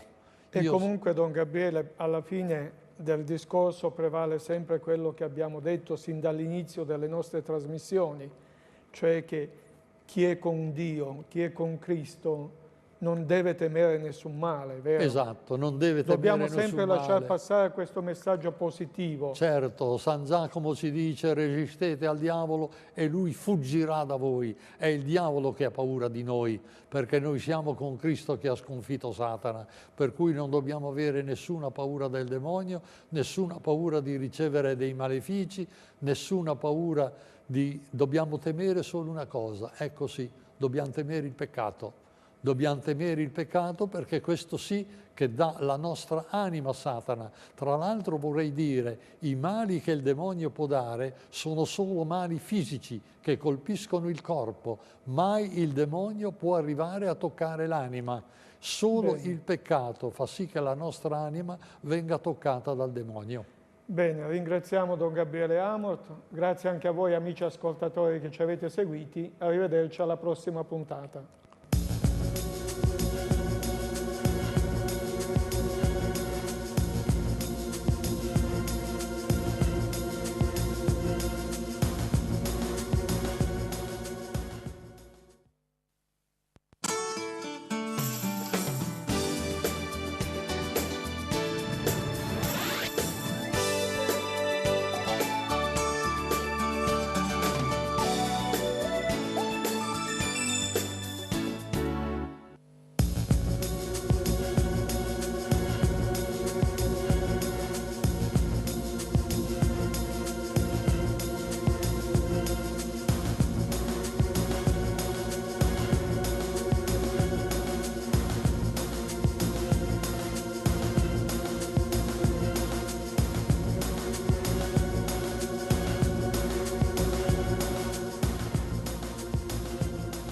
Amici ascoltatori, ben trovati al Diavolo e l'Esorcista. Siamo sempre con Don Gabriele Amort e oggi parliamo di come distinguere un malato da un posseduto dal demonio.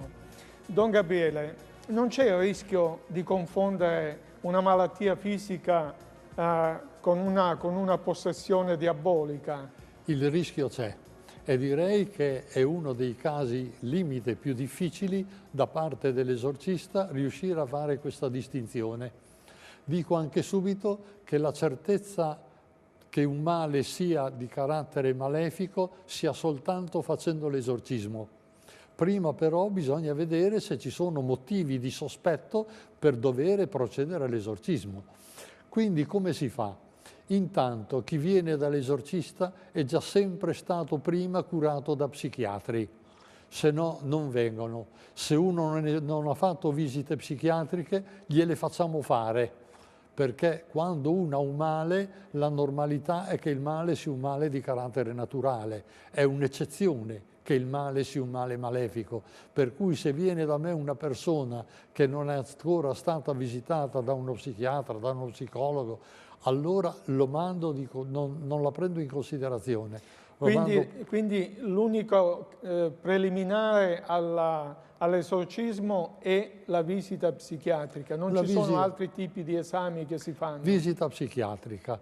Poi dipende dai tipi di mali che uno ha. Se uno ha dei mali naturali allo stomaco, alla testa, allora possono esserci altri specialisti medici che hanno provato a curare senza ottenere nessun effetto. Anche questo è un caso che molte volte a noi si presenta.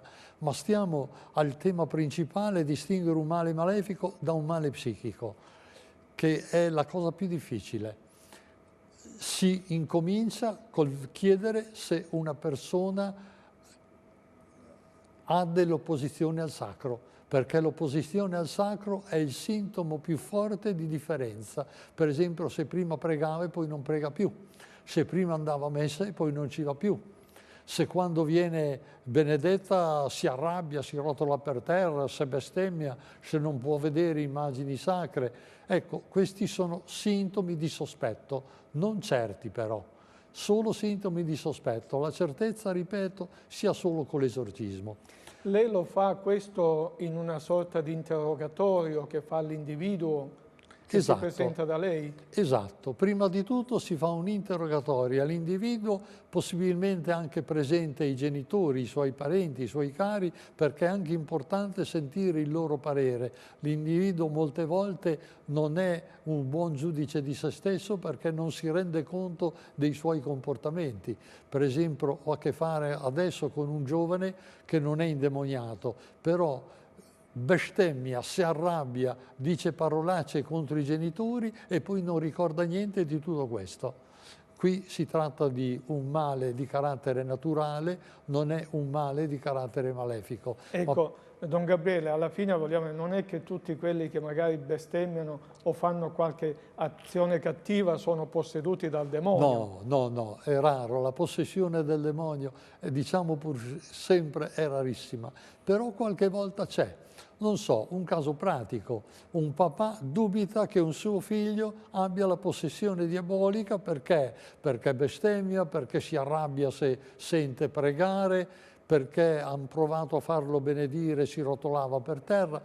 Un giorno a tavola, mentre mangiano, il papà interiormente, senza aprire bocca, incomincia Ave Maria. Questo giovane di scatto s'alza in piedi, papà smettila.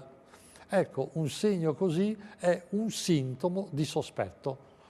Poi si procede, in caso simile, si procede all'esorcismo. Sì, ecco, lei dalla sua esperienza, avendo praticato molti di questi casi, riesce a percepire subito o ha bisogno di molto tempo per capire se una persona ha solo un problema fisico, psicologico oppure un problema di tipo più complicato? In genere ci riesco subito a capirlo, non occorre neanche fare un esorcismo di prova, in genere riesco a capirlo già dal discorso, tutt'al più do una benedizione e vedo se alla mia benedizione ha un minimo di reazioni. Se non ha nessuna reazione vuol dire proprio che non c'è niente.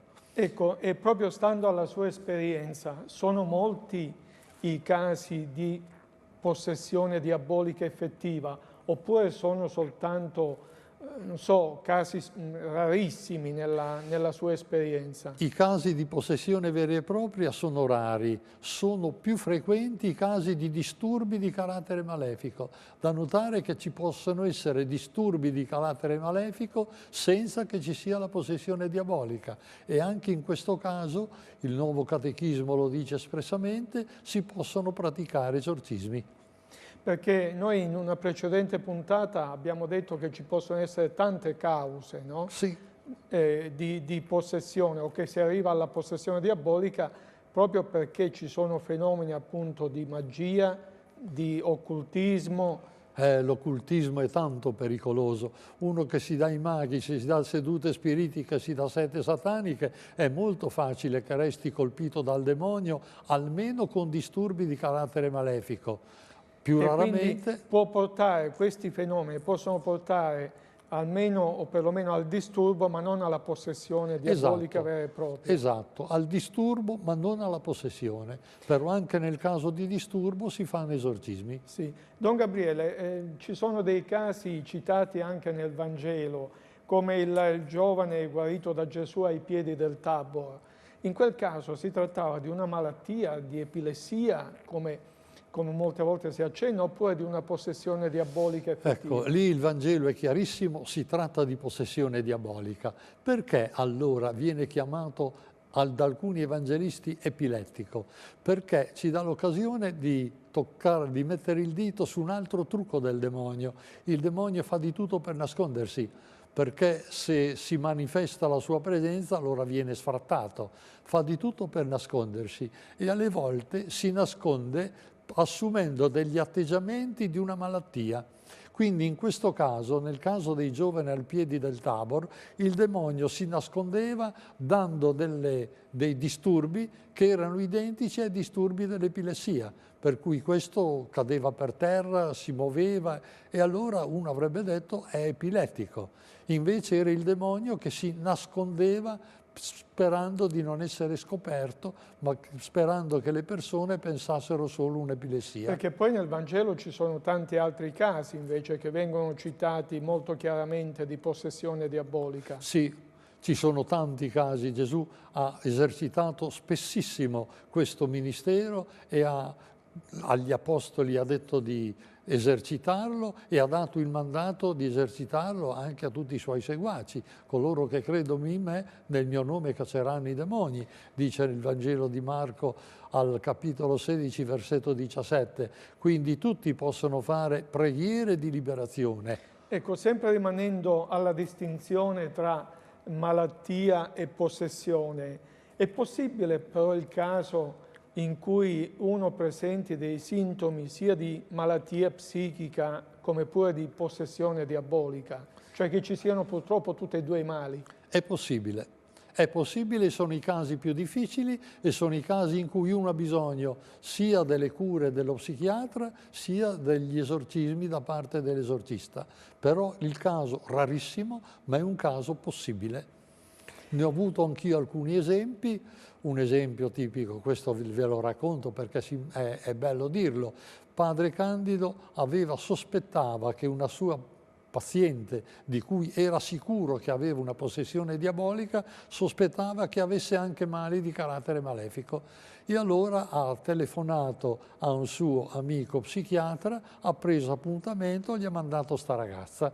Lo psichiatra, un bel tavolo grande, l'ha fatta sedere, gli ha fatto l'interrogatorio che fanno sempre gli psichiatri all'inizio e poi gli ha detto: guardi signorina, lei intanto prenda queste medicine. Gli ha incominciato a scrivere nel suo prontuario. Ha visto immediatamente una mano che è arrivata sul suo prontuario, gli ha strappato il foglio, l'ha buttato nel cestino dicendo con una voce rauca maschile: questa non è roba per me. Ha guardato sta ragazza, era distante, immobile, seduta sulla sedia, non è che si sporgesse in avanti, ha calcolato che il braccio le si sia allungato di 2 metri. Ha avuto una tale paura questo medico che non ne ha più voluto sapere né di sta ragazza né di su un paziente di Padre Candido. E l'ha mandata dall'esorcista. L'ha mandata dall'esorcista. Ecco, allora quindi che consiglio dare a chi si ritiene colpito da un maleficio? Andare dall'esorcista o andare dallo psichiatra o da tutte e due? Andare prima di tutto a pregare, in ogni caso pregare, poi prima di tutto uno va dal medico. Perché è molto più facile, la normalità dei casi è che i mali siano di carattere naturale, è rarissimo il caso, è un'eccezione che il male sia di origine malefica. Bene, ringraziamo Don Gabriele Amott, grazie anche a voi amici ascoltatori, arrivederci alla prossima puntata.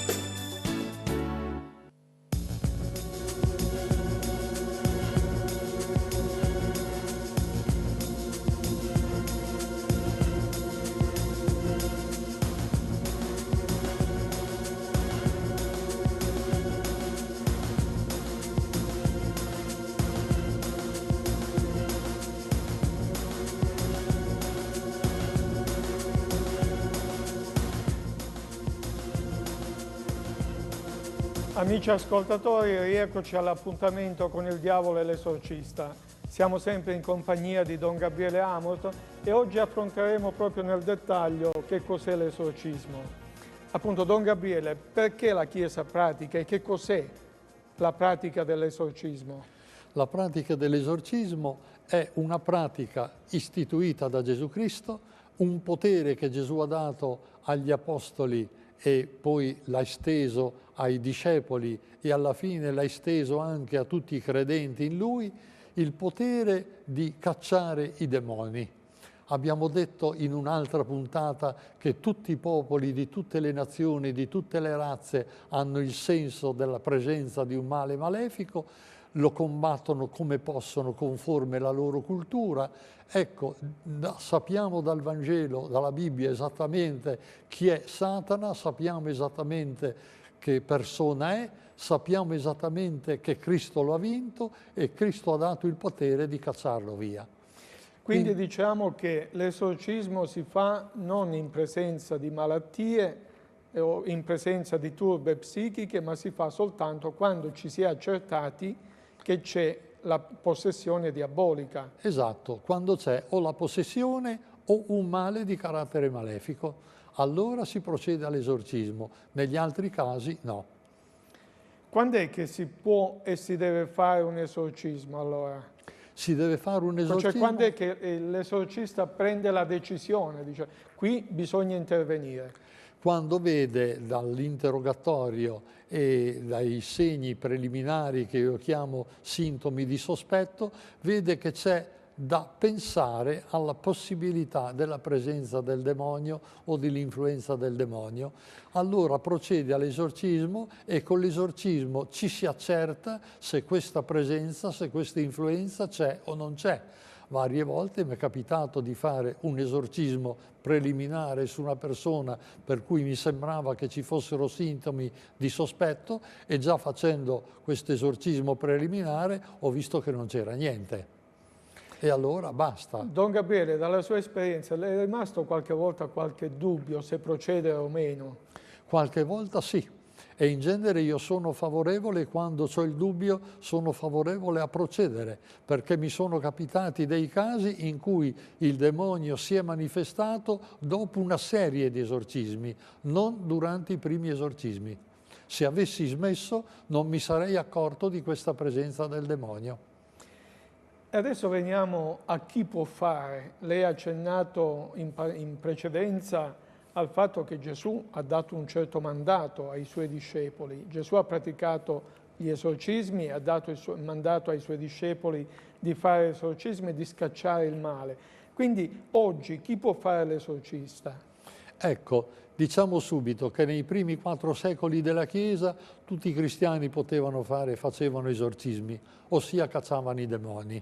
Poi nel IV secolo la Chiesa ha istituito, per dare più forza, più valore, più importanza, più efficacia all'esorcismo, ha istituito il sacramentale dell'esorcismo, che è riservato ai sacerdoti autorizzati dal loro vescovo. Per cui l'esorcismo può essere fatto soltanto da sacerdoti autorizzati dal vescovo. Ecco, noi parliamo, Don Gabriele, che cos'è un sacramentale? Un sacramentale è un rito istituito dalla Chiesa, i sacramenti sono istituiti da Gesù Cristo, è un rito istituito dalla Chiesa, un po' con delle similitudini con i sacramenti, che hanno degli scopi altamente spirituali. Quindi diciamo che è un qualcosa che si avvicina a un sacramento. Che si avvicina, molte volte lo completa, molte volte i sacramenti comprendono anche dei sacramentali, per esempio l'uso d'acqua benedetta. L'acqua benedetta è un sacramentale, nell'amministrazione di vari sacramenti si usa l'acqua benedetta. Che doti deve avere un esorcista? Un esorcista, direi le doti comuni che dovrebbe avere qualunque sacerdote. Il diritto canonico elenca che sia uno di preghiera, che sia uno di scienza, per dire insomma di una certa cultura, che sia uno di buona fama. E può farlo qualunque sacerdote oppure c'è un incarico da parte della Chiesa locale per procedere agli esorcismi? È il vescovo che a suo arbitrio dà l'incarico a un sacerdote di fare l'esorcista, ossia lo autorizza a usare quelle preghiere particolari riservate all'esorcista e a fare quelle preghiere, appunto gli esorcismi, che sono preghiere ufficiali della Chiesa, ossia fatte in nome della Chiesa. Ecco, nella Chiesa locale in una parrocchia, in una diocesi, una persona che ha di questi problemi o perlomeno ha di questi dubbi, come fa? Come si muove? A chi deve rivolgersi? Io consiglio sempre di rivolgersi alle curie vescovili. Non occorre la persona del vescovo, basta il suo segretario, il vicario generale. Siccome sono i vescovi che nominano gli esorcisti, nelle curie vescovili sono informati di chi sono gli esorcisti della diocesi. A Roma, ad esempio, siamo in 9 esorcisti. Se uno va all'ufficio del vicariato, c'è un ufficio apposito per la pastorale degli esorcisti, danno l'elenco dei 9 esorcisti della diocesi di Roma. Quindi non affidarsi al primo venuto, ma andare nelle strutture della Chiesa. Esatto, andare nelle strutture della Chiesa per avere l'esorcismo. Perché purtroppo ci sono anche dei casi di persone che si sono affidate a degli imbroglioni. Esatto, purtroppo è vero che si sono affidati ad imbroglioni e io dico sempre, se la persona a cui voi vi rivolgete è un laico, senz'altro non può fare esorcismi, perché l'esorcismo lo può fare solo un sacerdote autorizzato dal vescovo. Se è un sacerdote e dubitate che sia esorcista, telefonate alla curia vescovile e vi rispondono se quello è veramente esorcista o no. Quali sono gli effetti di questa pratica dell'esorcismo? Si arriva subito alla liberazione oppure è un processo lungo? In genere il processo è lungo, dipende dalla profondità del male, direi, e anche se il male è molto radicato. Ad esempio, viene da me un uomo di 50 anni e facendo l'itinerario della sua vita si vede che il male ce l'ha avuto da quando aveva 10 anni e il male ha avuto tempo di mettere radici e allora ci vuole più tempo. In genere per liberare una persona posseduta ci vogliono mesi di esorcismi o anche anni di esorcismi.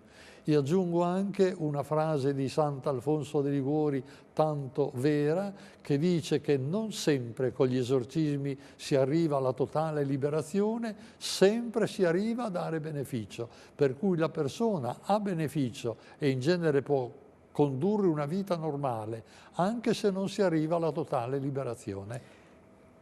Il caso più lungo che le è capitato per le mani?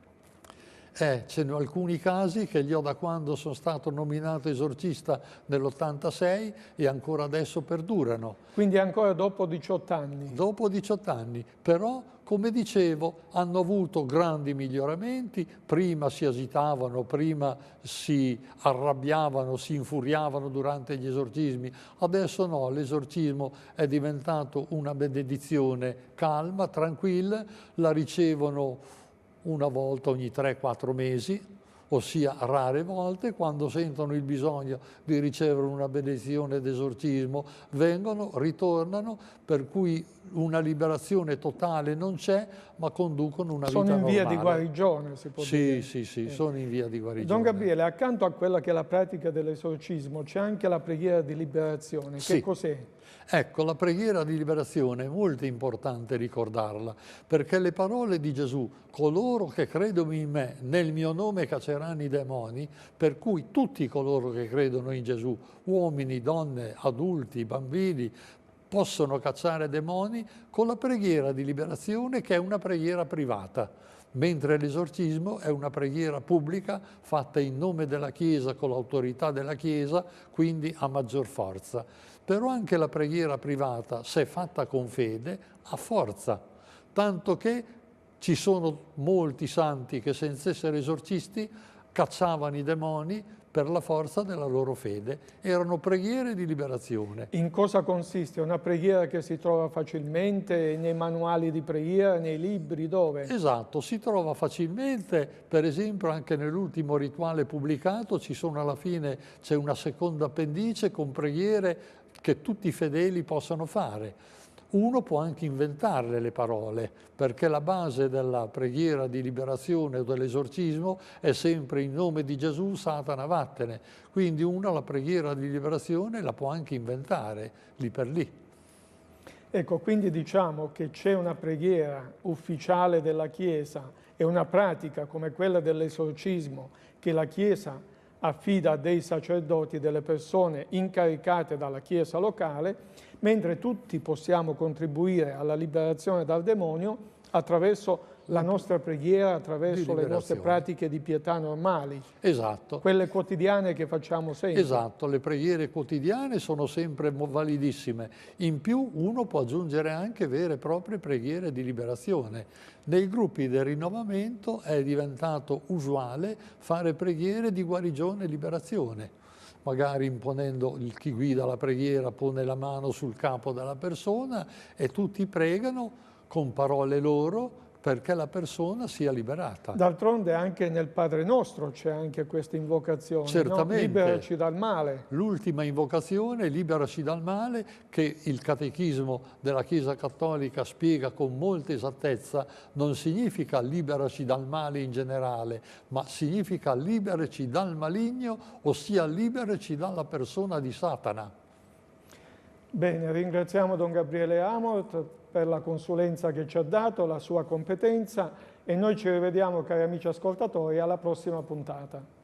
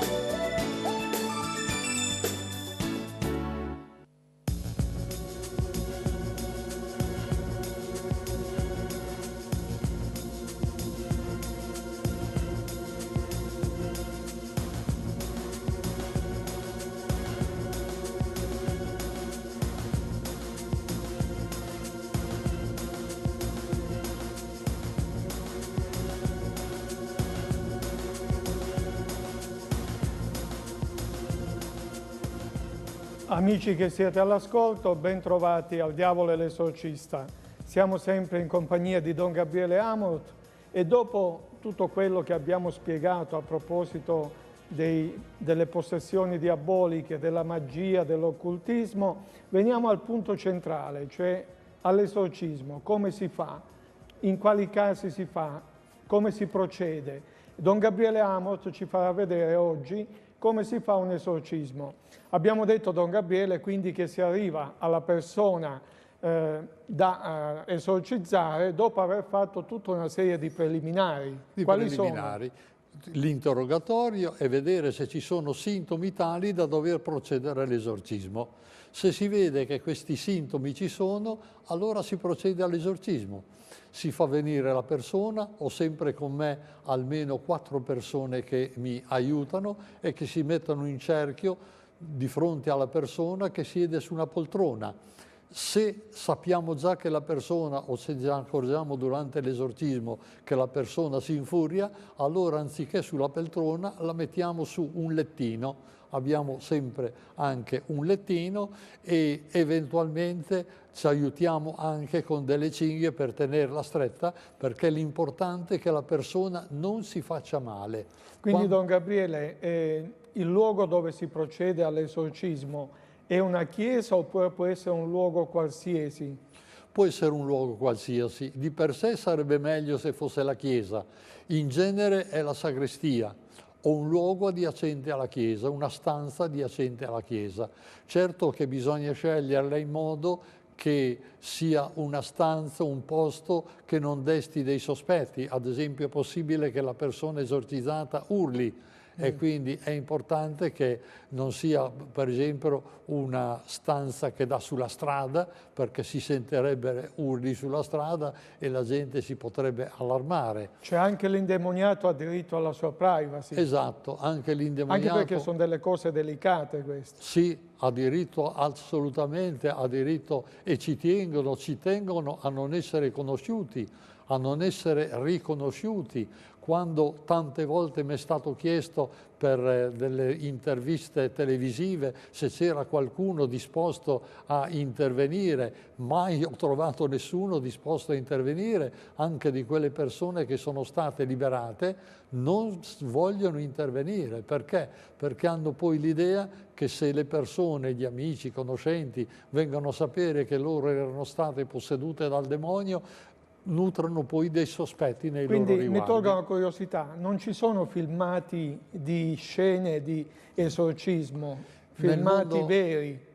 Nel mondo cattolico no, ce n'era una sola che ho visto venuta dall'America, un filmato, proprio una via di eccezione, fatto da un esorcista americano col permesso del suo vescovo, un filmato che ha avuto anche qui da parte di alcune reti televisive, è stato riprodotto.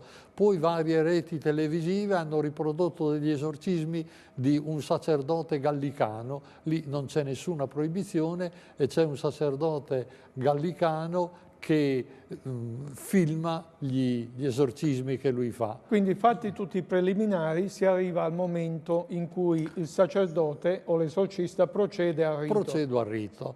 Si fa sedere la persona e io mi metto la stola viola, che è il colore della penitenza. Io uso le stole lunghe, ossia le stole che si usano per le casule quando si dice la messa. Uso la stola lunga perché un lembo della stola viene messo sulla spalla della persona che viene esorcizzata. Poi io gli tengo la mano sul capo e prima gli faccio baciare il crocifisso. Io uso un crocifisso che ha una particolarità. È un crocifisso che ha innestata la medaglia di San Benedetto. Adesso sono molto comuni questi crocifissi grandi e piccoli di varie dimensioni. Ecco, perché San Benedetto? Perché San Benedetto era considerato un potente esorcista. Notate che non era esorcista, San Benedetto era monaco, probabilmente non era neppure sacerdote, però era santo e come tutti i santi aveva una forza grandissima contro il demonio. Faccio il segno della croce, alle volte lo faccio baciare e poi procedo nell'esorcismo. Come procedo? Procedo così. Prima faccio dire un Pater Ave Gloria anche perché le persone presenti possano collaborare anche loro. Da notare l'importanza grandissima della preghiera. Io dico sempre alle persone che vengono esorcizzate, ricordati che ti liberi, sei tu che ti liberi, io ti aiuto, ma chi si libera sei tu. Ecco, le preghiere che vengono recitate da lei, dall'esorcista, cosa sono? Sono delle preghiere bibliche, delle preghiere della Chiesa, della tradizione? Dopo aver detto un Pater Ave Gloria, incomincio le preghiere del rituale, ossia c'è un rituale emanato dalla congregazione del culto, un rituale con delle preghiere d'esorcismo che sono riservate all'esorcista, ossia solo gli esorcisti possono recitare quelle preghiere lì. Incomincio con queste preghiere. Se la persona è posseduta, va in trance, io me ne accorgo subito. E ho anche l'interrogatorio col demonio. A un certo punto, dopo aver fatto i primi esorcismi, interrogo il demonio. Che domande gli faccio? Da notare che il demonio fa molta fatica a parlare, perché il demonio vorrebbe più che può stare nascosto. Fa molta fatica a parlare. La prima cosa che gli chiedo è il nome. Come ti chiami? Chi sei? E devo ripeterlo molte volte. Perché si chiede il nome? Si chiede il nome perché per il demonio dire il nome è già una mezza sconfitta, è già uno smascherarsi, è già un uscire allo scoperto. Per cui chiedo il nome. E che nomi vengono fuori? Mi perdoni la curiosità. Quando sono demoni robusti vengono fuori i nomi biblici. Il più frequente è Satana, Lucifero, Asmodeo, frequentissimo Asmodeo, Zabulon, Meridiano. Ecco, sono nomi di carattere biblico. Altri nomi vengono fuori alle volte, sono l'ira, sono la discordia. Nomi di vizi, diciamo. Ossia nomi astratti di disturbi che il male dà alla persona. Ma è raro, il più delle volte dicono uno di questi nomi comuni o alle volte dei nomi strani che io non li ricordo neppure. Non li ricordo. Astaroth, anche Astaroth è un nome abbastanza comune.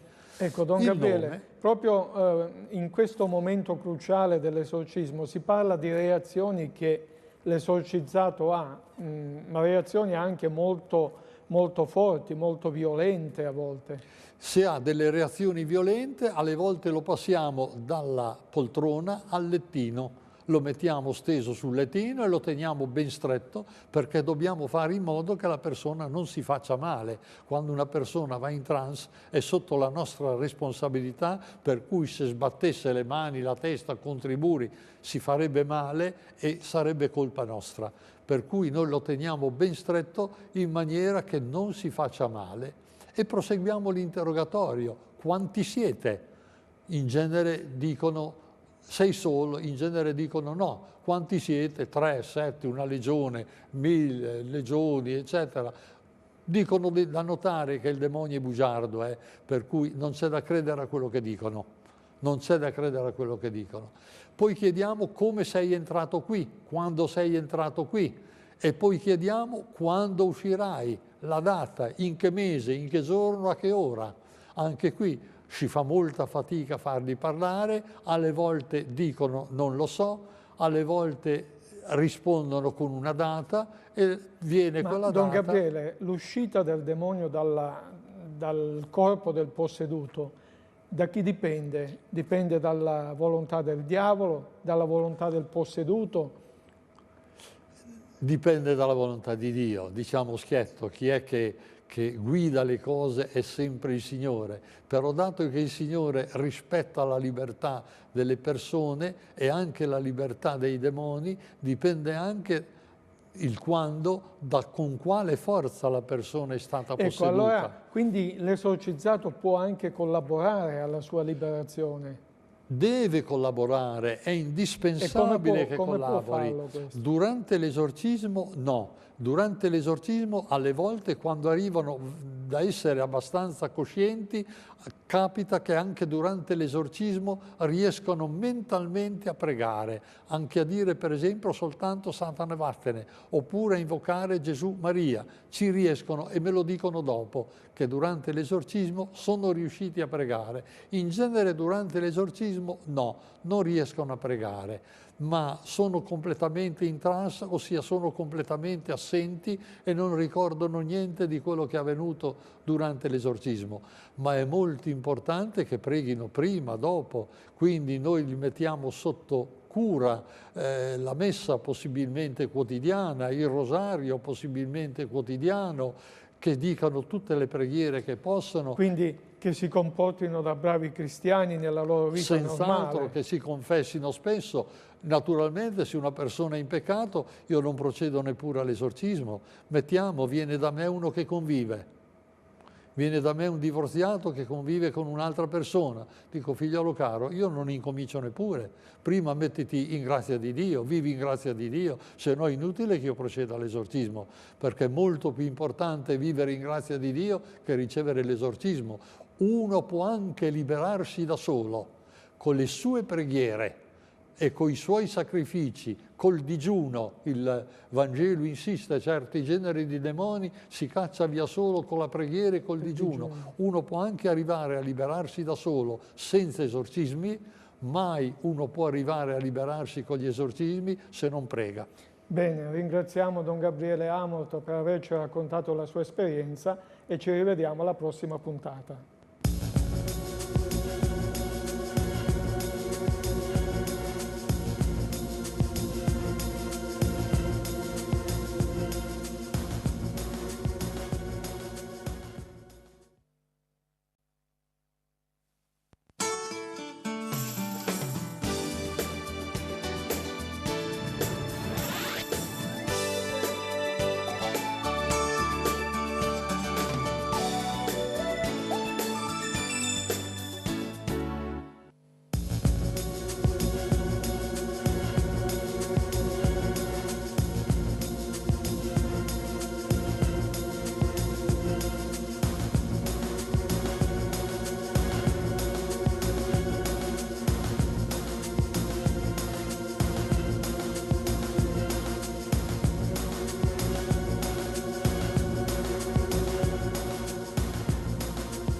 Amici che siete all'ascolto, ben trovati al Diavolo e l'Esorcista. Con Don Gabriele Amorth abbiamo ripercorso tutto quello che si fa per arrivare a un esorcismo, Vogliamo concludere questo percorso richiamando una figura che per i cristiani è importantissima. Abbiamo detto all'inizio che noi cristiani crediamo che solo Cristo ci salva, ma accanto a Cristo, che è il nostro Salvatore, che è morto ed è risorto per noi, c'è una persona importantissima. Dietro un grande uomo c'è sempre una grande donna, dietro a Cristo c'è sua madre Maria. E vogliamo parlare in quest'ultima puntata appunto della figura di Maria nel discorso di lotta contro il male. Per combattere il male oggi abbiamo bisogno anche dell'aiuto materno di Maria. Ecco, partiamo, Don Gabriele, da quello che si considera il protovangelo. Sì. Cosa dice di Maria? Il protovangelo, ossia quando Dio, dopo il peccato di Adamo ed Eva, condanna il serpente, dice: porrò inimicizia tra te, tra il serpente, tra Satana e la donna. C'è l'articolo determinativo, una donna ben determinata. Il suo seme, il tuo seme, il seme di lei, il figlio di lei. Esso ti schiaccerà il capo. Quindi direttamente è Gesù, il figlio di Maria, che schiaccia il capo a Satana. Ma dal momento che Maria è associata a tutta l'opera della redenzione, ecco che è legittimo rappresentare anche Maria nell'atto di schiacciare il capo a Satana, e tante volte il demonio ha detto e ripetuto che Maria Santissima gli schiaccia la testa.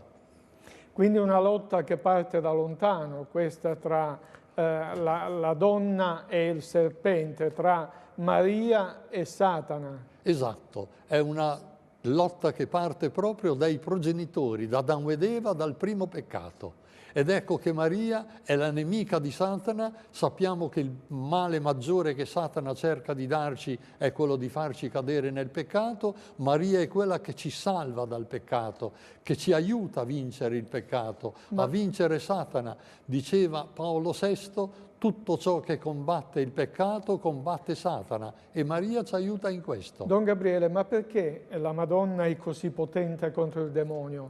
Perché la Madonna e non gli altri santi? La Madonna ha una potenza straordinaria, intanto perché è Madre di Dio, quindi ha un'autorità e ha una forza che nessun altro ha in maniera assoluta. Ma poi ci sono anche altri motivi, e io qui li ripeterei prendendo lezioni proprio dal demonio, perché alle volte il demonio insegna delle verità. Quando Ci sta il Signore... dicendo che il demonio fa catechismo? Il demonio fa catechismo. Alle volte il demonio viene obbligato da Dio a dire delle verità. A un esorcista, Don Negrini, deceduto, era un esorcista del bresciano, Faustino Negrini, una volta che gli ha chiesto: come mai tu hai tanta paura del demonio, tu hai tanta paura di Maria, il demonio gli ha risposto: perché sono più umiliato a essere vinto da una semplice creatura che essere vinto da Lui, da Dio, dal Creatore. Un'altra volta, sempre lo stesso esorcista ha chiesto al demonio: quali sono le cose in Maria che più ti fanno rabbia e che più ti fanno paura e più ti vincono? E ha risposto: perché Maria è la più umile di tutte le creature, io sono il più superbo. È la più ubbidiente di tutte le creature, io sono il più ribelle. È la più pura di tutte le creature, io sono il più sozzo. Ecco allora la paura, il terrore che ha il demonio di Maria, perché ubbidiente, perché umile, perché pura.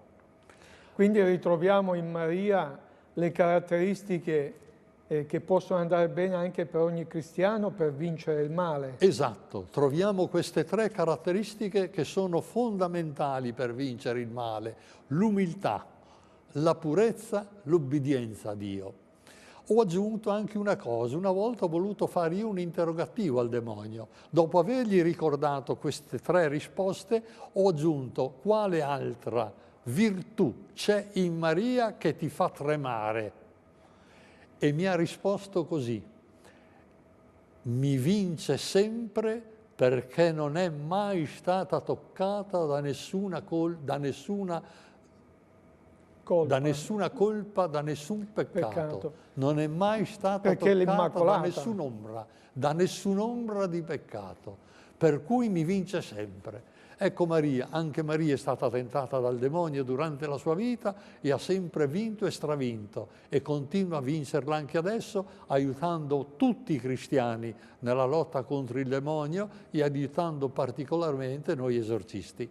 Quindi si può dire che se un cristiano è devoto della Madonna, in qualche modo ha una speciale protezione? Certamente, ha una speciale protezione. Mentre il cardinal Poletti mi scriveva la facoltà d'esorcista contro la mia volontà, contro la mia voglia, che gli ribattevo, lei mi conosce, sa che io sono solo buono a contare barzellette e a contare scherzi, lui imperterrito andava avanti, mi sono raccomandato a Maria. Gli ho detto: avvolgimi nel tuo manto, avvolto nel tuo manto mi sento sicuro. E tante volte il demonio mi ha fatto delle minacce che hanno mai avuto seguito, e altre volte mi ha detto tante volte: a te non possiamo fare niente perché sei troppo protetto. Il manto della Madonna, che avvolge tutti i cristiani, tutti coloro che si consacrano a lei, tutti coloro che onorano Maria. Ecco, Don Gabriele, arriviamo un po' all'estremo, facciamo una domanda. Ecco, potrebbe la Madonna salvare un dannato?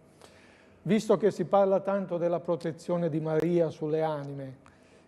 La Madonna potrebbe? Io credo di poter rispondere con certezza. Dio potrebbe. La Madonna potrebbe ottenere da Dio questa grazia, ma è il dannato che non vuole. È il dannato che è persistente nella sua colpa, che non vuole umiliarsi a chiedere perdono, che non vuole umiliarsi a chiedere scusa. Per cui anche l'intervento di Maria resta bloccato dalla cattiva volontà del dannato. Ed è per questo che il dannato è dannato per sempre. Don Gabriele, parliamo di quello che è il fenomeno più discusso anche per quanto riguarda la figura di Maria, perché finché si parla degli episodi del Vangelo, della tradizione, dei dogmi che riguardano Maria, si può essere d'accordo o non d'accordo, si è credenti o non credenti, però ci sono quei fenomeni legati a episodi storici come le apparizioni. Ecco, che valore hanno? Che significato hanno per noi cristiani? Le apparizioni hanno un valore immenso. Che significato hanno? Sono l'attuazione, anche se non solo le apparizioni, ma anche le apparizioni sono l'attuazione di quella missione che Gesù ha dato a Maria quando dalla croce le ha detto: ecco tuo figlio, ecco la madre tua. È la maternità di Maria verso tutti noi che si manifesta anche e che diventa efficace anche ricorrendo alle apparizioni. Non esito anche a dire che l'apparizione più importante nella storia della Chiesa, io non esito a dirlo, sono le apparizioni di Guadalupe.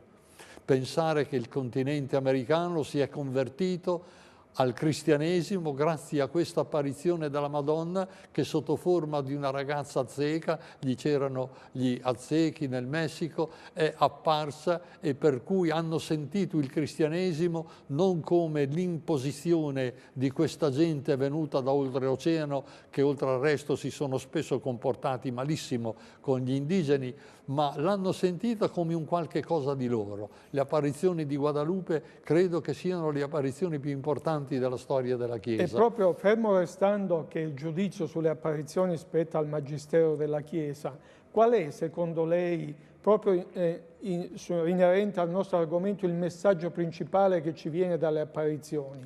Il messaggio principale è che le apparizioni ci richiamano a Dio. Le apparizioni insistono sulla preghiera e sulla conversione. E chi va nei santuari mariani molte volte, specie pensiamo a Lourdes, pensiamo a Fatima, tanto per citare due santuari mariani ufficialmente riconosciuti dalla Chiesa, tante volte non torna guarito ma torna convertito, perché la Madonna ha questa missione di portarci a Gesù. Lei non tiene niente per sé. Noi esaltiamo Maria, Maria, l'anima mia esulta in Dio mio Salvatore. Noi preghiamo Maria, Maria prega Gesù. Noi andiamo a Maria e Maria ci porta a Gesù. Una domanda mi permette di fargliela un po' più personale. Lei fa l'esorcista, sono 18 anni, mi diceva, Sì. che fa l'esorcista, ma nella vita normale un esorcista cosa fa?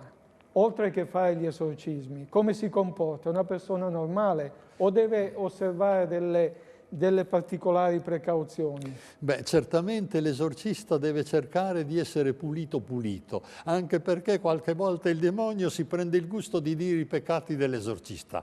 Quindi l'esorcista cerca prima di tutto di essere pulito, di vivere in grazia di Dio.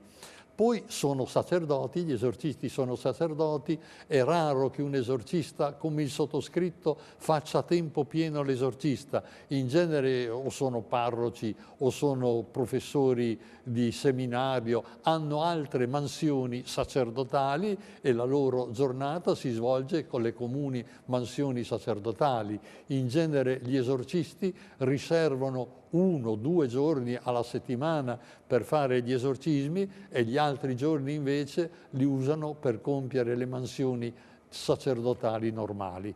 Bene, ringraziamo Don Gabriele Amorth per la sua competenza ed esperienza, per averci aiutati a capire che cosa vuol dire combattere il male, che cosa vuol dire un esorcismo e soprattutto ringraziamolo per averci dato una parola di speranza, di fiducia.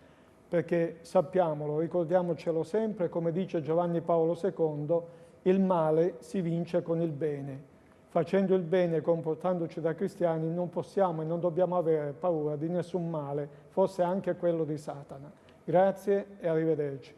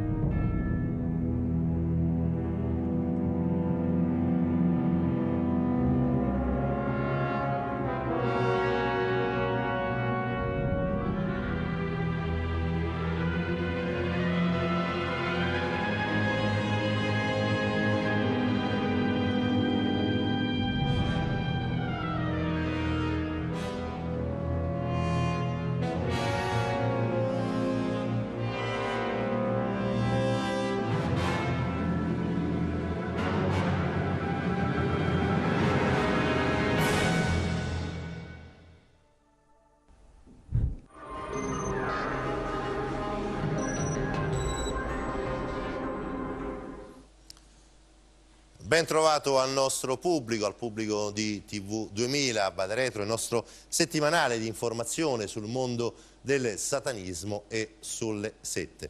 In questa puntata, l'ultima prima di Natale, vogliamo raccontarvi una storia che ci ha anche a me personalmente mi ha angosciato e che vogliamo farvela vedere e soprattutto riuscire a farvi capire quanto adesso vi diremo.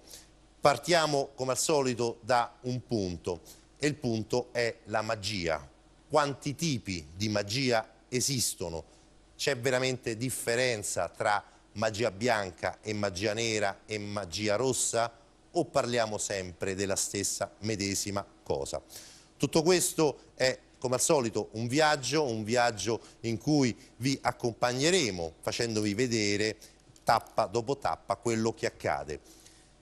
E abbiamo anche una storia a lieto fine, una storia che dall'oscurità passa alla luce. Questa storia ha un nome e un cognome e noi ringraziamo chi a Vade Retro mette la propria faccia, mette quindi la propria anche dignità, se vogliamo, davanti ad una telecamera. Do il benvenuto a Zita Michelin, grazie per essere qui, signora Zita. Grazie a voi.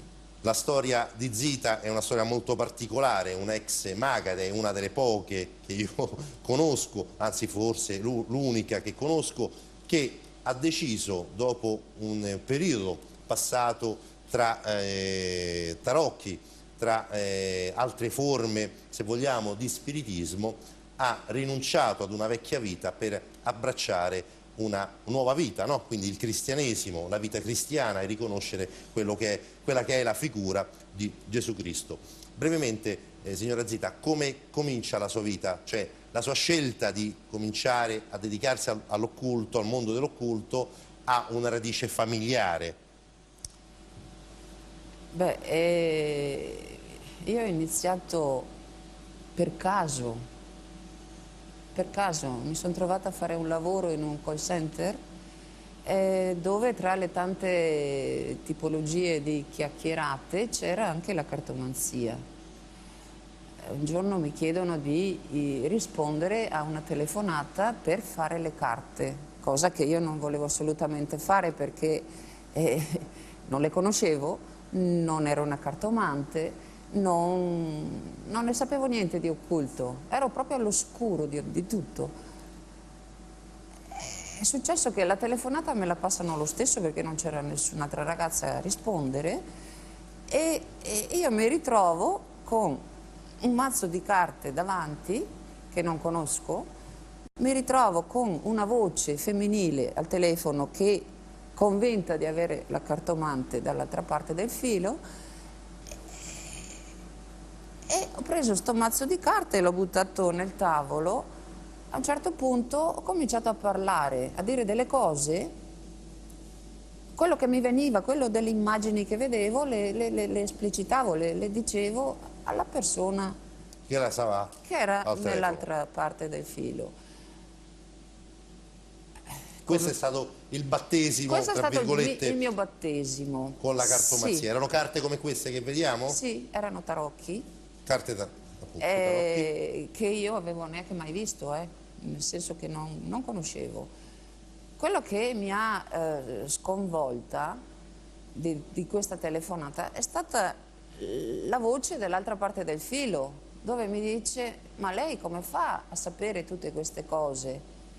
Io parlavo a ruota libera, non avevo coscienza nemmeno di quello che dicevo, perché da sola mai avrei detto quelle cose.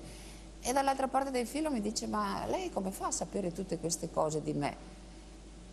E là io ho preso uno spavento boia, perché ho detto: ma come? Io non sono una cartomante, sto parlando come mi viene, e come mai l'altra parte mi dice, dall'altra parte sta voce mi dice: ma come fai a saperle queste cose? Dico: cosa c'è che non so, cosa devo conoscere, perché io dico le cose che mi dicono vere e io non lo so che sono vere? Cosa c'è sotto a tutto questo? Zita, io la blocco solo un secondo, sì, perché pian piano spiegheremo cosa succederà dopo, sì, a seguito appunto di questa prima esperienza. Però noi vorremmo prima far vedere quanti sono i presunti o i veri maghi in Italia e perché la gente va da loro. Vediamo insieme il servizio.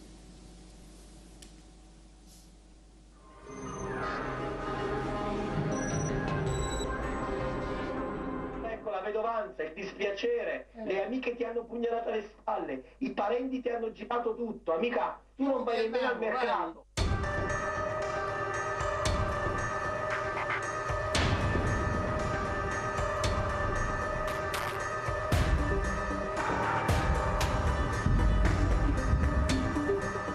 Ogni anno oltre 12 milioni e mezzo di italiani, circa 35.000 persone al giorno, vengono conquistati dal fascino dell'occultismo. Si rivolgono a sensitivi, veggenti, guaritori, con la speranza di poter risolvere i loro problemi, chiedere consigli o conoscere il proprio futuro. Un giro d'affari enorme che il telefono antiplagio quantifica attorno ai 6 miliardi di euro, spesso non fatturati, gestiti da circa 120.000 operatori.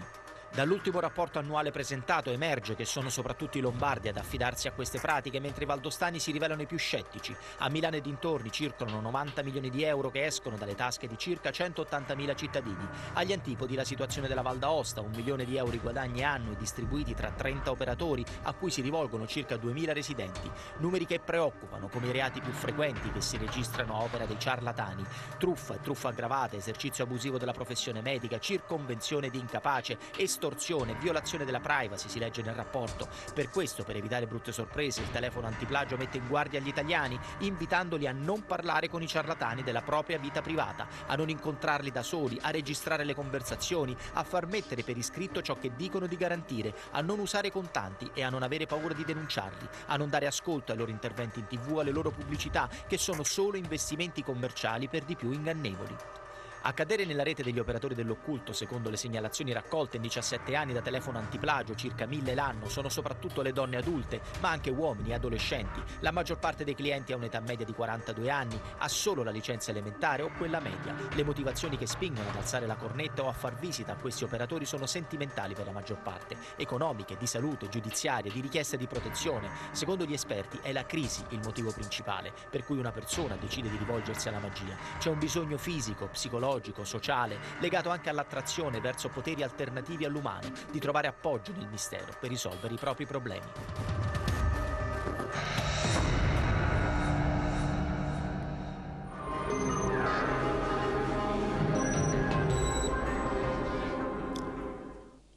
Zita, 12 milioni e mezzo sono più o meno le persone che si rivolgono alle professionisti che svolgevano il servizio che lei faceva.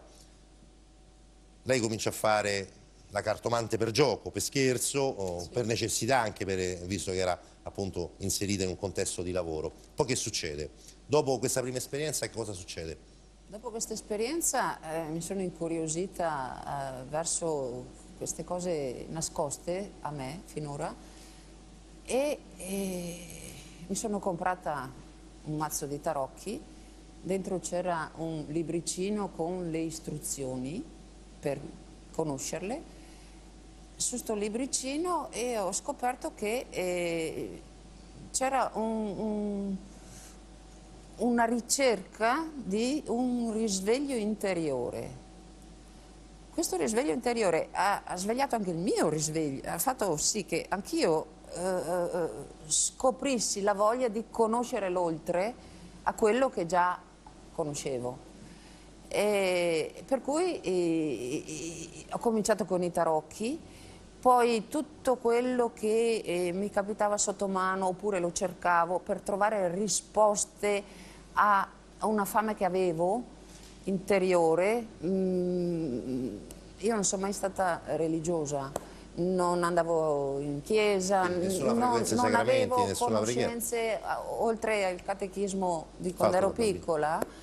Non avevo avuto persone intorno che mi trasmettessero l'essenza di qualcosa.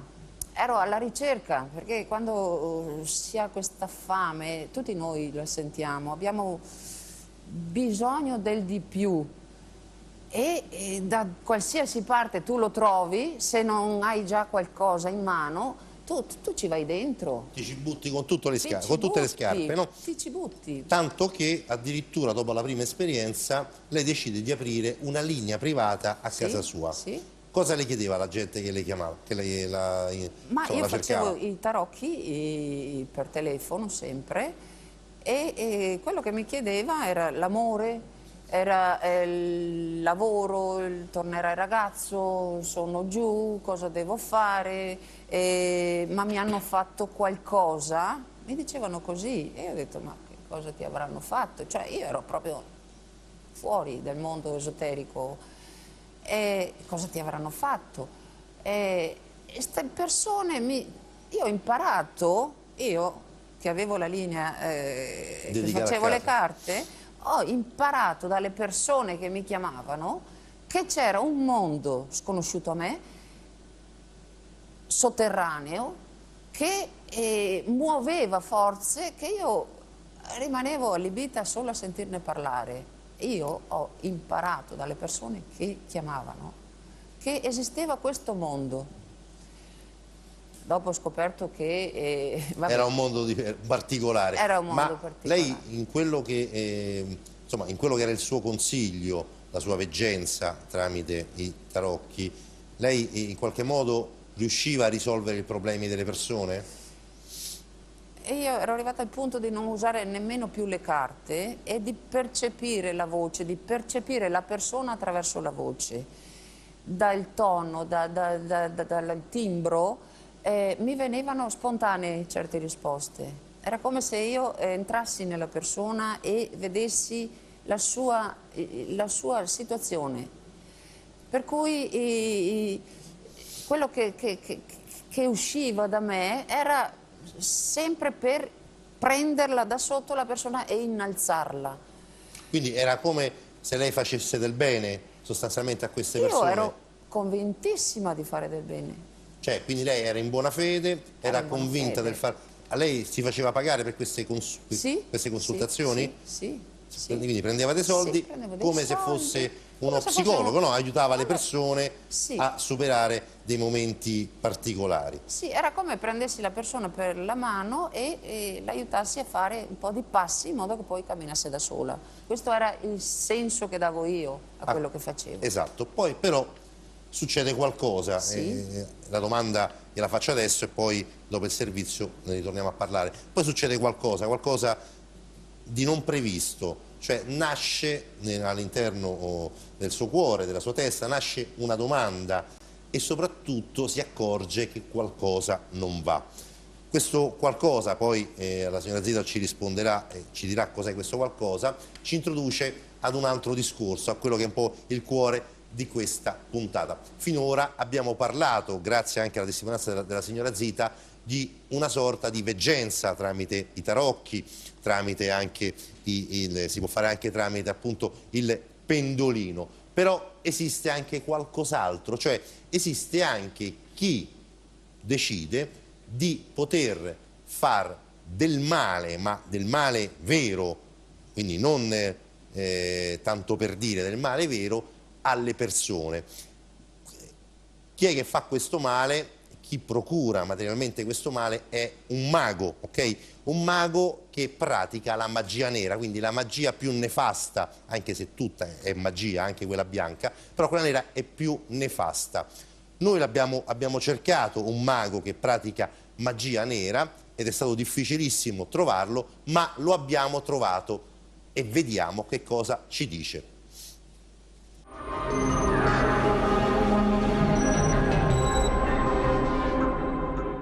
Noi abbiamo un problema con una persona.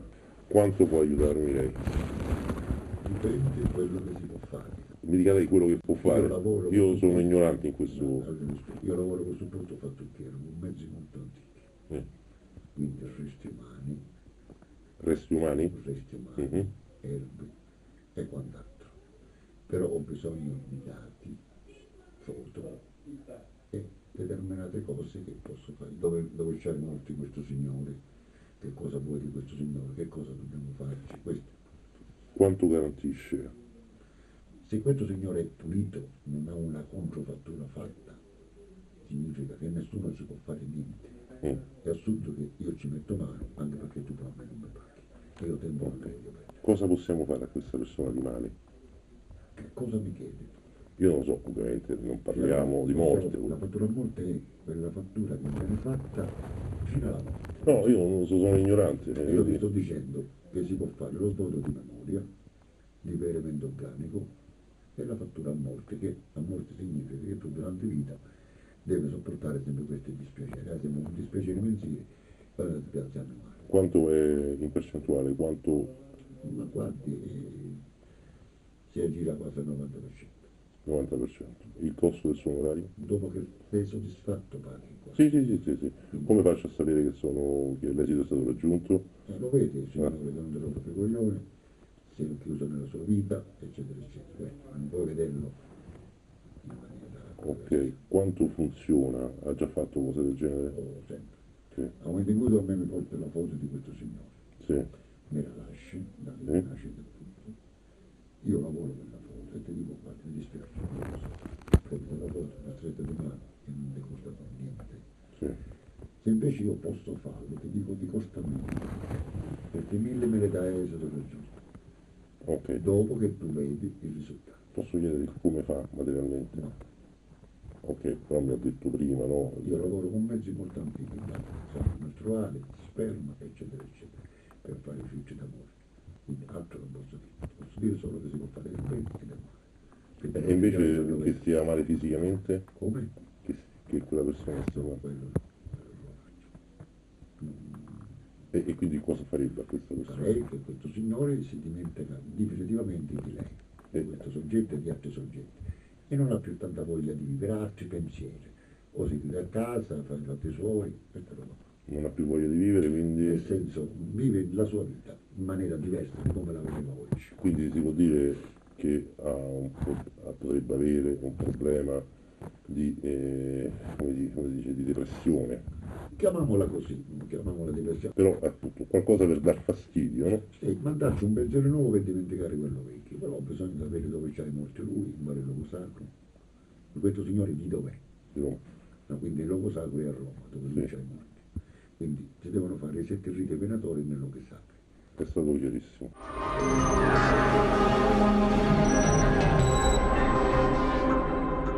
Continuiamo con questo percorso che abbiamo fatto insieme alla signora Zita. Quindi carte, lei cominciava anche a non aver più bisogno delle carte, immediatamente intuiva, capiva, sentiva qual era il problema.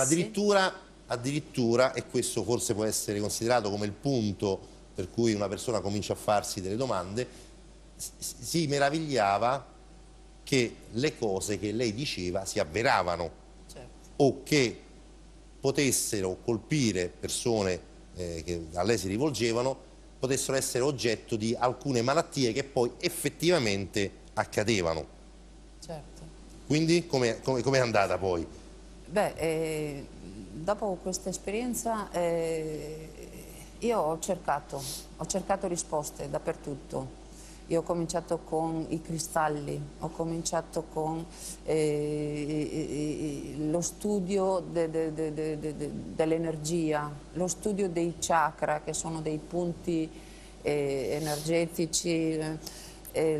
Ho studiato tutto quello che poteva darmi risposte. Sono entrata in Scientology, ho fatto Reiki, yoga, tutte quelle cose che in qualche modo le promettevano mi consentivano di ampliare un lato che non conoscevo.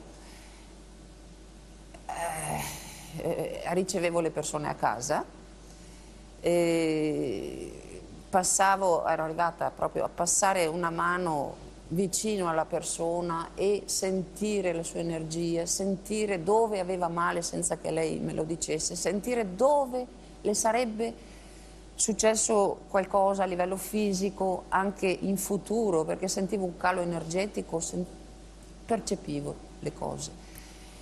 E tutto questo mi permetteva io convintissima, di aiutare le persone. Quindi lei era in buona fede, certo, aiuto le persone in questo modo. Certo, aiuto le persone in questo modo. E tutto quello che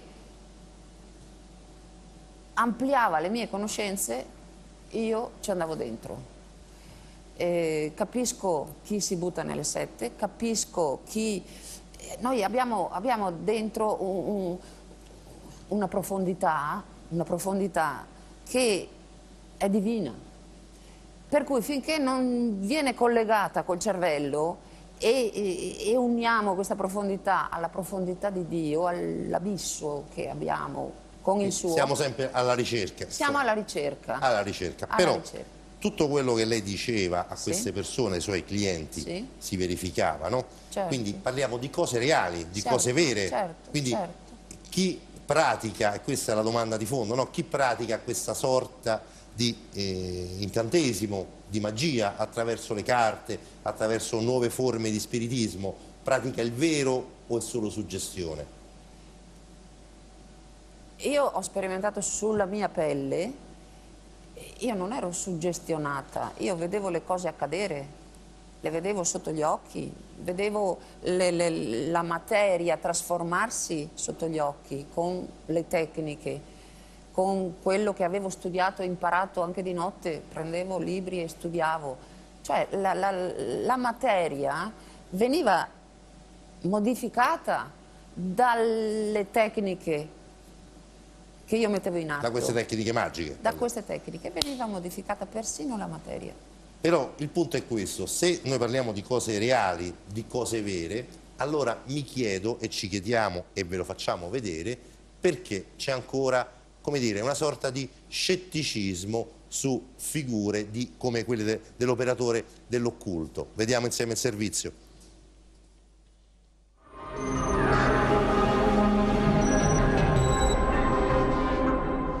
Allora, chi sono le persone che vengono qui? Ma sono le donne. Le donne in maggior parte, no? Certo. E cos'è che ti chiedono? Ma l'amore. L'amore in particolare, no? Sì, l'amore, sono sensibili le donne. Generalmente hanno un cuore grande, sono superiori all'uomo, pretendono quella vita vera, quell'uomo buono, generoso, cavaliere, che in qualche modo è giusto pure per le donne che si sistemano con una certezza, con una fede, con un futuro, insomma, giusto.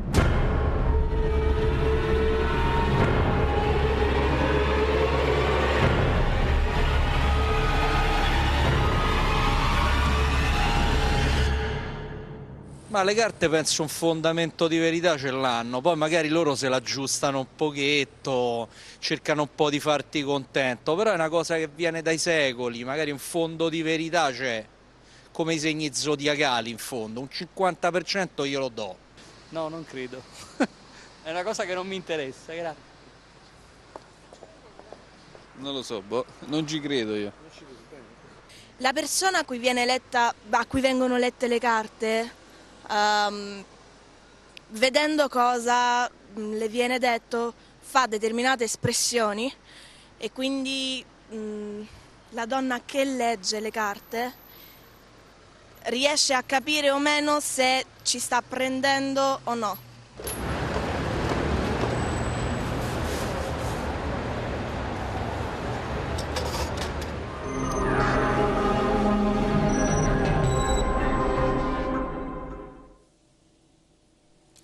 Quindi sostanzialmente, signora Zita, sembra che ci sia un po' di scetticismo, no? È come se ricorrere a tecniche come le carte dei tarocchi o al pendolino o a varie altre forme, insomma, del mondo dell'occulto sia una sorta di superstizione. È così? Io ne avevo sentito parlare perché di carte, tarocchi, maghi, maghetti, ne avevo sempre sentito parlare. Però non avevo mai tastato, non ero mai andata io in prima persona a verificare. Per cui quando mi è capitato ho detto cavoli, ma non sono cose così leggere come pensavo io. Sono cose che creano dei frutti, creano degli effetti, creano dei movimenti. Per cui ho dovuto ricredermi, Per me la realtà era quello che vedevo, è reale, 1 più 1 uguale 2. Qua mi si presenta un mondo quando 1 più 1 uguale anche 3. E allora dicevo, ma come? Io ero convinta che la realtà è, ok, quello che vedo nei miei occhi, e scopro che non è così. Non è così. Cioè che c'è tutto un mondo al di là di questo visibile e sensibile. Invisibile, che crea effetti sul mondo visibile però. Ti crea l'effetto, tu vedi l'effetto del mondo che non vedi. Quando si ritiene di essere l'autore o l'autrice di questi effetti? Come si sentiva lei quando, anche in buona fede, risolveva il problema fisico di una persona che a lei si rivolgeva? Io mi sentivo bene. Sentivo che avevo fatto qualcosa di buono, finché non ho scoperto il perché succedevano queste cose buone. Perché succedevano queste cose? Succedevano, ma l'ho scoperto dopo, l'ho scoperto più tardi. Quando è successo così, un giorno viene da me una persona e mi dice, sai che non riesco più a vivere, mia moglie mi ha lasciato, non riesco più... E io dico, vabbè, siediti là, facciamo un po' di tecniche, ho messo su della musica New Age, dei cristalli, non ho usato le mani quel giorno, ho fatto solo... E dopo un giorno questa persona mi fa, ma che cosa mi hai fatto? Sto da Dio, mi sento bene, mi sento piena di forze, era un mese e mezzo che era giù, no? Che cosa mi hai fatto? Io ho detto, le tecniche funzionano, cavoli. Però sta persona prima era tutta da un lato e poi me la ritrovo tutta da un altro lato, nel senso che cercava donne in continuazione, faceva di quelle cose che erano l'opposto di prima. Ho detto, cavoli, ma qua forse non ci siamo, non c'è equilibrio in questo. Questo è stato il primo dubbio che io ho avuto.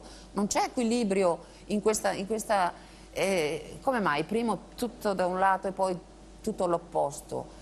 Dov'è l'equilibrio? Cosa c'è che ancora non so? Dove sbaglio? C'è qualcosa che non so? Questo è stato il primissimo dubbio. E questo dubbio poi è stato alimentato da cos'altro? Cosa è successo ancora dopo? Questo dubbio l'avevo, è nato questo dubbio. Vedevo i miracoli nel mio divano, però questo dubbio è nato proprio con quella persona, con quel caso particolare. In seguito poi cosa è successo? È successo che c'è una persona davanti e mi dice, io ho l'artrosi, l'artrite, e con tutti gli studi fatti, no? E io gli sto dicendo questo, guarda che ogni parte del nostro corpo ci parla, quando c'è qualcosa che non va ti dice un messaggio, certo. Ti dice un messaggio.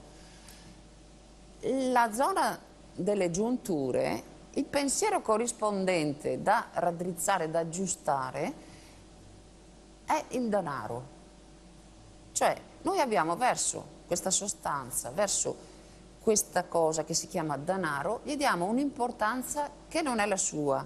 Che tu ne abbia o non ne abbia non importa, è proprio l'atteggiamento che tu hai con questa sostanza qui. È una merce di scambio. Certo. Se tu ne hai poco e lo vivi in un modo angosciante, angoscioso, non è il rapporto giusto. Se tu ne hai tanto e Dio, come faccio a mantenerlo, non è comunque un modo giusto. C'è un rapporto che non funziona. Non c'è.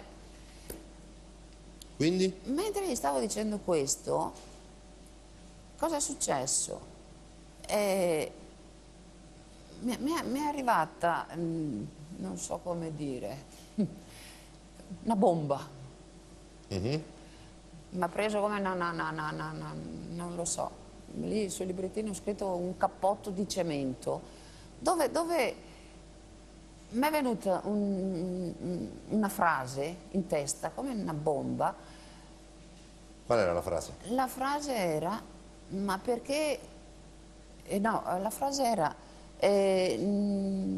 non è quello che entra in voi che vi fa male, ma quello che esce. Quindi una frase del Vangelo? Una frase del Vangelo, che io da piccola in su non avevo più... Aveva accantonato, mai più ascoltato. Mai più ascoltato. Però Zita, la devo fermare, sì. Perché prima di vedere come va a finire la sua storia personale, le faccio la domanda e lei mi deve rispondere però brevemente. Lei ha mai praticato magia nera? Oh no, non li so fare i vodù, i riti là. Non ha mai praticato magia nera? Lei ha fatto un altro tipo di sortileggio, non magia nera, però anche in questo sortileggio che lei faceva, anche in buona fede, anche come per un sentire di bontà nei confronti di chi le chiedeva aiuto, lei comunque evocava qualcosa o qualcuno. Certo. Io prima di fare qualsiasi cosa, studio energetico, qualsiasi cosa, io mettevo le mani così, invocavo le forze dell'universo e mi arrivava fuoco nelle mani, sentivo proprio male. Poi giravo le mani in qualche parte del corpo ammalata, sentivo dei movimenti sotto la pelle della persona, e poi quella persona guariva. stava bene. Cioè, io avevo scoperto l'acqua calda, ero convintissima, nel senso Però che... non si è mai chiesto la fonte di questa energia. Poi, quando mi sono arrivate queste frasi del Vangelo che mi hanno impietrita,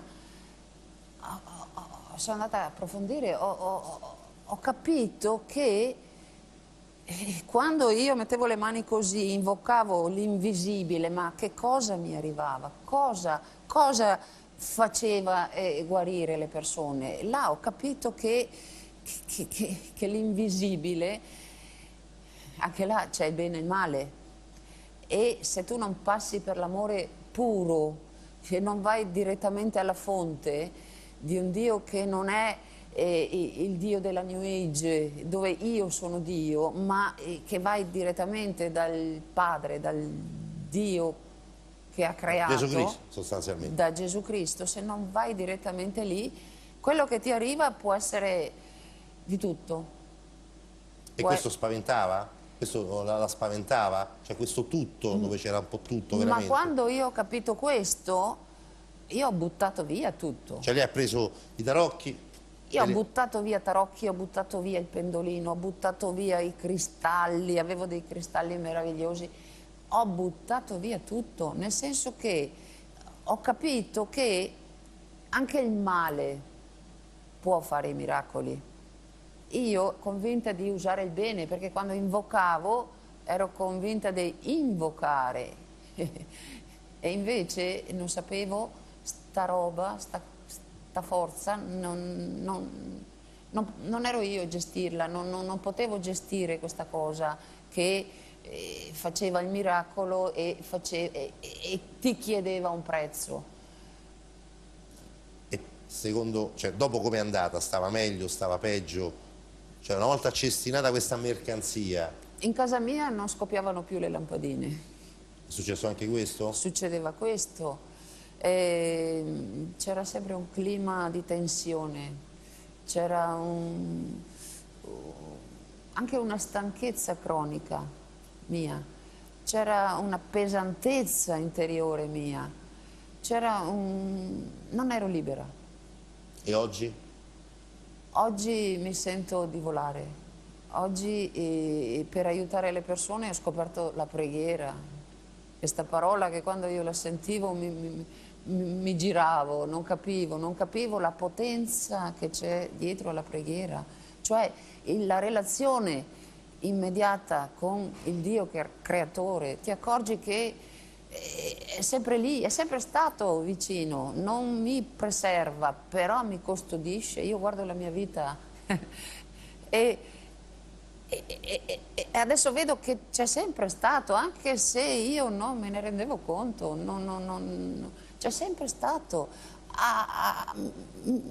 mi ha portata giorno dopo giorno, affanno dopo affanno, sbaglio dopo sbaglio, dolore dopo dolore, gioia dopo gioia, mi ha portata alla luce, alla sua luce che io neanche immaginavo esistesse. Siamo in chiusura, Zita. Cosa vorrebbe dire a chi invece ancora magari è un po' confuso, ancora crede, meglio non crede, ancora spera che la verità sia in oggetti del genere o in tecniche del genere?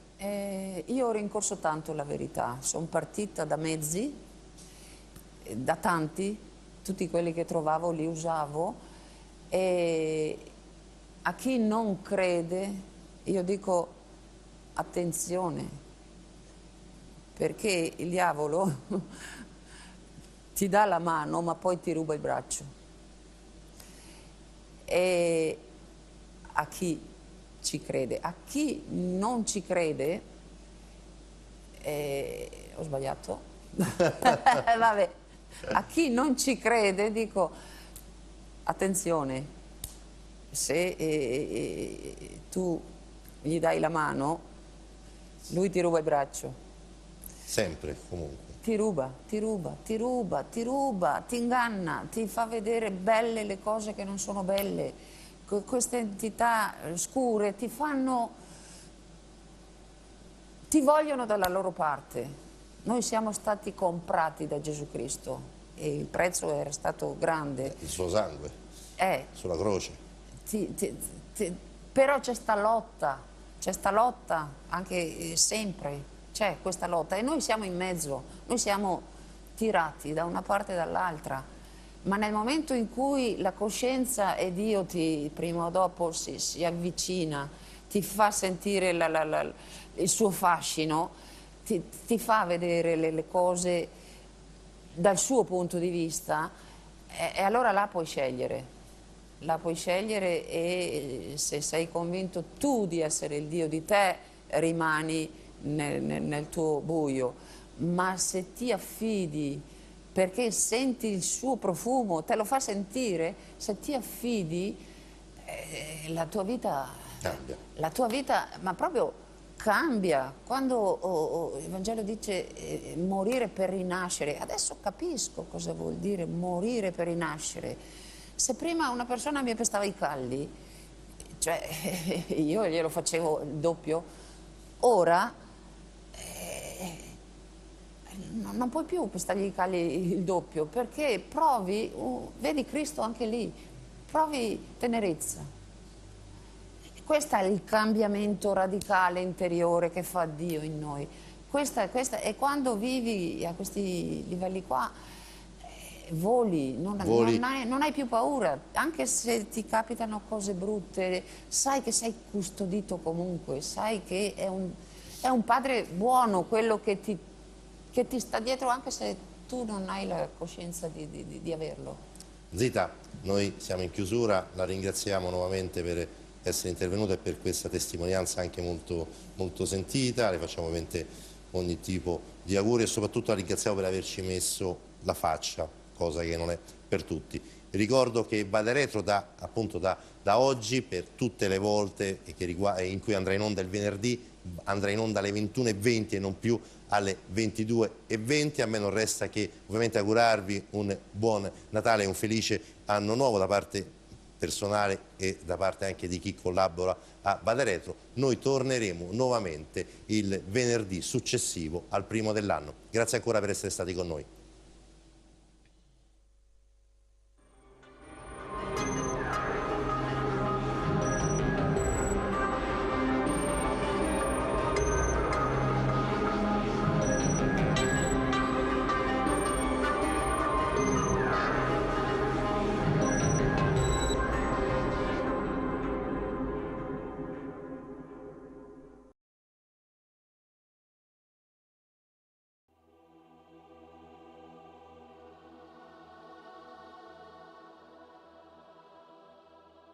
Laudato si, mi Signore, cantava San Francesco d'Assisi. In questo bel cantico ci ricordava che la nostra casa comune è anche come una sorella, con la quale condividiamo l'esistenza, e come una madre bella che ci accoglie tra le sue braccia. Questa sorella protesta per il male che le provochiamo a causa dell'uso irresponsabile e dell'abuso dei beni che Dio ha posto in lei. Siamo cresciuti pensando che eravamo suoi proprietari e dominatori, autorizzati a saccheggiarla. La violenza che c'è nel cuore umano ferito dal peccato si manifesta anche nei sintomi di malattia che avvertiamo nel suolo, nell'acqua, nell'aria e negli esseri viventi. Per questo, fra i poveri più abbandonati e maltrattati, c'è la nostra oppressa e devastata terra che geme e soffre le doglie del parto. Dimentichiamo che noi stessi siamo terra. Il nostro stesso corpo è costituito dagli elementi del pianeta. La sua aria è quella che ci dà il respiro e la sua acqua ci vivifica e ristora.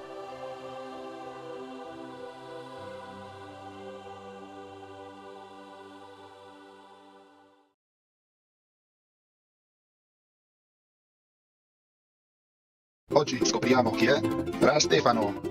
Ciao, oggi scopriamo chi è Fra Stefano e alla fine sveleremo anche dove è stata scattata questa fotografia nel 1973.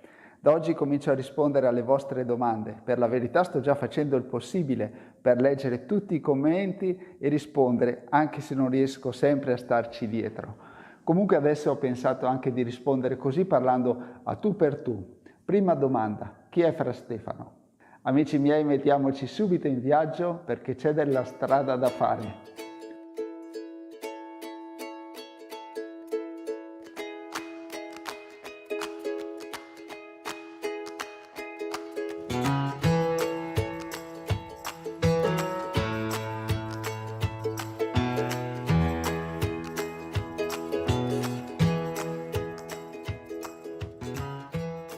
Mentre siamo in viaggio vi racconto qualcosa.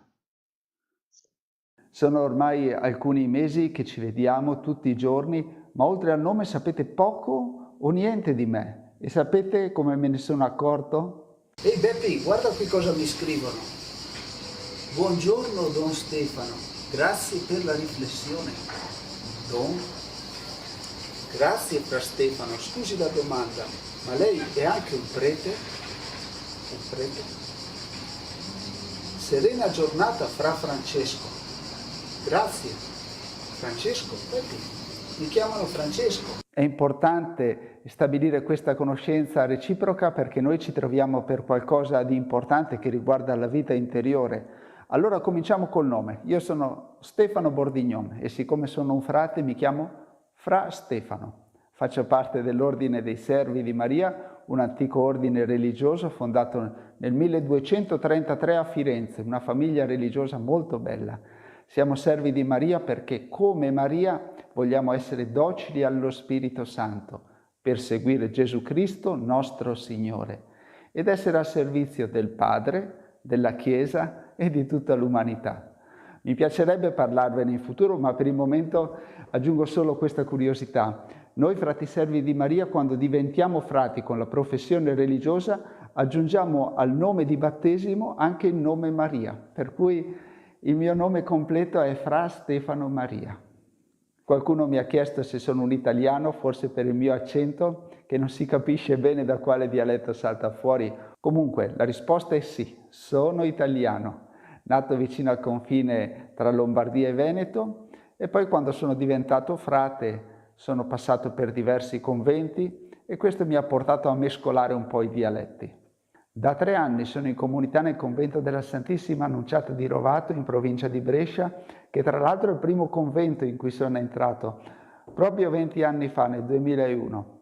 Qui siamo solo in 2 frati, Fra Ermanno e io, e portiamo avanti con serenità la nostra vita comunitaria e le celebrazioni nella Chiesa e naturalmente anche questa bellissima famiglia del Vangelo del giorno. Quando ho detto che vi avrei ricordati nella Santa Messa, qualcuno è rimasto stupito. Ma come? Allora sei anche un prete? Sì, sono stato ordinato sacerdote a Vicenza nel 2010. In quel tempo ero in comunità a Monteberico, una bellissima comunità, santuario dedicato a Santa Maria. Tenete conto che per noi frati è una cosa abbastanza comune. La maggior parte dei nostri frati sono anche sacerdoti e quindi celebriamo i sacramenti e la Santa Messa naturalmente. Altra domanda che ogni tanto salta fuori. Allora perché non ti fai chiamare padre? La risposta è che preferisco evidenziare il legame fraterno che ci unisce e voglio chiamare padre solo il Padre nostro che è nei cieli e noi siamo tutti fratelli e sorelle. Non è così? E ora ci fermiamo. Un monaco del deserto una volta disse: quando mangi, fermati prima di avere lo stomaco pieno. E così anche noi ci fermiamo.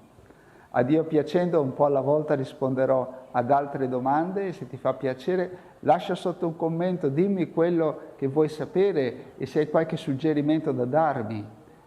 Considera, questo è l'unico modo che abbiamo per conoscerci. Quindi scrivi e approfitto anche di questo dialogo per un sincero ringraziamento. È una cosa bellissima questo legame che è nato tra di noi, che tu abbia accolto l'invito ad ascoltare il Vangelo ogni giorno. Non sempre è facile trovare il tempo, non sempre il commento è all'altezza. Comunque questa piccola goccia che ogni giorno cade nei nostri cuori porta vita, luce, guarigione interiore.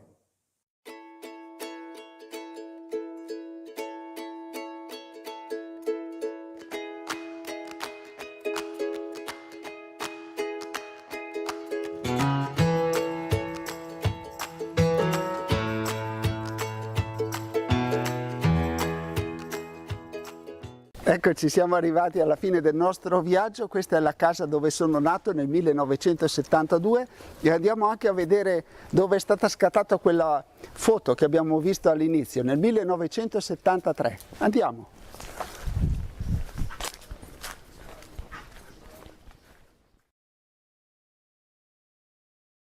Eccoci arrivati, è qui che è stata scattata quella prima foto dove io ero un bambino nel pollaio ed è qui che è nata la mia passione per gli animali. Ciao ciao!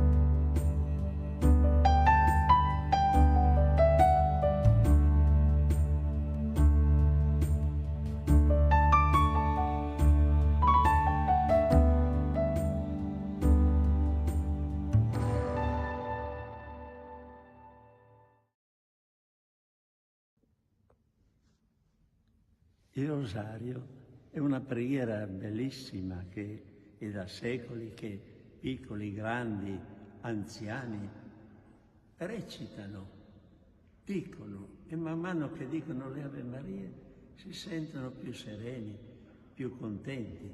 È un effetto di questa fede che Maria, la nostra mamma del cielo, ci sta ascoltando. Noi non vediamo niente, ci stanchiamo. Io ricordo quando ero bambino che andavo in chiesa alla sera, il mese di maggio, non vedevamo l'ora, perché dopo si andava a giocare a nascondiglio, eccetera. Però il rosario lo dicevo da bambino come sapevo dirlo quella volta.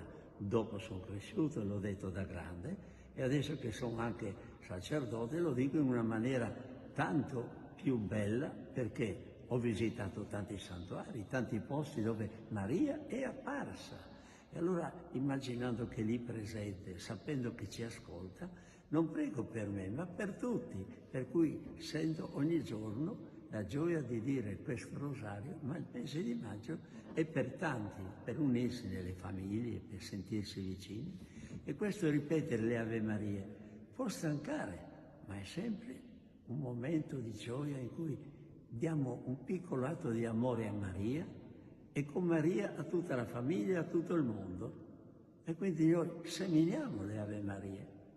Io dico, cosa fai in chiesa qualche volta? Cammino su e giù per la chiesa e semino le Ave Marie. È un modo di dire seminare, ma entreranno nel cuore di tanti. E questo mi dà coraggio e gioia di andare avanti. E poi c'è l'abitudine di dire le 3 Ave Maria alla sera. A 8 anni mi hanno detto di dire le 3 Ave Maria alla sera. Non ho mai smesso e ho sentito sempre una presenza della Madonna che mi benedice. Ecco, quelle 3 Ave Maria si possono dire ai piedi del letto prima di addormentarsi e dà un bel segno, perché l'Ave Maria, e finisco per dirvi questo, è un bel saluto che, pensandoci bene, l'angelo non ha detto a Maria, Shalom, la pace, ha detto Chaire Maria, una parola difficile che dice rallegrati Maria, sta contenta perché sei piena di grazia, il Signore è con te. E noi ripetiamo questo saluto a Maria che poi dicendo prega per noi, che abbiamo bisogno di aiuto, dei compiti, per noi peccatori che abbiamo tante cose, che facciamo i capricci, che ci aiuti adesso in questo momento mentre preghiamo e poi nell'ora della nostra morte, che poi può essere chiamato anche nell'ora del nostro incontro, perché la morte non esiste, ma la morte è l'incontro con Maria che ci abbraccia dopo averla chiamata tante volte qui sulla terra e seminato tante Ave Marie che sono tante rose messe insieme che formano il rosario.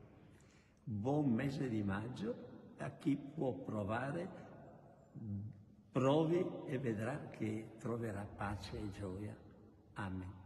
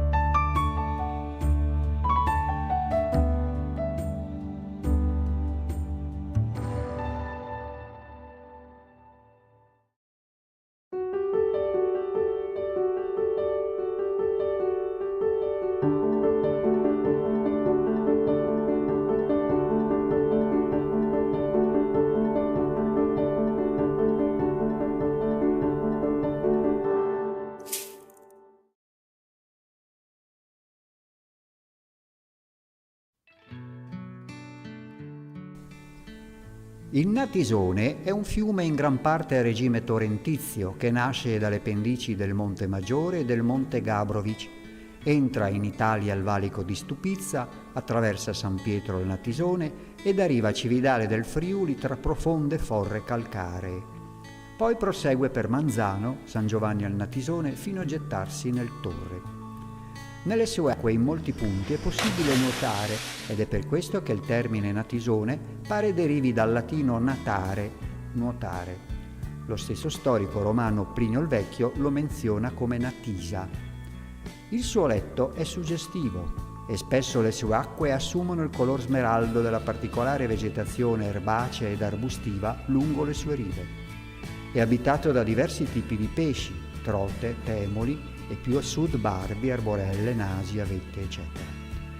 Per gli abitanti dei paesi lungo il Natisone, questo fiume è molto importante, specie nel passato, quando la portata era maggiore.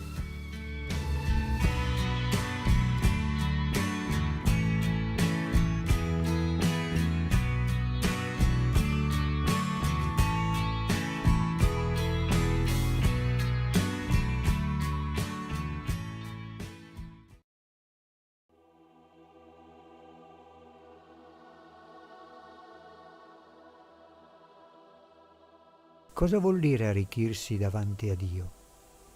Se volgo lo sguardo al passato, mi sono arricchito?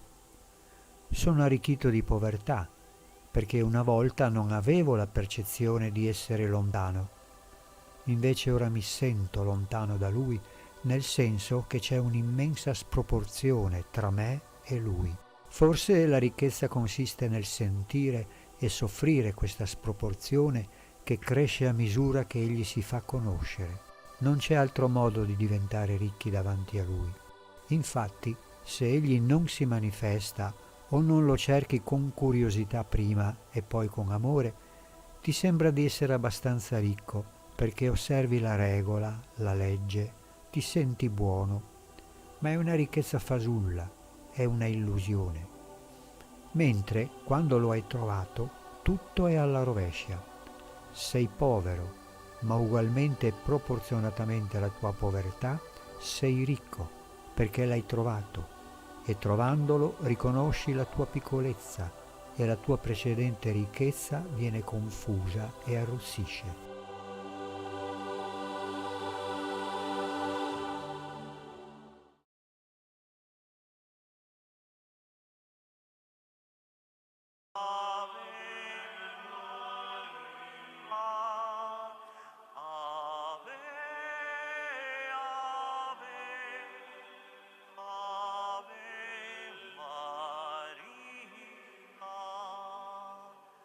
Cantiamo alla bianca soave Signora, che pace ci dona da Fatima ancora. Ave, ave, ave Maria, ave, ave, ave Maria.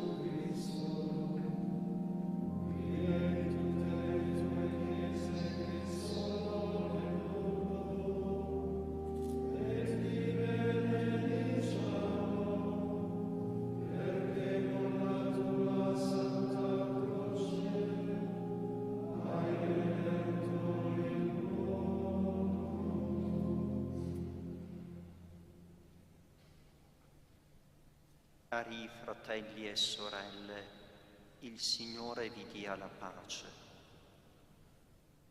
Celebriamo l'ufficio delle letture e le lodi di sabato della prima settimana di Quaresima, prima del Salterio.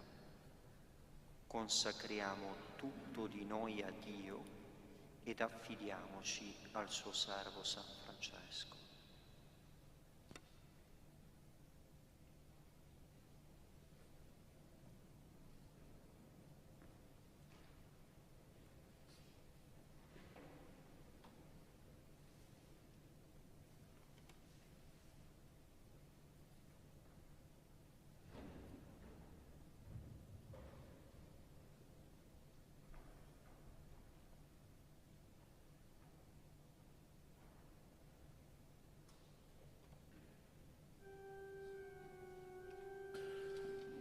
Signore, apri le mie labbra.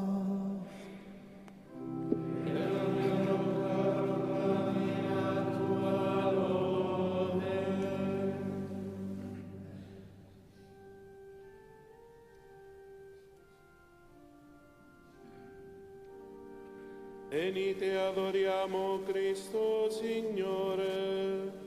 Per noi ha sofferto tentazione e morte. Venite, adoriamo Cristo Signore. Per noi ha sofferto tentazione e morte. Acclamate al Signore voi tutti della terra. Servite il Signore nella gioia. Presentatevi a Lui con esultanza. Riconoscete che il Signore è Dio. Egli ci ha fatti e noi siamo Suoi, Suo popolo e gregge del Suo pascolo. Venite, adoriamo Cristo Signore. Per noi ha sofferto tentazione e morte. Varcate le sue porte con inni di grazie, i suoi atri con canti di lode. Lodatelo, benedite il suo nome, poiché buono è il Signore, eterna la sua misericordia, la sua fedeltà per ogni generazione. Venite, adoriamo Cristo Signore. Per noi ha sofferto tentazione e morte. Gloria al Padre, al Figlio e allo Spirito Santo, come era nel principio e ora e sempre, nei secoli dei secoli. Amen. Venite, adoriamo Cristo Signore. Per noi ha sofferto tentazione e morte.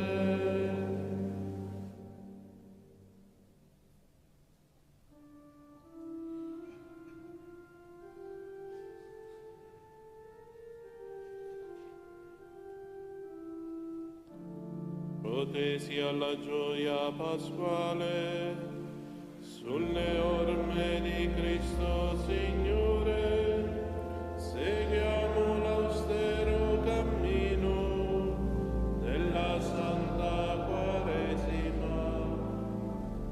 La legge e i profeti annunziarono, nei 40 giorni il mistero. Gesù consacrò nel deserto questo tempo di grazia. Sia parca e frugale la mensa, sia sobria la lingua ed il cuore. Fratelli, è tempo di ascoltare la voce dello Spirito. Storti nella fede vigiliamo contro le insidie del nemico. Ai servi fedeli è promessa la corona di gloria.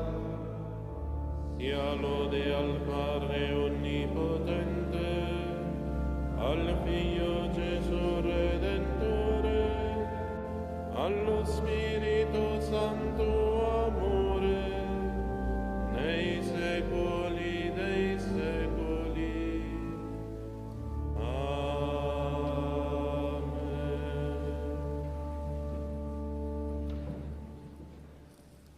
Cantate e celebrate il Signore, meditate tutti i suoi prodigi. Lodate il Signore e invocate il suo nome, proclamate tra i popoli le sue opere, cantate al Signore canti di gioia, meditate tutti i suoi prodigi. Gloriatevi del suo santo nome. Gioisca il cuore di chi cerca il Signore. Cercate il Signore e la sua potenza. Cercate sempre il suo volto. Ricordate le meraviglie che ha compiute, i suoi prodigi e i giudizi della sua bocca. Voi, stirpe di Abramo, suo servo, figli di Giacobbe, suo eletto. È Lui il Signore nostro Dio, su tutta la terra i suoi giudizi.